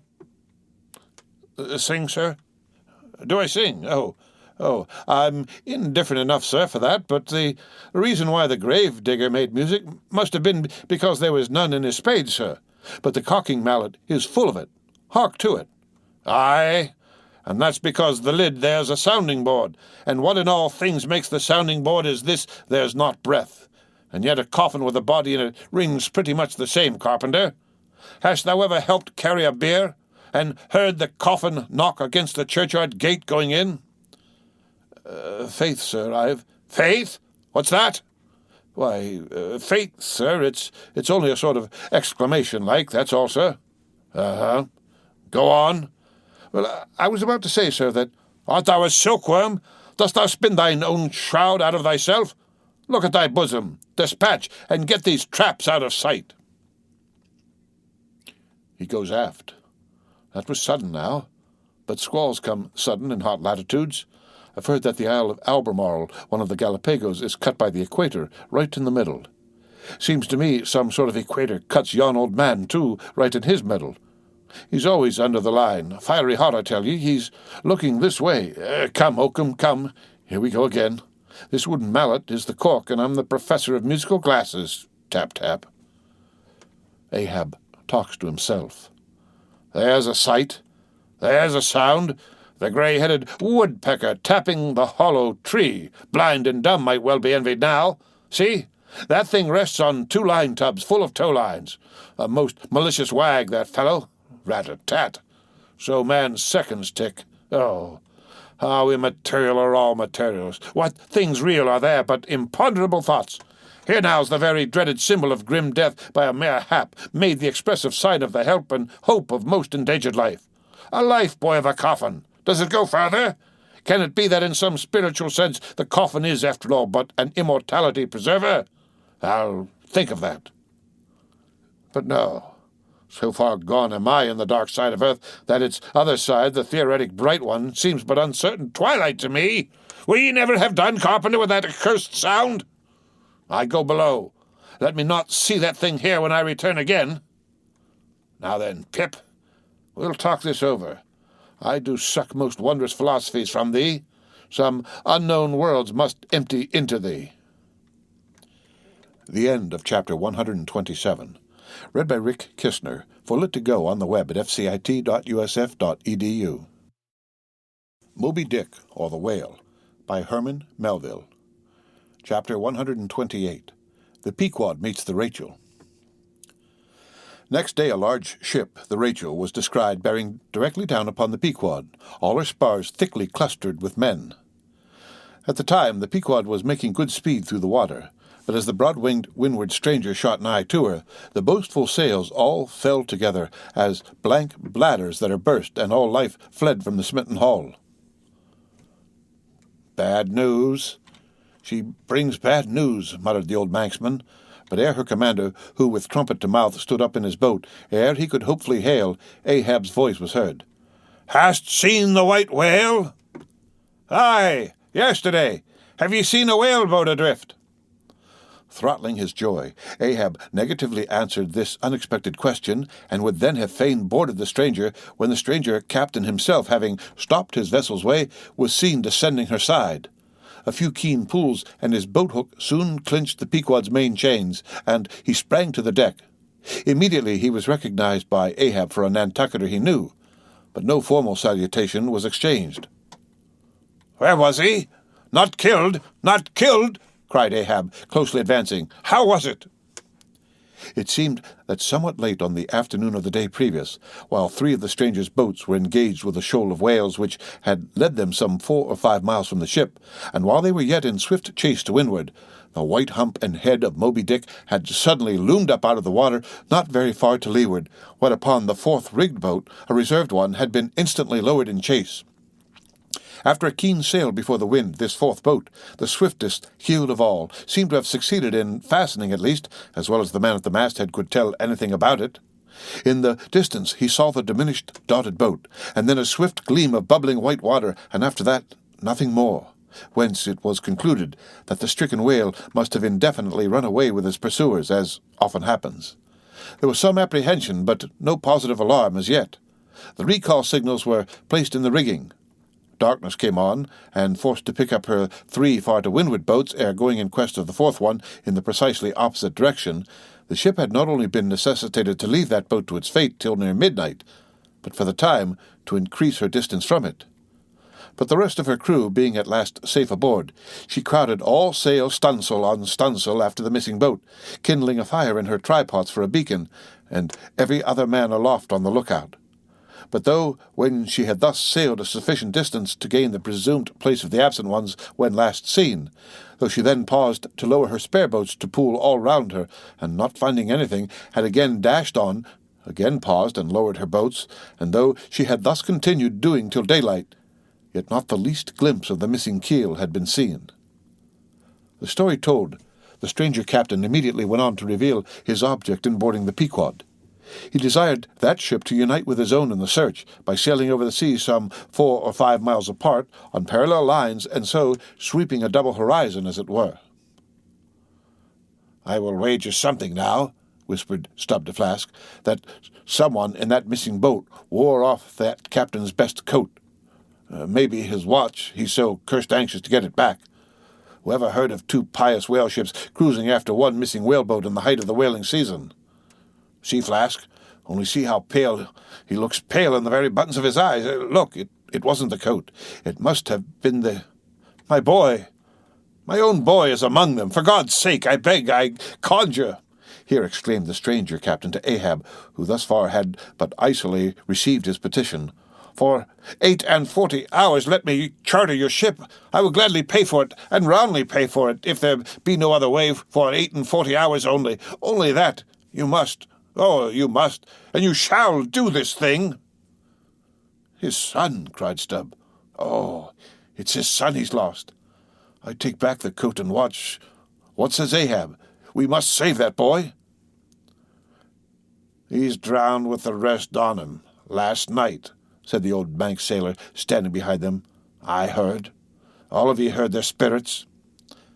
Now, as it shortly turned out, what made this incident of the Rachels the more melancholy was the circumstance that not only was one of the captain's sons among the number of the missing boat's crew, but among the number of the other boat's crews at the same time, but on the other hand separated from the ship during the dark vicissitudes of the chase, there had been still another son, as that for a time the wretched father was plunged to the bottom of the cruelest perplexity, which was only solved for him by his chief mates instinctively adopting the ordinary procedure of a whale ship in such emergencies. That is, when placed between jeopardized but divided boats, always to pick up the majority first. But the captain, for some unknown constitutional reason, had refrained from mentioning all this, and not till forced to it by Ahab's iciness did he allude to his one yet missing boy. A little lad, but 12 years old, whose father, with the earnest but unmisgiving hardihood of a Nantucket's paternal love, had thus early sought to initiate him in the perils and wonders of a vocation almost immemorially the destiny of all his race. Nor does it unfrequently occur that Nantucket captains will send a son of such tender age away from them for a protracted 3 or 4 years' voyage in some other ship than their own, so that their first knowledge of a whaleman's career shall be unenervated by any chance display of a father's natural but untimely partiality, or undue apprehensiveness and concern. Meantime, now the stranger was still beseeching his poor boon of Ahab, and Ahab still stood like an anvil, receiving every shock, but without the least quivering of his own.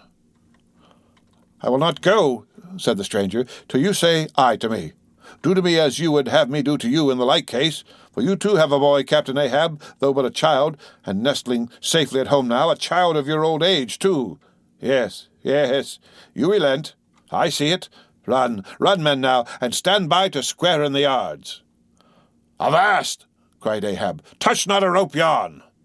Then, in a voice that prolongingly moulded every word, "Captain Gardiner, I will not do it. Even now I lose time. Goodbye. Goodbye. God bless ye, man, and may I forgive myself, but I must go. Mr. Starbuck, look at the binnacle watch, and in 3 minutes from this present instant warn off all strangers. Then brace forward again, and let the ship sail as before." Hurriedly turning with averted face, he descended into his cabin, leaving the strange captain transfixed at this unconditional and utter rejection of his so earnest suit. But starting from his enchantment, Gardiner silently hurried to the side, more fell than stepped into his boat, and returned to his ship. Soon the two ships diverged their wakes, and long as the strange vessel was in view, she was seen to yaw hither and thither at every dark spot, however small on the sea. This way and that her yards were swung around, starboard and larboard she continued to tack. Now she beat against a head sea, and again it pushed her before it, while all the while her masts and yards were thickly clustered with men, as 3 tall cherry trees when the boys are cherrying among the boughs. But by her still halting course and winding woeful way, you plainly saw that this ship that so wept with spray still remained without comfort. She was Rachel, weeping for her children, because they were not. The end of chapter 128. Read by Rick Kistner, for Lit to Go on the web at fcit.usf.edu. Moby Dick, or the Whale, by Herman Melville. Chapter 129. The Cabin. Ahab, moving to go on deck. Pip catches him by the hand to follow. Lad, I tell thee thou must not follow Ahab now. The hour is coming when Ahab would not scare thee from him, yet would not have thee by him. There is that in thee, poor lad, which I feel too curing to my malady. Like cures me, and for this hunt my malady becomes my most desired health. Do thou abide below here, where they shall serve thee as if thou wert the captain. Aye, lad, thou shalt sit here in my own screwed chair. Another screw to it thou must be. No. Ye have not a whole body, sir. Do ye but use poor me for your one lost leg? Only tread upon me, sir. I ask no more, so I remain a part of ye. Oh, spite of million villains, this makes me a bigot in the fadeless fidelity of man, and a black, and crazy, but methinks like cures like applies to him too, he grows so sane again. They tell me, sir, that Stubb did once desert poor little Pip, whose drowned bones now show white for all the blackness of his living skin. But I will never desert ye, sir, as Stubb did him. Sir, I must go with ye. If thou speakest thus to me much more, Ahab's purpose keels up in him. I tell thee no, it cannot be. Oh, good master. Weep so, and I will murder thee. Have a care, for Ahab too is mad. Listen, and thou would often hear my ivory foot upon the deck, and still know that I am there. And now I quit thee, thy hand met. True art thou, lad, as the circumference to its centre. So, God forever bless thee, and if it comes to that, God forever save thee, let what will befall. Ahab goes. Pip steps one step forward. Here he this instant stood. I stand in his air, but I'm alone. Now, were even poor Pip here, I could endure it, but he's missing. Pip. Ding, dong, ding. Who's seen Pip? He must be up here. Let's try the door. What? Neither lock, nor bolt, nor bar, and yet there's no opening. It must be the spell. He told me to stay here, aye. And he told me this screwed chair was mine. Here then I'll seat me, against the transom, in the ship's full middle, all her keel and her 3 masts before me. Here our old sailors say, in their black 74s, great admirals sometimes sit at table and lord it over rows of captains and lieutenants. Ha! What's this? Epaulets! The epaulets all come crowding. Pass round the decanters. Glad to see ye. Fill up, monsieurs. What an odd feeling now when a black boy's host to white men with gold lace upon their coats. Monsieurs, have you seen one Pip? A little negro lad, 5 feet high, hangdog look, and cowardly, jumped from a whaleboat once. Seen him? No. Well then, fill up again, captains, and let's drink shame upon all cowards. I name no names. Shame upon them. Put one foot upon the table. Shame upon all cowards. Hist! Above there, I hear ivory. Oh, master, I am indeed downhearted when you walk over me. But there I'll stay, though this stern strikes rocks, and they bulge through, and oysters come to join me. The end of chapter 129. Read by Rick Kistner. For lit to go on the web at fcit.usf.edu. Moby Dick, or the Whale, by Herman Melville. Chapter 130. The Hat. And now that at the proper time and place, after so long and wide a preliminary cruise, Ahab, all other whaling waters swept, seemed to have chased his foe into an ocean fold, to slay him the more securely there. Now that he found himself hard by the very latitude and longitude where his tormenting wound had been inflicted, now that a vessel had been spoken which on the very day preceding had actually encountered Moby Dick, and now that all his successive meetings with various ships contrastingly concurred to show the demoniac indifference with which the white whale tore his hunters, whether sinning or sinned against, now it was that there lurked a something in the old man's eyes which was hardly sufferable for feeble souls to see.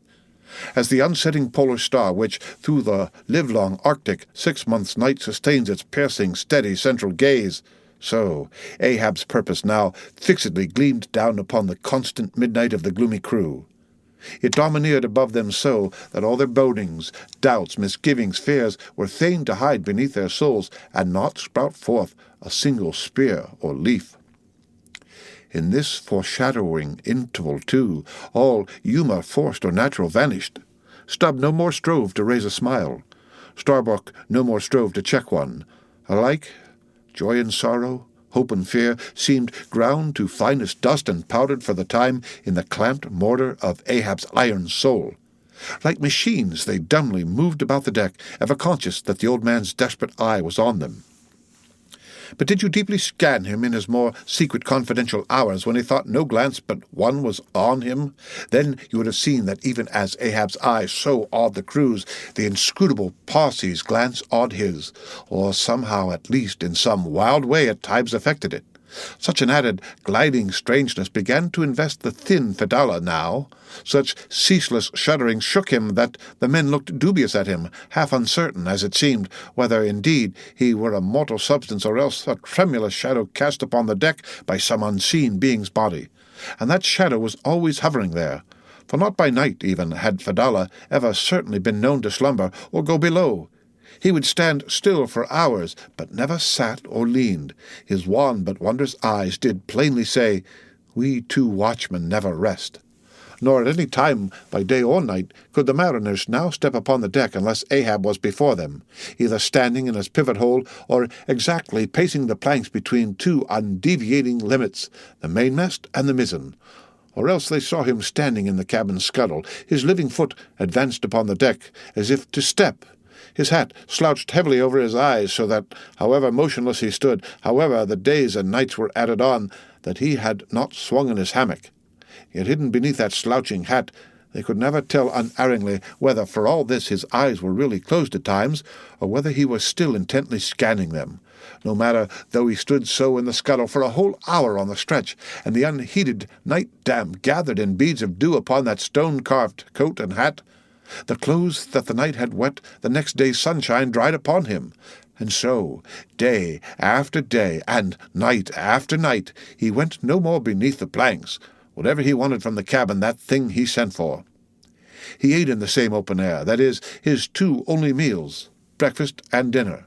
Supper he never touched, nor reaped his beard, which darkly grew all gnarled as unearthed roots of tree blown over, which still grow idly on at naked base, though perished in the upper verdure. But though his whole life was now become one watch on deck, and though the Parsee's mystic watch was without intermission as his own, yet these two never seemed to speak, one man to the other, unless at long intervals some passing, unmomentous matter made it necessary. Though such a potent spell seemed secretly to join the twain openly and to the awestruck crew, they seemed pole-like asunder. If by day they chanced to speak one word, by night dumb men were both, so far as concerned the slightest verbal interchange. At times, for longest hours, without a single hail, they stood far parted in the starlight, Ahab in his scuttle, the Parsee by the mainmast, but still fixedly gazing upon each other, as if the Parsee Ahab saw his forth-thrown shadow, and Ahab the Parsee his abandoned substance. And yet somehow did Ahab, in his own proper self, as daily, hourly, and every instant commandingly revealed to his subordinates, Ahab seemed an independent lord, the Parsee but his slave. Still again both seemed yoked together, and an unseen tyrant driving them, the lean shade siding the solid rib. For be this Parsee what he may, all rib and keel was solid Ahab. At the first faintest glimmering of the dawn, his iron voice was heard from aft. "Man the mastheads!" And all through the day, till after sunset, and every twilight, the same voice, every hour, at the striking of the helmsman's bell was heard, "What do you see? Sharp! Sharp!" But when 3 or 4 days had slided by after meeting the children seeking Rachel, and no spout had yet been seen, the monomaniac old man seemed distrustful of the crew's fidelity, at least of nearly all except the pagan harpooneers. He seemed to doubt even whether Stubb and Flask might not willingly overlook the sight he sought. But if these suspicions were really his, he sagaciously refrained from verbally expressing them, however his actions might seem to hint them. "I will have the first sight of the whale myself," he said. "Aye, Ahab must have the doubloon." And with his own hands he rigged a nest of basketed bowlines, and sending a hand aloft with a single sheaved block to secure it to the mainmast head, he received the 2 ends of the downward reeved rope, and attaching one to his basket, prepared, pin for the other end, in order to fasten it at the rail. This done, with that end yet in his hand, and standing beside the pin, he looked round upon the crew, sweeping from one to the other, pausing his glance long upon Daggoo, 𝌌Ꝋ𐌁𐌙, Tashtego, but shunning Fedallah, and then, settling his firm relying eye upon the chief mate, said, "Take the rope, sir! I give it into thy hands, Starbuck!" Then, arranging his person in the basket, he gave the word for them to hoist him to his perch, Starbuck being the one who secured the rope at last, and afterwards stood near it. And thus, with one hand clinging round the royal mast, Ahab gazed abroad upon the sea for miles and miles, ahead, astern, this side and that, within the wide expanded circle commanded at so great a height. When in working with his hands at some lofty, almost isolated place in the rigging which chances to afford no foothold, the sailor at sea is hoisted up to that spot, and sustained there by the rope. Under these circumstances, its fastened end on deck is always given in strict charge to some one man who has the special watch of it, because in such a wilderness of running rigging, whose various different relations aloft cannot always be infallibly discerned by what is seen of them at the deck, and when the deck ends of these ropes are being every few minutes cast down from the fastenings, it would be but a natural fatality if, unprovided with a constant watchman, the hoisted sailor should by some carelessness of the crew be cast adrift and fall, all swooping to the sea. So Ahab's proceedings in this matter were not unusual.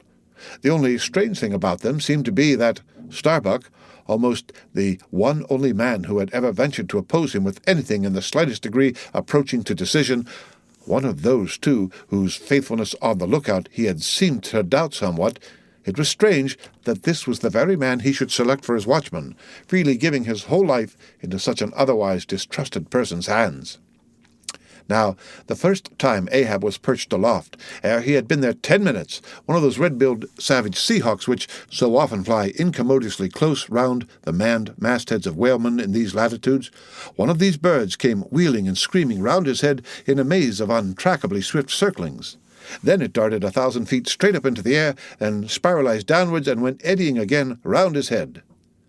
But with his gaze fixed upon the dim and distant horizon, Ahab seemed not to mark this wild bird, nor indeed would anyone else have marked it much, it being no uncommon circumstance, only now almost the least heedful eye seemed to see some sort of cunning meaning in almost every sight. "Your hat! Your hat, sir!" suddenly cried the Sicilian seaman, who, being posted at the mizzen masthead, stood directly behind Ahab, though somewhat lower than his level, and with a deep gulf of air dividing them. But already the sable wing was before the old man's eyes, the long hooked bill at his head. With a scream, the Black Hawk darted away with his prize. An eagle flew thrice round Tarquin's head, removing his cap to replace it, and thereupon Tanaquil, his wife, declared that Tarquin would be king of Rome. But only by the replacing of the cap was that omen accounted good. Ahab's hat was never restored. The wild hawk flew on with it, far in advance of the prow, and at last disappeared, while from the point of that disappearance a minute black spot was dimly discerned, falling from vast height into the sea.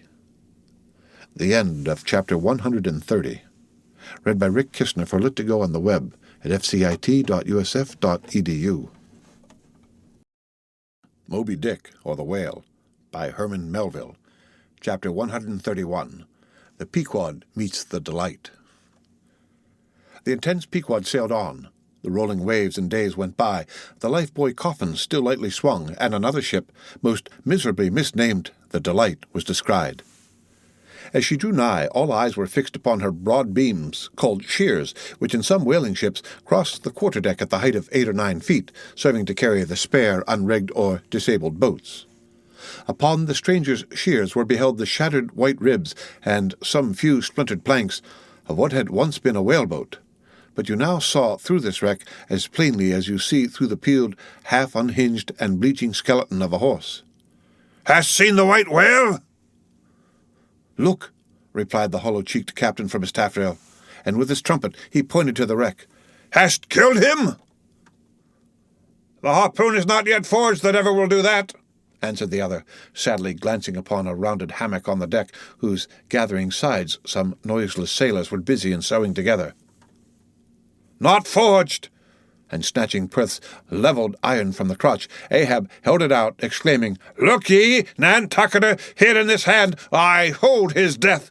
Tempered in blood and tempered by lightning are these barbs, and I swear to temper them triply in that hot place behind the fin where the white whale most feels his accursed life. And God keep thee, old man. Seest thou that," pointing to the hammock, "I bury but one of 5 stout men who were alive only yesterday, but were dead ere night. Only that one I bury, the rest were buried before they died. You sail upon their tomb." Then turning to his crew, "Are ye ready there? Place the plank then on the rail and lift the body. So then, oh God," advancing towards the hammock with uplifted hands, "may the resurrection and the life—" "Brace forward! Up helm!" cried Ahab like lightning to his men. But the suddenly started Pequod was not quick enough to escape the sound of the splash that the corpse soon made as it struck the sea. Not so quick indeed, but that some of the flying bubbles might have sprinkled her hull with their ghostly baptism. As Ahab now glided from the dejected Delight, the strange life-buoy hanging at the Pequod's stern came into conspicuous relief. "Ha! Yonder, look, yonder, men!" cried a foreboding voice in her wake.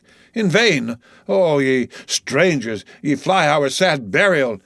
You but turn us your taffrail to show us your coffin!" The end of chapter 131, read by Rick Kistner for Lit to Go on the web at fcit.usf.edu. Moby Dick, or the Whale, by Herman Melville. Chapter 132, The Symphony. It was a clear, steel-blue day. The firmaments of air and sea were hardly separable in that all-pervading azure. Only the pensive air was transparently pure and soft with a woman's look, and the robust and man-like sea heaved with long, strong, lingering swales as Samson's chest in his sleep. Hither and thither, on high, glided the snow-white wings of small, unspeckled birds. These were the gentle thoughts of the feminine air. But to and fro in the deeps, far down in the bottomless blue, rushed mighty leviathans, swordfish, and sharks, and these were the strong, troubled, murderous thinkings of the masculine sea. But though thus contrasting within, the contrast was only in shades and shadows without. Those two seemed one. It was only the sex, as it were, that distinguished them. Aloft, like a royal czar and king, the sun seemed giving this gentle air to this bold and rolling sea, even as bride to groom. And at the girdling line of the horizon, a soft and tremulous motion, most seen here at the equator, denoted the fond, throbbing trust, the loving alarms with which the poor bride gave her bosom away. Tied up and twisted, gnarled and knotted with wrinkles, haggardly firm and unyielding, his eyes glowing like coals that still glow in the ashes of ruin, untottering Ahab stood forth in the clearness of the morn, lifting his splintered helmet of a brow to the fair girl's forehead of heaven. O immortal infancy and innocency of the azure, invisible winged creatures that frolic all around us, sweet childhood of air and sky, how oblivious were ye of old Ahab's close-coiled woe! But so have I seen little Miriam and Martha, laughing-eyed elves, heedlessly gambol around their old sire, sporting with the circle of singed locks which grew on the marge of that burnt-out crater of his brain. Slowly, crossing the deck from the scuttle, Ahab leaned over the side and watched how his shadow in the water sank and sank to his gaze, the more that he strove to pierce the profundity. But the lovely aromas in that enchanted air did at last seem to dispel for a moment that cankerous thing in his soul. That glad, happy air, that winsome sky, did at last stroke and caress him. The stepmother world, so long cruel forbidding, now threw affectionate arms round his stubborn neck, and did seem to joyously sob over him, as if over one that, however wilful and erring, she could yet find it in her heart to save and to bless. From beneath his slouched hat Ahab dropped a tear into the sea, nor did all the Pacific contain such wealth as that one wee drop. Starbuck saw the old man, saw him, how he heavily leaned over the side, and he seemed to hear in his own true heart the measureless sobbing that stole out of the center of the serenity around. Careful not to touch him, or be noticed by him, he yet drew near to him and stood there. Ahab turned. "Starbuck," Sir. Oh, Starbuck, it is a mild, mild wind, and a mild-looking sky.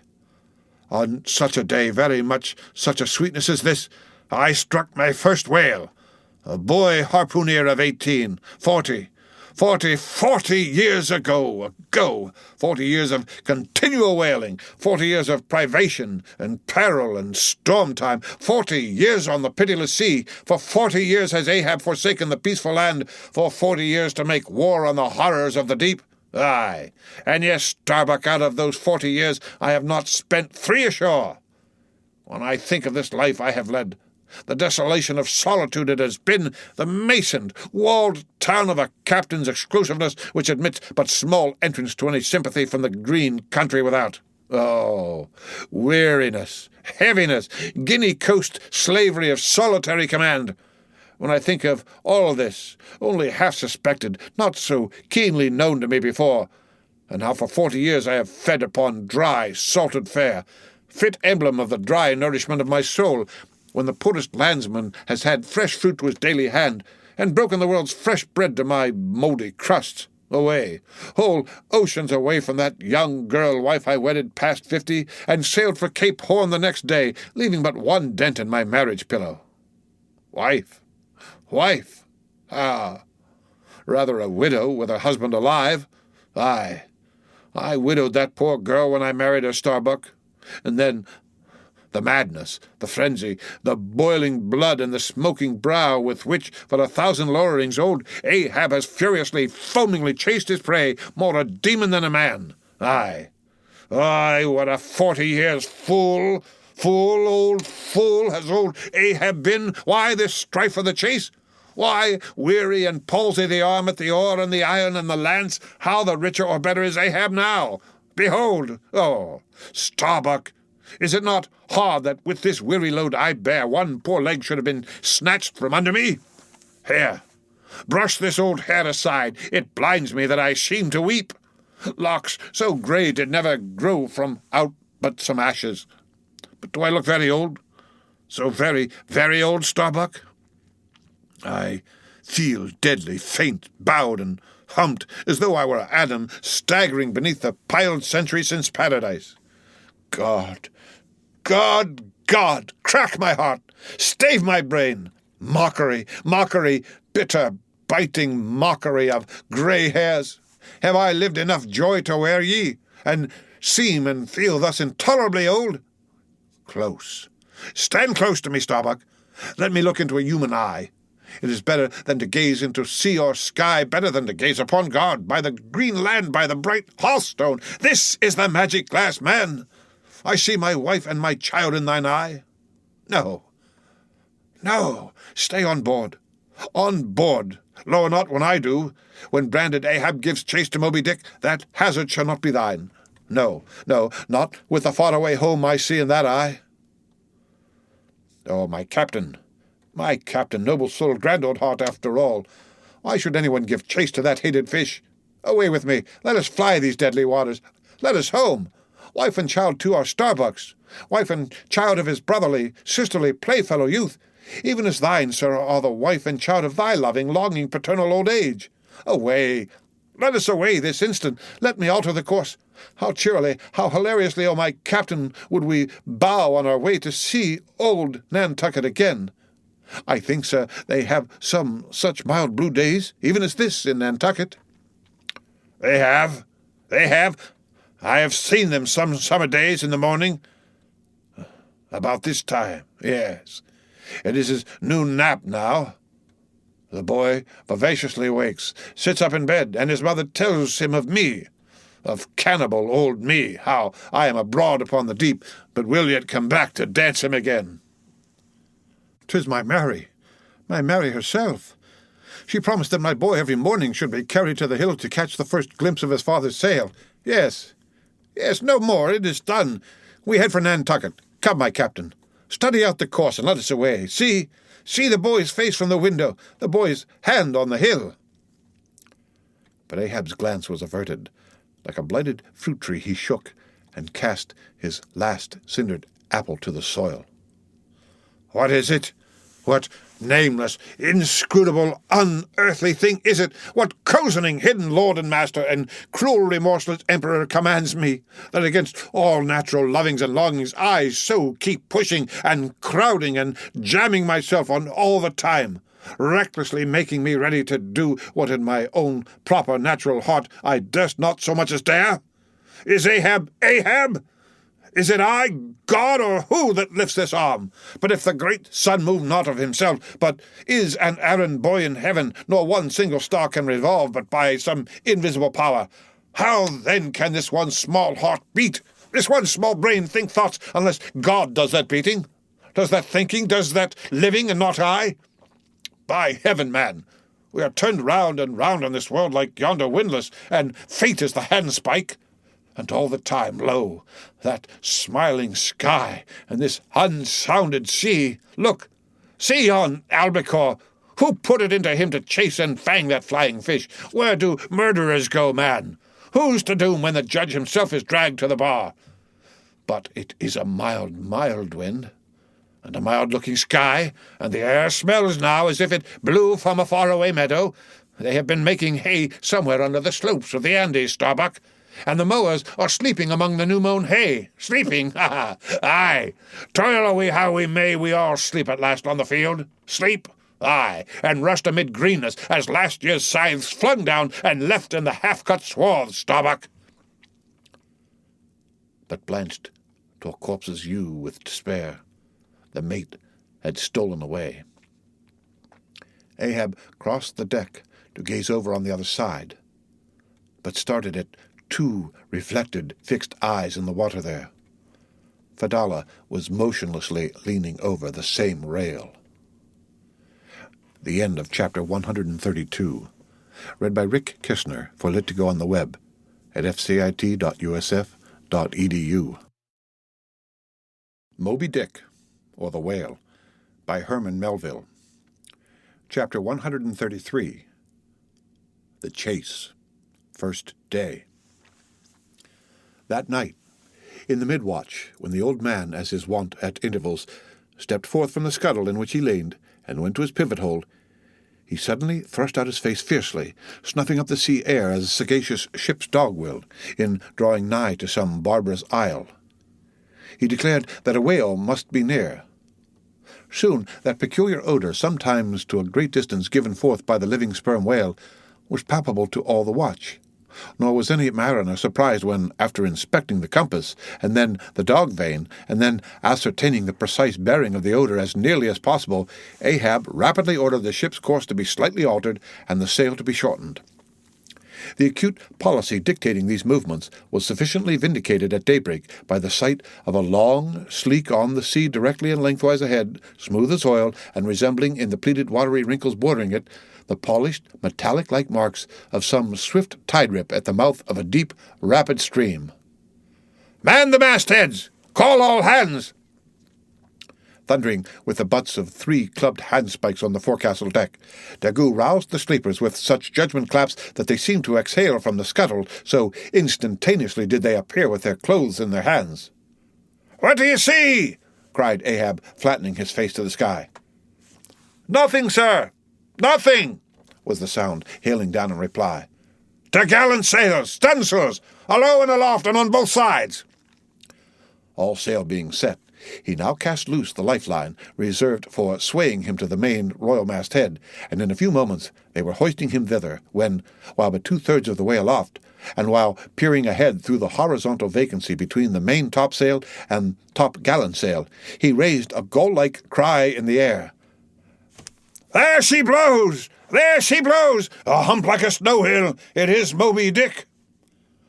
Fired by the cry, which seemed simultaneously taken up by the 3 lookouts, the men on deck rushed to the rigging to behold the famous whale they had so long been pursuing. Ahab had now gained his final perch, some feet above the other lookouts, Tashtego standing just beneath him on the cap of the top-gallant mast, so that the Indian's head was almost on a level with Ahab's heel.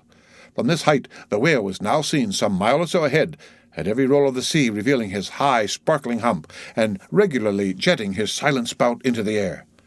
To the credulous mariners it seemed the same silent spout they had so long ago beheld in the moonlit Atlantic and Indian Oceans.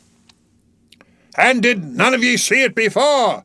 cried Ahab, hailing the perched men all around him. "I saw him almost that same instant, sir, that Captain Ahab did, and I cried out," said Tashtego. "Not the same instant, not the same, no, the doubloon is mine. Fate reserved the doubloon for me. I only, none of ye could have raised the white whale first. There she blows!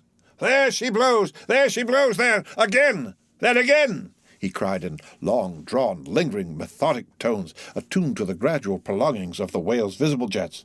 "He's going to sound! In stunsails! Down top-gallant sails! Stand by 3 boats, Mr. Starbuck! Remember, stay on board, and keep the ship. Helm there! Luff a point! So, steady, man! Steady! There go flukes! No, only black water. All ready, the boats there? Stand by! Stand by! Lower me, Mr. Starbuck! Lower! Quicker!" And he slid through the air to the deck. "He is heading straight to leeward, sir," cried Stubb. "Right away from us. Cannot have seen the ship yet." "Be dumb, man! Stand by the braces! Hard down the helm! Brace up! Shiver her! So! Well, that! Boats! Soon all the boats but Starbuck's were dropped, all the boat's sails set, all the paddles plying, with rippling swiftness shooting to leeward, and Ahab heading the onset. A pale, death glimmer lit up Fedallah's sunken eyes, a hideous motion gnawed his mouth. Like noiseless nautilus shells, their light prows sped through the sea, but only slowly they neared the foe.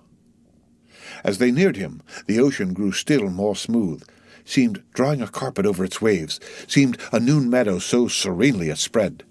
At length the breathless hunter came so nigh, seemingly unsuspecting prey, that his entire dazzling hump was distinctly visible, sliding along the sea as if an isolated thing, and continually set in a revolving ring of finest, fleecy, greenish foam. He saw the vast, involved wrinkles of the slightly projecting head beyond. Before it, far out on the soft Turkish-rugged waters, went the glistening white shadow from his broad milky forehead, a musical rippling playfully accompanying the shade, and behind the blue waters interchangeably flowed over into the moving valley of his steady wake, and on either hand bright bubbles arose and danced by his side. But these were broken again by the light toes of hundreds of gay fowls softly feathering the sea, alternate with their fitful flight, and like to some flagstaff rising from the painted hull of an argosy, the tall but shattered pole of a recent lance projected from the white whale's back, and at intervals one of the cloud of soft-toed fowls hovering, and to and fro, skimming like a canopy over the fish silently perched and rocked on this pole, the long tail feathers streaming like pennons. A gentle joyousness, a mighty mildness of repose and swiftness invested the gliding whale. Not the white bull Jupiter swimming away with ravished Europa clinging to his graceful horns, his lovely leering eyes sideways intent upon the maid, with smooth, bewitching fleetness rippling straight for the nuptial bower in Crete. Not Jove, not that great majesty supreme did surpass the glorified white whale as he so divinely swam. On each soft side, coincident with the parted swell, that, but once leaving him then flowed so wide away, on each bright side the whale shed off enticings. No wonder there had been some among the hunters who, namelessly transported and allured by all this serenity, had ventured to assail it, but had fatally found that quietude but the vesture of tornadoes. Yet calm, enticing calm, O whale, thou glidest on to all who for the first time eye thee, no matter how many in that same way thou mayest have bejuggled and destroyed before, and thus, through the serene tranquillities of the tropical sea, among waves whose hand-clappings were suspended by exceeding rapture, Moby Dick moved on, still withholding from sight the full terrors of his submerged trunk, entirely hiding the wrenched hideousness of his jaw. But soon the forepart of him slowly rose from the water. For an instant his whole marbleized body formed a high arch like Virginia's natural bridge, and warningly waved his bannered flukes in the air. The grand god revealed himself, sounded, and went out of sight. Hoveringly halting and dipping on the wing, the white sea-fowls longingly lingered over the agitated pool that he left.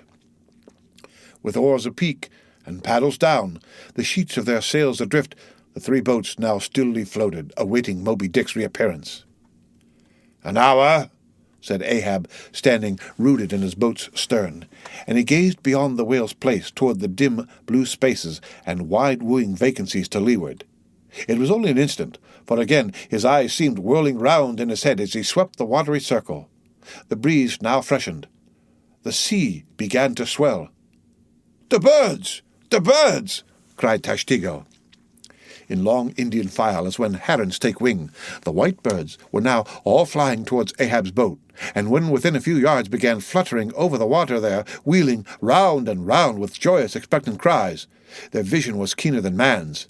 Ahab could discover no sign in the sea, but suddenly, as he peered down and down into its depths, he profoundly saw a white living spot, no bigger than a white weasel, with wonderful celerity, uprising and magnifying as it rose, till it turned, and then there were plainly revealed 2 long crooked rows of white glistening teeth, floating up from the undiscoverable bottom.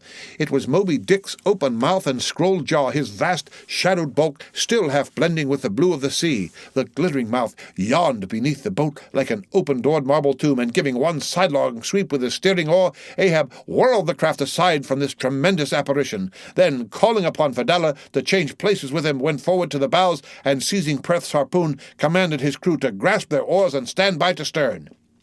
Now, by reason of this timely spinning round the boat upon its axis, its bow, by anticipation, was made to face the whale's head while yet under water. But, as if perceiving the stratagem, Moby Dick, with that malicious intelligence ascribed to him, sidlingly transplanted himself, as it were, in an instant, shooting his pleated head lengthwise beneath the boat. Through and through every plank and each rib, it thrilled for an instant, the whale obliquely lying on its back in the manner of a biting shark, slowly and feelingly taking its bows full within his mouth, so that the long, narrow, scrolled lower jaw curled high up into the open air, and one of the teeth caught in a rowlock. The bluish pearl white of the inside of the jaw was within 6 inches of Ahab's head, and reached higher than that. In this attitude, the white whale now shook the slight cedar as a mildly cruel cat or mouse. With unastonished eyes, Fedallah gazed and crossed his arms, but the tiger-yellow crew were tumbling over each other's heads to gain the uttermost stern. And now, while both elastic gunwales were springing in and out as the whale dallied with the doomed craft in this devilish way, and from his body being submerged beneath the boat, he could not be darted at from the bows, for the bows were almost inside of him, as it were, and while the other boats involuntarily paused, as before a quick crisis impossible to withstand, then it was that monomaniac Ahab, furious with this tantalizing vicinity of his foe, which placed him all alive and helpless in the very jaws he hated, frenzied with all this, he seized the long bone with his naked hands, and wildly strove to wrench from its grip. And now he thus vainly strove, the jaw slipped from him. The frail gunwales bent in, collapsed, and snapped as both jaws, like an enormous shears sliding further aft, bit the craft completely in twain and locked themselves fast again in the sea, midway between the 2 floating wrecks. These floated aside, the broken ends drooping, the crew at the stern wreck clinging to the gunwales and striving to hold fast to the oars to lash them across. At that preluding moment, ere the boat was yet snapped, Ahab, the first to perceive the whale's intent by the crafty upraising of his head, a movement that loosed his hold for the time, at that moment his hand had made one final effort to push the boat out of the bite. But only slipping further into the whale's mouth and tilting over sideways as it slipped, the boat had shaken off his hold on the jaw, spilled him out of it as he leaned to the push, and so he fell flat-faced upon the sea. Ripplingly withdrawing from his prey, Moby Dick now lay at a little distance, vertically thrusting his oblong white head up and down in the billows, and at the same time slowly revolving his whole spindled body, so that when his vast wrinkled forehead rose some 20 or more feet out of the water, the now rising swells with all their confluent waves dazzlingly broke against it, vindictively tossing their shivered spray still higher into the air. So, in a gale, the but half-baffled channel billows only recoil from the base of the Eddystone, triumphantly to overleap the summit with their scud. This motion is peculiar to the sperm whale. It receives its designation, pitch-poling, from its being likened to that preliminary up-and-down poise of the whale lance in the exercise called pitch-poling previously described. By this motion, the whale must best and most comprehensively view whatever objects may be encircling him. But soon, resuming his horizontal attitude, Moby Dick swam swiftly round and round the wrecked crew, sideways churning the water in his vengeful wake, as if lashing himself up to still another and more deadly assault. The sight of the splintered boat seemed to madden him as the blood of grapes and mulberries cast before Antiochus's elephants in the Book of Maccabees. Meanwhile, Ahab, half smothered in the foam of the whale's insolent tail, and too much of a cripple to swim, though he could still keep afloat, even in the heart of such a whirlpool as that. Helpless, Ahab's head was seen like a tossed bubble which the least chance shock might burst. From the boat's fragmentary stern, Fedallah incuriously and mildly eyed him. The clinging crew at the other drifting end could not succour him. More than enough was it for them to look to themselves, for so revolvingly appalling was the white whale's aspect, and so planetarily swift the ever-contracting circles he made, that he seemed horizontally swooping upon them. And though the other boats, unharmed, still hovered hard by, still they dared not pull into the eddy to strike, lest that should be the signal for the instant destruction of the jeopardized castaways, Ahab and all. Nor in that case could they themselves hope to escape. With straining eyes, then, they remained on the outer edge of the direful zone, whose centre had now become the old man's head. Meantime, from the beginning all this had been descried from the ship's mastheads, and squaring her yards she had borne down upon the scene, and was now so nigh that Ahab in the water hailed her. "Sail on the—" But that moment a breaking sea dashed on him from Moby Dick, and whelmed him for the time. But struggling out of it again, and chancing to rise on a towering crest, he shouted, "Sail on the whale! Drive him off!" The Pequod's prows were pointed, and, breaking up the charmed circle, she effectually parted the white whale from his victim. As he sullenly swam off, the boats flew to the rescue. Dragged into Stubbs' boat, with bloodshot, blinded eyes, the white brine caking in his wrinkles, the long tension of Ahab's bodily strength did crack, and helplessly he yielded to his body's doom for a time, lying all crushed in the bottom of Stubbs' boat, like one trodden under foot of herds of elephants. Far inland, nameless wails came from him as desolate sounds from out ravines. But this intensity of his physical prostration did but so much the more abbreviate it. In an instant's compass, great hearts sometimes condensed to one deep pang. The sum total of those shallow pains kindly diffused through feebler men's whole lives. And so such hearts, though summary in each one suffering, still, if the gods decree it, in their lifetime aggregate a whole age of woe wholly made up of instantaneous intensities, for even in their pointless centres those noble natures contain the entire circumferences of inferior souls. "The harpoon!" said Ahab, halfway rising, and draggingly leaning on one bended arm. "Is it safe?" "Aye, sir, for it was not darted. This is it," said Stubb, showing it. "Lay it before me. Any missing men?" 1, 2, 3, 4, 5. There were 5 oars, sir, and here are 5 men." "That's good. Help me, man. I wish to stand. So, I see him. There, going to leeward still. What a leaping spout. Hands off from me. The eternal sap runs up in Ahab's bones again. Set the sail, out oars, the helm." It is often the case that when a boat is stove, its crew, being picked up by another boat, help to work that second boat, and the chase is thus continued with what is called double-banked oars.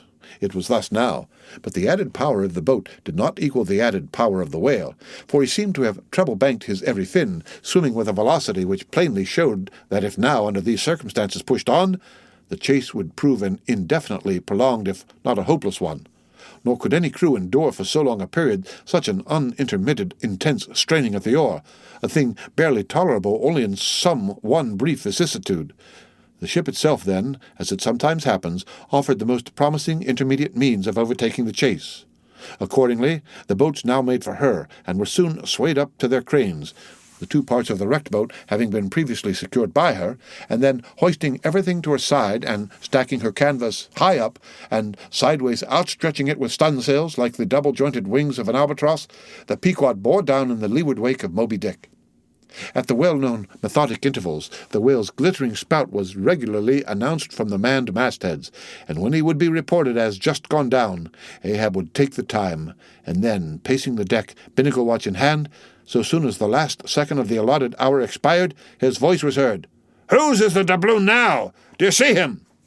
And if the reply was, "No, sir," straightway he commanded them to lift him to his perch. In this way the day wore on, Ahab, now aloft and motionless, anon unrestingly pacing the planks. As he was thus walking, uttering no sound except to hail the men aloft, or to bid them hoist a sail still higher, or to spread one to a still greater breadth, thus to and fro pacing beneath his slouched hat, at every turn he passed his own wrecked boat, which had been dropped upon the quarter-deck and lay there reversed, broken bow to shattered stern. At last he paused before it, and, as in an already overclouded sky fresh troops of clouds will sometimes sail across, so over the old man's face there now stole some such added gloom as this. Stubb saw him pause, and perhaps intending, not vainly though, to evince his own unabated fortitude, and thus keeping up a valiant place in his captain's mind, he advanced, and eyeing the wreck, exclaimed, "The thistle the ass refused. It pricked his mouth too keenly, sir. Ha ha ha! What soulless thing is this that laughs before a wreck? Man, did I not know thee brave as fearless fire, and as mechanical, I could swear thou wert a poltroon. Groan nor laugh should be heard before a wreck." "Aye, sir," said Starbuck, drawing near. "'Tis a solemn sight, an omen, and an ill one." "Omen? Omen? The dictionary! If the gods think to speak outright to man, they will honourably speak outright, not shake their heads and give an old wives' darkling hint. Begone! Ye two are the opposite poles of one thing. Starbuck is Stubb reversed, and Stubb is Starbuck, and ye two are all mankind. And Ahab stands alone among the millions of the peopled earth, nor gods nor men his neighbours. Cold, cold, I shiver. How now, aloft there, do you see him? Sing out for every spout, though he spout 10 times a second." The day was nearly done. Only the helm of his golden robe was rustling. Soon it was almost dark, but the lookout men still remained unset. "Can't see the spout now, sir. Too dark?" cried a voice from the air. "How heading when last seen?" "As before, sir. Straight to leeward." "Good. He will travel slower now 'tis night. Down royals and top-gallant stunsails, Mr. Starbuck. We must not run over him before morning. He's making a passage now, and may hoove to a while. Helm there, keep her full before the wind, aloft. Come down. Mr. Stubb, send a fresh hand to the foremast head, and see it manned till morning." Then, advancing toward the doubloon in the mainmast, "Men, this gold is mine, for I earned it. But I shall let it abide here till the white whale is dead, and then, whosoever of ye first raises him upon the day, he shall be killed. This gold is that man's, and if on that day I shall again raise him, then 10 times its sum shall be divided among all of ye. Away now, the deck is thine, sir." And so saying, he placed himself halfway within the scuttle, and slouching his hat, stood there till dawn, except when at intervals rousing himself to see how the night wore on. The end of chapter 133. Read by Rick Kistner for Lit2Go on the web at fcit.usf.edu. Moby Dick, or The Whale, by Herman Melville. Chapter 134. The Chase, Second Day. At daybreak, the 3 mastheads were punctually manned afresh. "Do you see him?" cried Ahab, after allowing a little space for the light to spread. "See nothing, sir." "Turn up all hands and make sail. He travels faster than I thought for." "The top-gallant sails, aye. They should have been kept under all night. But no matter, 'tis but resting for the rush." Here be it said that this pertinacious pursuit of one particular whale, continued through day into night, and through night into day, is a thing by no means unprecedented in the South Sea fishery. For such is the wonderful skill, prescience of experience, and invincible confidence acquired by some great natural geniuses among the Nantucket commanders, that, from the simple observation of a whale when last descried, they will, under certain circumstances, pretty accurately foretell both the direction in which he will continue to swim for a time, while out of sight, as well as his probable rate of progression during that period. And in these cases, somewhat as a pilot, when about losing sight of a coast, whose general trending he well knows, and which he desires shortly to return to again, but at some further point, like as this pilot stands by his compass, and takes the precise bearing of the cape at present visible, in order the more certainly to hit aright the remote unseen headland, eventually to be visited, so does the fisherman at his compass with the whale. For, after being chased and diligently marked through several hours of daylight, then, when night obscures the fish, the creature's future wake through the darkness is almost established to the sagacious mind of the hunter as the pilot's coast is to him. so that to this hunter's wondrous skill the proverbial evanescence of a thing writ in water, awake, is, to all desired purposes, well nigh as reliable as the steadfast land.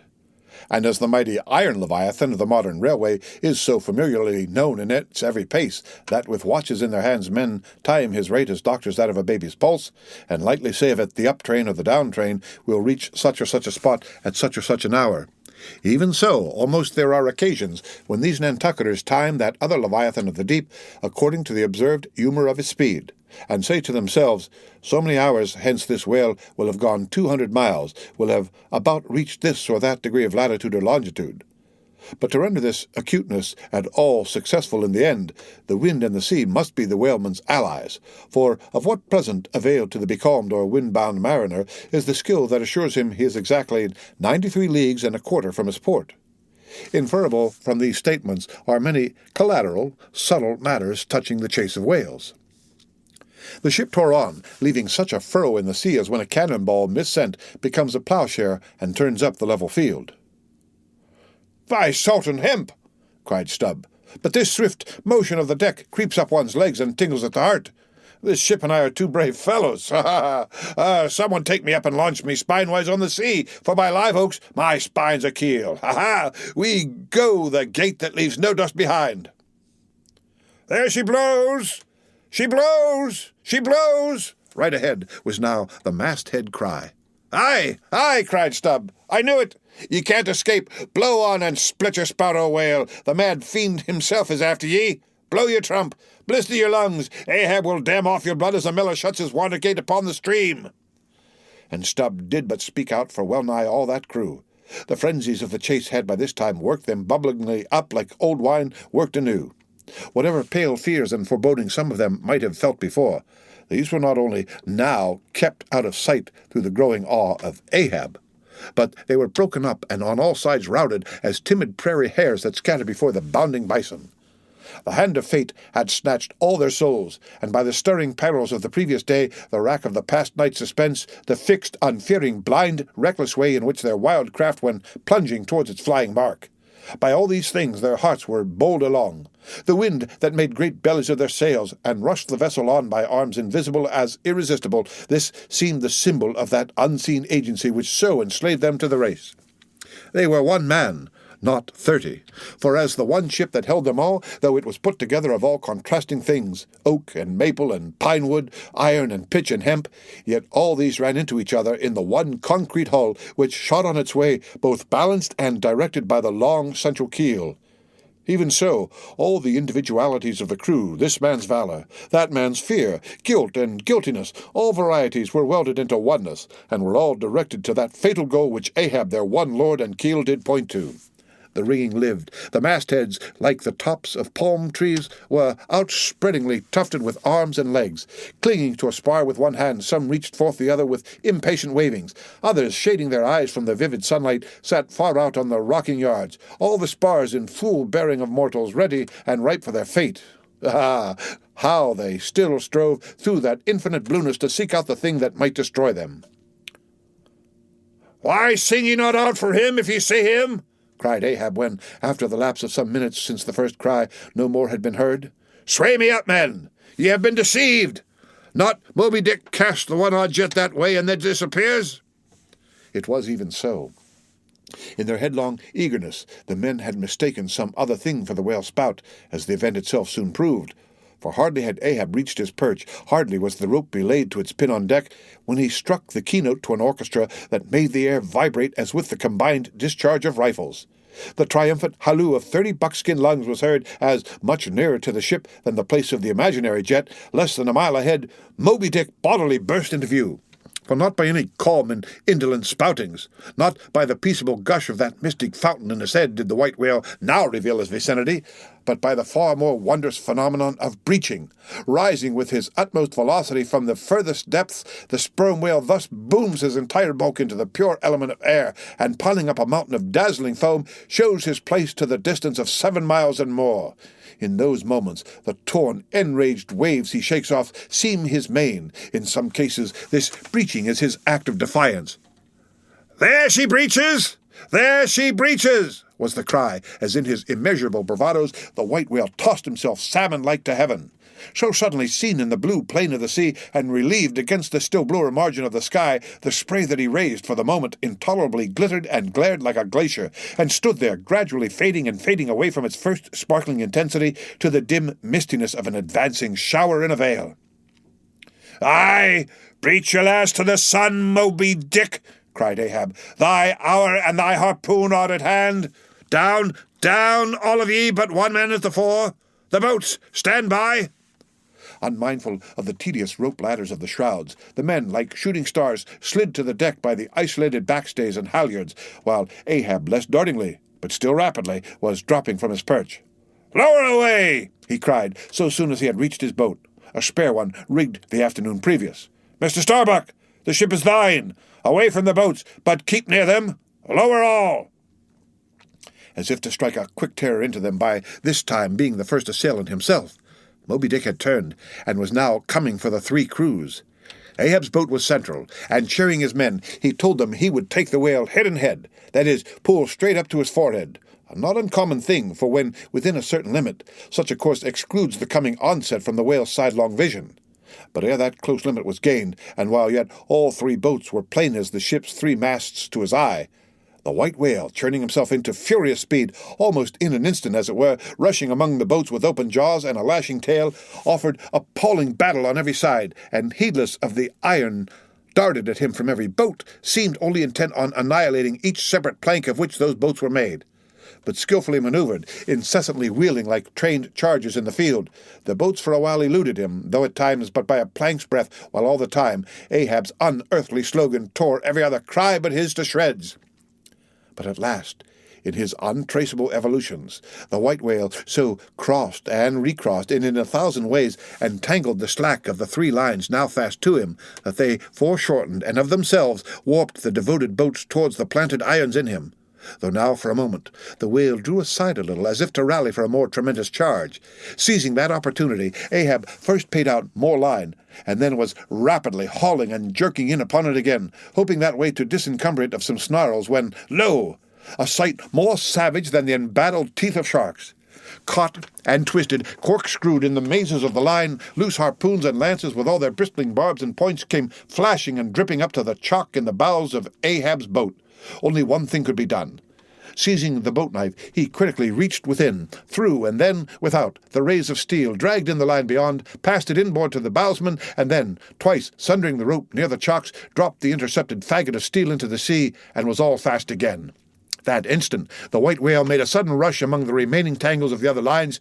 By so doing, irresistibly dragged the more involved boats of Stubb and Flask towards his flukes, dashed them together like two rolling husks on a surf-beaten beach, and then, diving down into the sea, disappeared in a boiling maelstrom, in which for a space the odorous cedar chips of the wrecks danced round and round like the grated nutmeg in a swiftly stirred bowl of punch. While the two crews were yet circling in the waters, reaching out after the revolving line-tubs, oars, and other floating furniture, while aslope little Flask bobbed up and down like an empty vial, twitching his legs upwards to escape the dreaded jaws of sharks, and Stubb was lustily singing out for someone to ladle him up, and while the old man's line, now parting, admitted of his pooling into the creamy pool to rescue whom he could, in that wild simultaneousness of 1,000 concreted perils, Ahab's yet unstricken boat seemed drawn up towards heaven by invisible wires, as, arrow-like, shooting perpendicularly from the sea, the white whale dashed his broad forehead against its bottom and sent it turning over and over into the air till it fell again, gunwale down, and Ahab and his men struggled out from under it like seals from a seaside cave.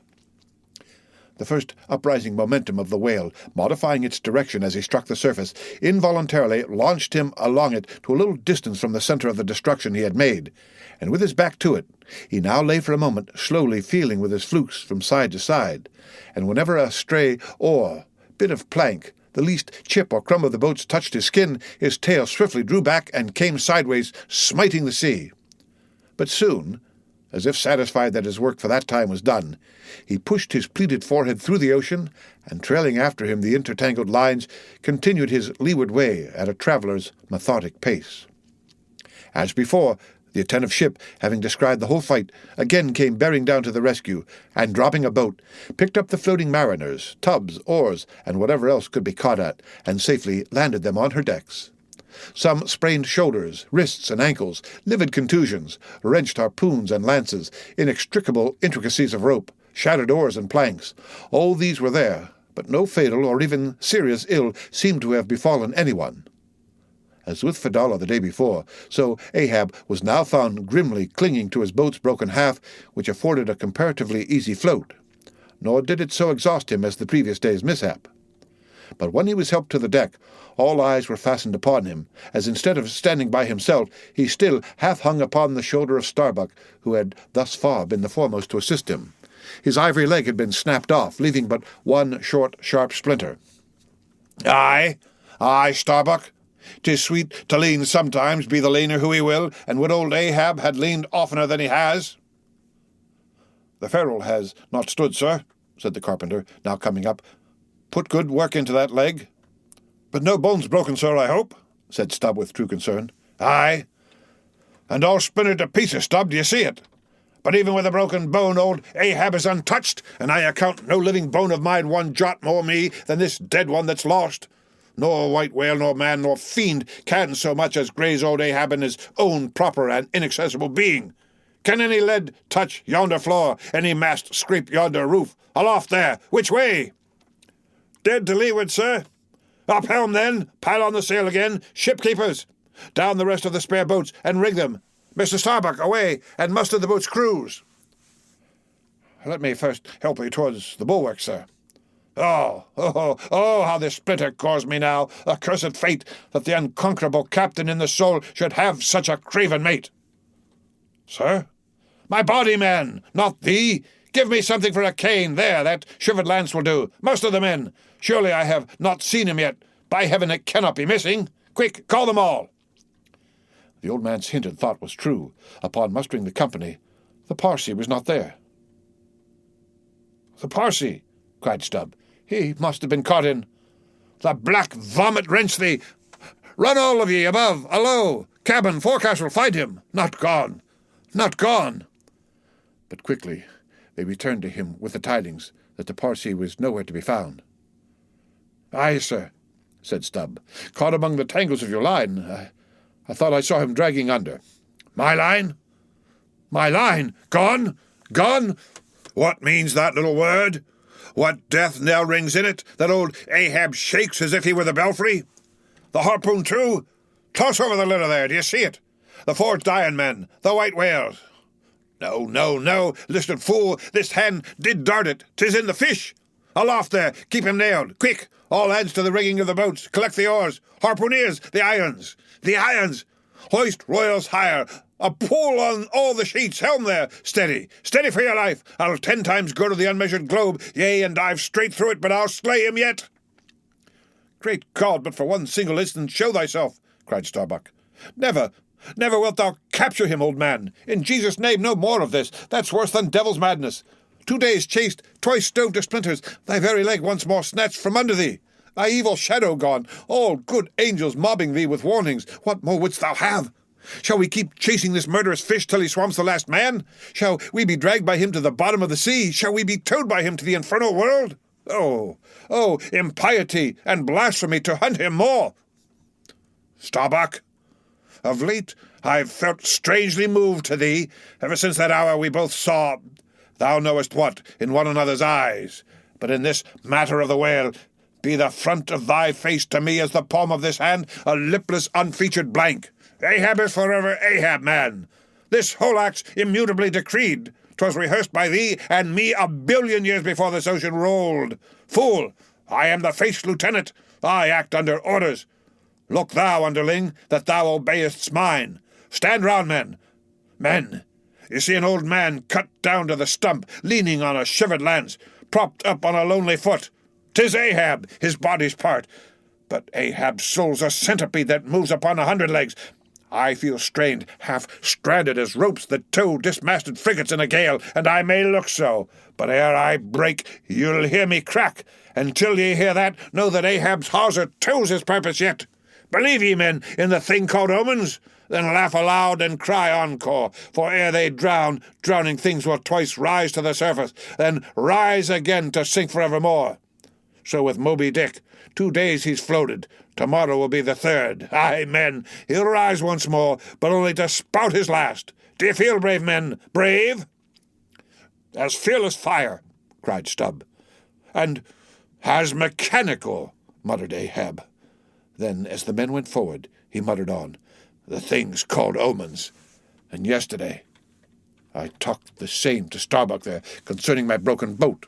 Oh, how valiantly I seek to drive out of others' hearts what's clinched so fast in mine. The Parsee, gone. Gone. And he was to go before, but still was to be seen again ere I could perish. How's that? There's a riddle now, might baffle all the lawyers backed by the ghosts of the whole line of judges. Like a hawk's beak it pecks my brain. I'll solve it, though. When dusk descended, the whale was still in sight to leeward. So once more the sail was shortened, and everything passed nearly as on the previous night. Only the sound of hammers and the hum of the grindstone was heard till early daylight, as the men toiled by lanterns in the complete and careful rigging of the spare boats and sharpening their fresh weapons for the morrow. Meantime, of the broken keel of Ahab's wrecked craft, the carpenter made him another leg, while still as on the night before, slouched Ahab stood fixed within his scuttle, his hid heliotrope glance anticipatingly gone backward on its dial, set due eastward for the earliest sun. The end of chapter 134. Read by Rick Kistner. For Lit to Go on the web at fcit.usf.edu. Moby Dick, or The Whale, by Herman Melville. Chapter 135. The Chase. Third Day. The morning of the 3rd day dawned fair and fresh, and once more the solitary nightman at the foremasthead was relieved by crowds of the daylight lookouts who dotted every mast and almost every spar. "Do you see him?" cried Ahab, but the whale was not yet in sight. "In his infallible wake, though, but follow that wake, that's all. Helm there, steady as thou goest, and hast been going. What a lovely day again! We're a new-made world, and made for a summer house to the angels, and this morning the first of its throwing open to them. A fairer day could not dawn upon that world. Here's food for thought, had Ahab time to think. But Ahab never thinks, he only feels. That's tingling enough for mortal man. To think's audacity. God only has that right and privilege. Thinking is there ought to be a coolness and a calmness, and our poor hearts throb, and our poor brains beat too much for that. And yet I've sometimes thought my brain was very calm, frozen calm. This old skull cracks so like a glass in which the contents turn to ice and shiver it. And still this hair is growing now. This moment growing, and heat must breed it. But no, it's like that sort of common grass that will grow anywhere, between the earthly clefts of Greenland ice or in Vesuvius lava. How the wild winds blow it! They whip it about me as the torn shreds of split sails lash the tossed ship they cling to. A vile wind that has no doubt blown ere this through prison corridors and cells and wards of hospitals and ventilated them, and now comes blowing hither as innocent as fleeces. Out upon it! It's tainted! Were I the wind, I'd blow no more on such a wicked, miserable world. I'd crawl somewhere to a cave and slink there. And yet, 'tis a noble and heroic thing, the wind. Whoever conquered it? In every fight it has the last and bitterest blow. Run tilting at it, and you but run through it. Ha, ha! A coward wind that strikes stark-naked men, but will not stand to receive a single blow. Even Ahab is a braver thing, a nobler thing than that. Would now the wind but had a body. But all the things that most exasperate and outrage mortal man, all these things are bodiless, but only bodiless as objects, not as agents. There's a most special, a most cunning, a most malicious difference. And yet I say again, and swear it now, that there's something all glorious and gracious in the wind. These warm trade winds, at least, that in the clear heavens blow straight on, in strong and steadfast, vigorous mildness, and veer not from their mark, however the baser currents of the sea may turn and tack, and mightiest Mississippis of the land swift and swerve about, uncertain where to go at last.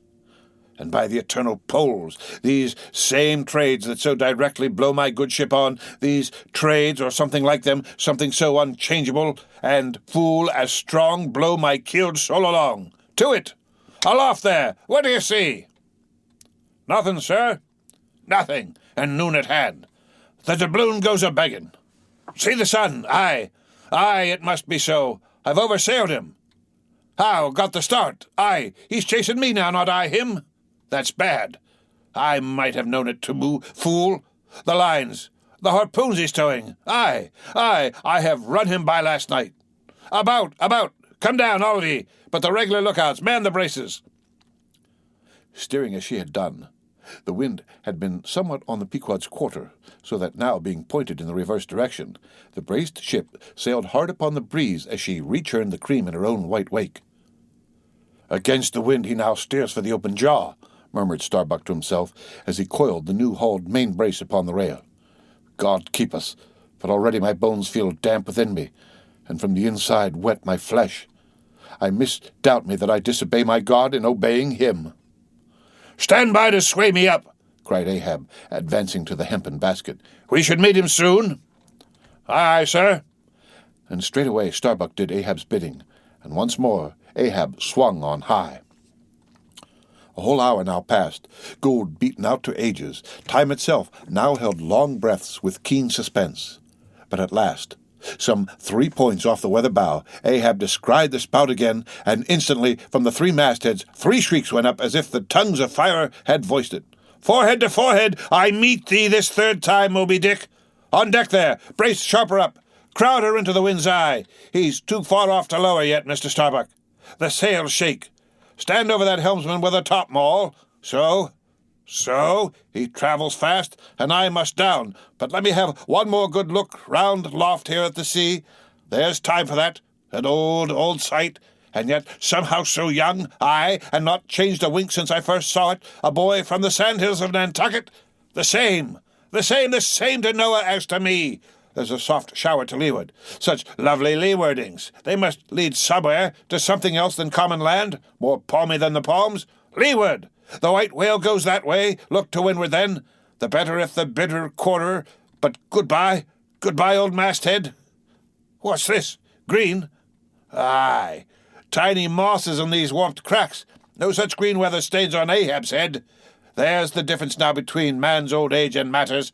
But I, old mast, we both grow old together, sound in our halls, though, are we not, my ship? Aye, minus a leg, that's all. By heaven, this dead wood has the better of my live flesh every way. I can't compare with it, and I've known some ships made of dead trees outlast the lives of men made of the most vital stuff of vital fathers. What's that he said? He should still go before me, my pilot, and yet to be seen again? But where? Will I have eyes at the bottom of the sea, supposing I descend those endless stairs? And all night I've been sailing from him, wherever he did sink to. Aye, like many more thou toldest direful truth as touching thyself, O Parsee. But Ahab, there, thy shot fell short. Goodbye, masthead. Keep a good eye upon the whale, the while I'm gone. We'll talk tomorrow, nay, tonight, when the white whale lies down there, tied by head and tail. He gave the word, and still gazing round him, was steadily lowered through the cloven blue air to the deck. In due time the boats were lowered, but as standing in a shallop's stern, Ahab just hovered upon the point of the descent. He waved to the mate, who held one of the tackle ropes on deck, and bade him pause. Starbuck? Sir? For the 3rd time my soul's ship starts upon this voyage, Starbuck. Aye, sir, thou wilt have it so. Some ships sail from their ports, and ever afterwards are missing, Starbuck. Truth, sir, saddest truth. Some men die at ebb tide, some at low water, some at the full of the blood, and I feel now like a billow that's all one crested comb, Starbuck. I am old. Shake hands with me, man. Their hands met, their eyes fastened. Starbuck tears the glue. Oh, my captain, noble heart, go not. Go not! See, it's a brave man that weeps. How great the agony of the persuasion, then! Lower away! Cried Ahab, tossing the mate's arm from him. Stand by for the crew! In an instant the boat was pulling round, close under the stern. The sharks! The sharks! Cried a voice from the low cabin window there. Oh, master! My master, come back! But Ahab heard nothing, for his own voice was high lifted then, and the boat leaped on. Yet the voice spake true, for scarce had he pushed from the ship when numbers of sharks, seemingly rising from out the dark waters beneath the hull, maliciously snapped at the blades of the oars every time they dipped in the water, and in this way accompanied the boat with their bites. It is a thing not uncommonly happening to the whaleboats in those swarming seas, the sharks at times apparently following them in the same prescient way that vultures hover over the banners of marching regiments in the east. But these were the first sharks that had been observed by the Pequod since the white whale had been first descried. And whether it was that Ahab's crew were all such tiger-yellow barbarians, and therefore their flesh more musky to the senses of the sharks, a matter sometimes well known to affect them, however it was, they seemed to follow that one boat without molesting the others. "Heart of wrought steel," murmured Starbuck, gazing over the side, and following with his eyes the receding boat. "Canst thou yet ring boldly to that sight? Lowering thy keel among ravening sharks, and followed by them, open-mouthed to the chase, and this the critical third day? For when 3 days float together in one continuous intense pursuit, be sure the first is the morning, the second the noon, and the third the evening, and the third of that thing, be that end what it may. Oh, my God! What is this that shoots through me, and leaves me so deadly calm, yet expectant, fixed at the top of a shudder? Future things swim before me as in empty outlines and skeletons. All the past is somehow grown dim. Mary, girl, thou fadest in pale glories behind me. Boy, I seem to see but thy eyes grown wondrous blue. Strangest problems of life seem clearing, but clouds sweep between. Is my journey's end coming? My legs feel faint, like his who has footed it all day. Feel thy heart, beat it yet? Stir thyself, Starbuck. Stave it off. Move, move, speak aloud. Master there, see ye my boy's hand on the hill, crazed aloft there. Keep thy keenest eye upon the boats. Mark well the whale. Ho, again! Drive off that hawk. See, he pecks, he tears the vein, pointing to the red flag flying at the main truck. Ha! He soars away with it. Where's the old man now? Seest thou that sight, O Ahab? Shudder, shudder! The boats had not gone very far, when by a signal from the mastheads, a downward-pointed arm, Ahab knew that the whale had sounded, but, intending to be near him at the next rising, he held on his way a little sideways from the vessel, the becharmed crew maintaining the profoundest silence, as the head-bent waves hammered and hammered against the opposing bow. "Drive! Drive in your nails, O ye waves, to their uttermost heads, drive them in, ye but strike a thing without a lid, and no coffin and no hearse can be mine, and hemp only can kill me, ha! Suddenly, the waters around them slowly swelled in broad circles, then quickly upheaved as if sideways sliding from a submerged berg of ice swiftly rising to the surface. A low, rumbling sound was heard, a subterraneous hum, and then all held their breaths as, bedraggled with trailing ropes and harpoons and lances, a vast form shot lengthwise but obliquely from the sea. Shrouded in a thin, drooping veil of mist, it hovered for a moment in the rainbowed air, and then fell swamping back into the deep. Crushed 30 feet upwards, the waters flashed for an instant like heaps of fountains, then brokenly sank in a shower of flakes, leaving the circling surface creamed like new milk round the marble trunk of the whale. "Give way!" cried Ahab to the oarsmen, and the boats darted forward to the attack. But maddened by yesterday's fresh irons that corroded in him, Moby Dick seemed combinedly possessed by all the angels that fell from heaven. The wide tiers of welded tendons overspreading his broad white forehead beneath the transparent skin looked knitted together as head-on he came, churning his tail among the boats, and once more flailed them apart, spilling out the irons and lances from the two mates' boats, and dashing in one side of the upper part of their bows, but leaving Ahab's almost without a scar, while Daggoo and Queequeg were stopping the strained planks, and as the whale, swimming out from them, turned and showed one entire flank as he shot by them, again at that moment a quick cry went up. Lashed round and round to the fish's back, pinioned in the turns upon turns in which during the past night the whale had reeled the involutions of the lines around him, the half-torn body of the Parsee was seen, his sable raiment frayed to shreds, his distended eyes turned full upon old Ahab. The harpoon dropped from his hand. "Befooled! Befooled!" drawing in a long, lean breath. "Aye, Parsee, I see thee again. Aye, and thou goest before, and this then is the hearse that thou didst promise. But I hold thee to the last letter of my word. Where is the second hearse? Away, mates, to the ship! Those boats are useless now. Repair them if ye can in time and return to me. If not, Ahab is enough to die. Down, men! The first thing that but offers to jump from this boat I stand in, that thing I harpoon. You're not other men but my arms and my legs, and so obey me. Where's the whale? Gone down again?" But he looked too nigh the boat, for as if bent upon escaping with the corpse he bore, and as if the particular place of the last encounter had been but a stage in his leeward voyage, Moby Dick was now again steadily swimming forward, and had almost passed the ship which thus far had been sailing in the contrary direction to him, though for the present her headway had been stopped. He seemed swimming with his utmost velocity, and now only intent upon pursuing his own straight path in the sea.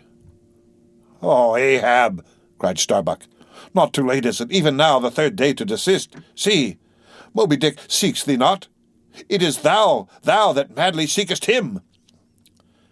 Setting sail to the rising wind, the lonely boat was swiftly impelled to leeward by both oars and canvas, and at last, when Ahab was sliding by the vessel so near as plainly to distinguish Starbuck's face as he leaned over the rail, he hailed him to turn the vessel about and follow him, not too swiftly, at a judicious interval.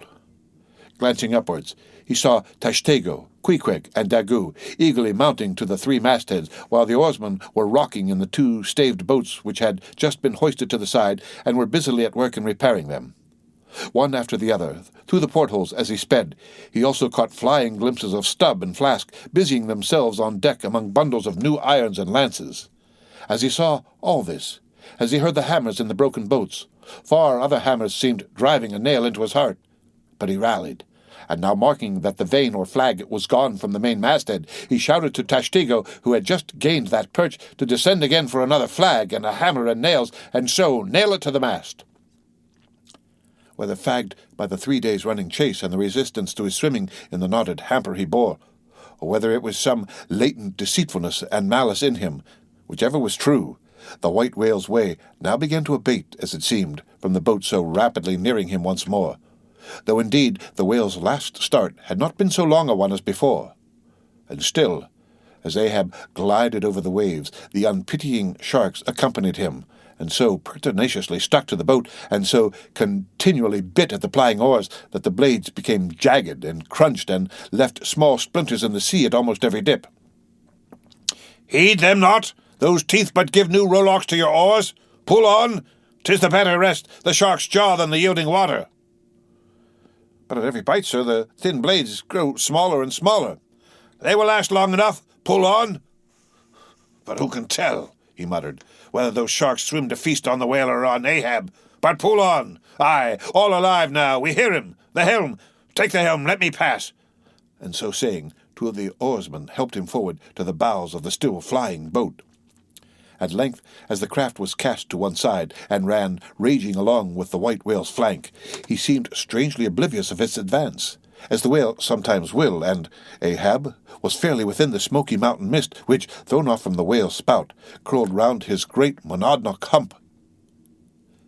He was even thus close to him, when, with body arched back and both arms lengthwise high lifted to the poise, he darted his fierce iron and his far fiercer curse into the hated whale, as both steel and curse sank to the socket as if sucked into a morass. Moby Dick sidewise writhed spasmodically, rolled his nigh flank against the bow, and without staving a hole in it, so suddenly canted the boat over that, had it not been for the elevated part of the gunwale to which he then clung, Ahab would once more have been tossed into the sea. As it was, 3 of the oarsmen, who foreknew not the precise instant of the dark, and were therefore unprepared for its effects, these were flung out, but so fell that in an instant 2 of them clutched the gunwale again, and rising to its level on a combing wave, hurled themselves bodily inboard again. The 3rd man helplessly dropped astern, but still afloat and swimming. Almost simultaneously, with a mighty volition of ungraduated instantaneous swiftness, the white whale darted through the weltering sea. But when Ahab cried out to the steersman to take new turns with the line and hold it so, and commanded the crew to turn round on their seats and tow the boat up to the mark, the moment the treacherous line felt that double strain and tug, it snapped in the empty air. "What breaks in me? Some sinew cracks, 'tis whole again. Oars burst in upon him." Hearing the tremendous rush of the sea-crashing boat, the whale wheeled round to present his blank forehead at bay. But in that evolution, catching sight of the nearing black hull of the ship, seemingly seeing in it the source of all his persecutions, bethinking it, it may be, a larger and nobler foe. Of a sudden, he bore down upon its advancing prow, smiting his jaws amid fiery shouts of foam. Ahab staggered. His hand smote his forehead. "I grow blind? Hands, stretch out before me that I may yet grope my way. Is it night?" "The whale! The ship!" cried the cringing oarsman. "Oars! Oars! Slope downwards to thy depths, O sea, that, ere it be forever too late, Ahab may slide this last time upon his mark. I see! The ship! The ship! Dash on, my men! Will ye not save my ship?" But as the oarsmen violently forced their boat through the sledge-hammering seas, the before whale-smitten bow ends of two planks burst through, and in an instant almost the temporarily disabled boat lay nearly level with the waves, its half-wading, splashing crew trying hard to stop the gap and bail out the pouring water. Meantime, for that one beholding instant, Tashtego's masthead hammer remained suspended in his hand, and the red flag, half wrapping him as with a plaid, then streamed itself straight out from him as his own forward-flowing heart, while Starbuck and Stubb, standing upon the bowsprit beneath, caught sight of the downcoming monster just as soon as he. "The whale! The whale! Up helm! Up helm! Oh, ye sweet powers of air, now hug me close! Let not Starbuck die, if die he must in a woman's fainting fit. Up helm! I say, ye fools, the jaw! The jaw! Is this the end of all my bursting prayers, all my lifelong fidelities? Oh, Ahab, Ahab, know thy work! Steady, helmsman, steady! Nay, up helm again! He turns to meet us. Oh, his unappeasable brow drives on towards one whose duty tells him he cannot depart. By God, stand by me now! Stand not by me, but stand under me, whoever you are that will now help Stubb, for Stubb too sticks here. I grin at thee, thou grinning whale. Whoever helped Stubb or kept Stubb awake but Stubb's own unwinking eye. And now poor Stubb goes to bed upon a mattress that is all too soft when it were stuffed with brushwood. I grin at thee, thou grinning whale. Look ye, sun, moon, and stars, I call ye assassins of as good a fellow as ever spouted up its ghost. For all that, I would yet ring glasses with thee, would ye but hand the cup. Oh, thou grinning whale, but there'll be plenty of gulping soon. Why fly ye not, O Ahab? For me, off shoes and jacket to it. Let Stubb die in his drawers. A most mouldy and over-salted death, though. Cherries, cherries, cherries. Oh, flask for one red cherry ere we die. Cherries. I only wish that we were where they grow. Oh, Stubb, I hope my poor mother's drawn my part pay ere this. If not, few coppers will now come to her, for the voyage is up. From the ship's bows, nearly all the seamen now hung inactive, hammers, bits of plank, lances, and harpoons mechanically retained in their hands, just as they had darted from their various employments, all their enchanted eyes intent upon the whale, which, from side to side, strangely vibrating his predestinating head, sent a broad band of overspreading semicircular foam before him as he rushed. Retribution, swift vengeance, eternal malice were in his whole aspect, and spite of all that mortal men could do, the solid white buttress of his forehead smote the ship's starboard bow till men and timbers reeled.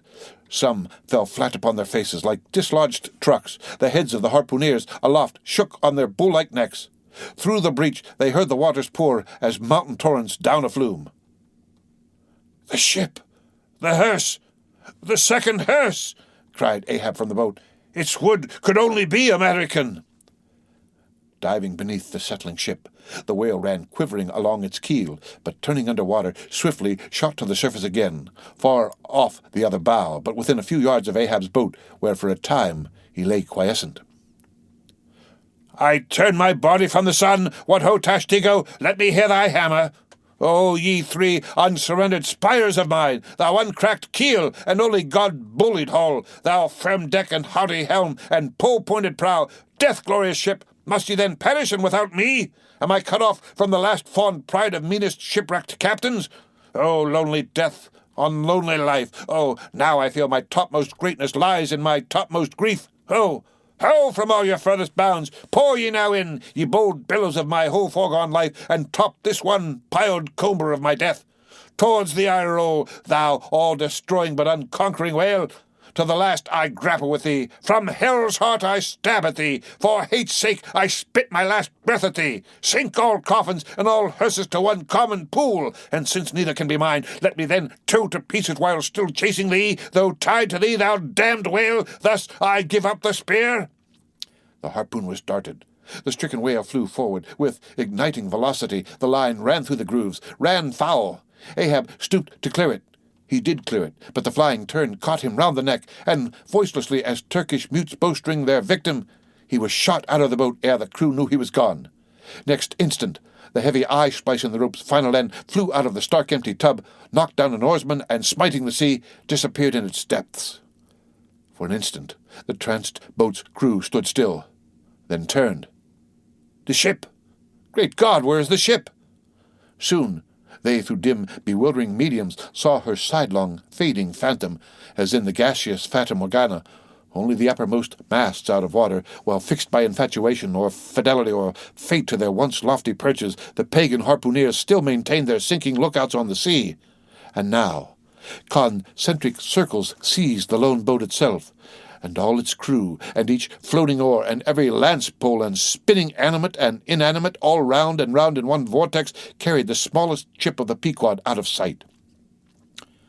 But as the last whelmings intermixingly poured themselves over the sunken head of the Indian at the mainmast, leaving a few inches of erect spar yet visible, together with long, streaming yards of the flag which calmly undulated, with ironical coincidings over the destroying billows they almost touched, at that instant, a red arm and a hammer hovered backwardly, uplifted in the open air, in the act of nailing the flag faster and yet faster to the subsiding spar.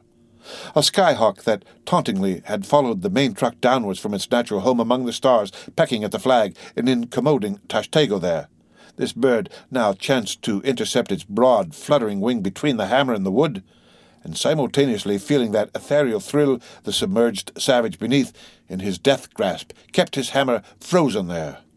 And so the bird of heaven, with archangelic shrieks, and his imperial beak thrust upwards, and his whole captive form folded in the flag of Ahab, went down with his ship, which, like Satan, would not sink to hell till she had dragged a living part of heaven along with her, and helmeted herself with it. Now, small fowls flew screaming over the yet yawning gulf. A sullen white surf beat against its steep sides, and then all collapsed, and the great shroud of the sea rolled on, as it rolled 5,000 years ago. The end of chapter 135. Read by Rick Kishner for Lit2Go on the web at fcit.usf.edu. Moby Dick, or the Whale, by Herman Melville. Epilogue. And I only am escaped alone to tell thee. Job. The drama's done. Why then here does anyone step forth? Because one did survive the wreck. It so chanced that after the Parsee's disappearance, I was he whom the fates ordained to take the place of Ahab's bowsman, when that bowsman assumed the vacant post, the same who, when on the last day the three men were tossed from out of the rocking boat, was dropped astern. So, floating on the margin of the ensuing scene, and in full sight of it, when the half-spent suction of the sunk ship reached me, I was then but slowly drawn towards the closing vortex. When I reached it, it had subsided to a creamy pool, round and round then, and ever contracting towards the button-like black bubble at the axis of that slowly wheeling circle, like another Ixion I did revolve, till gaining that vital centre, the black bubble upward burst, and now, liberated by reason of its cunning spring, and owing to its great buoyancy, rising with great force, the coffin life-buoy shot lengthwise from the sea, fell over, and floated by my side. Buoyed up by that coffin for almost one whole day and night, I floated on a soft and dirge-like main. The unharming sharks, they glided by as if with padlocks on their mouths. The savage sea-hawks sailed with sheathed beaks. On the second day, a sail drew nearer, and picked me up at last. It was the devious-cruising Rachel, that in her retracing search after her missing children only found another orphan. The end of the epilogue, and the end of Moby Dick, or the Whale, by Herman Melville. Read by Rick Kishner for Lit2Go on the web at fcit.usf.edu.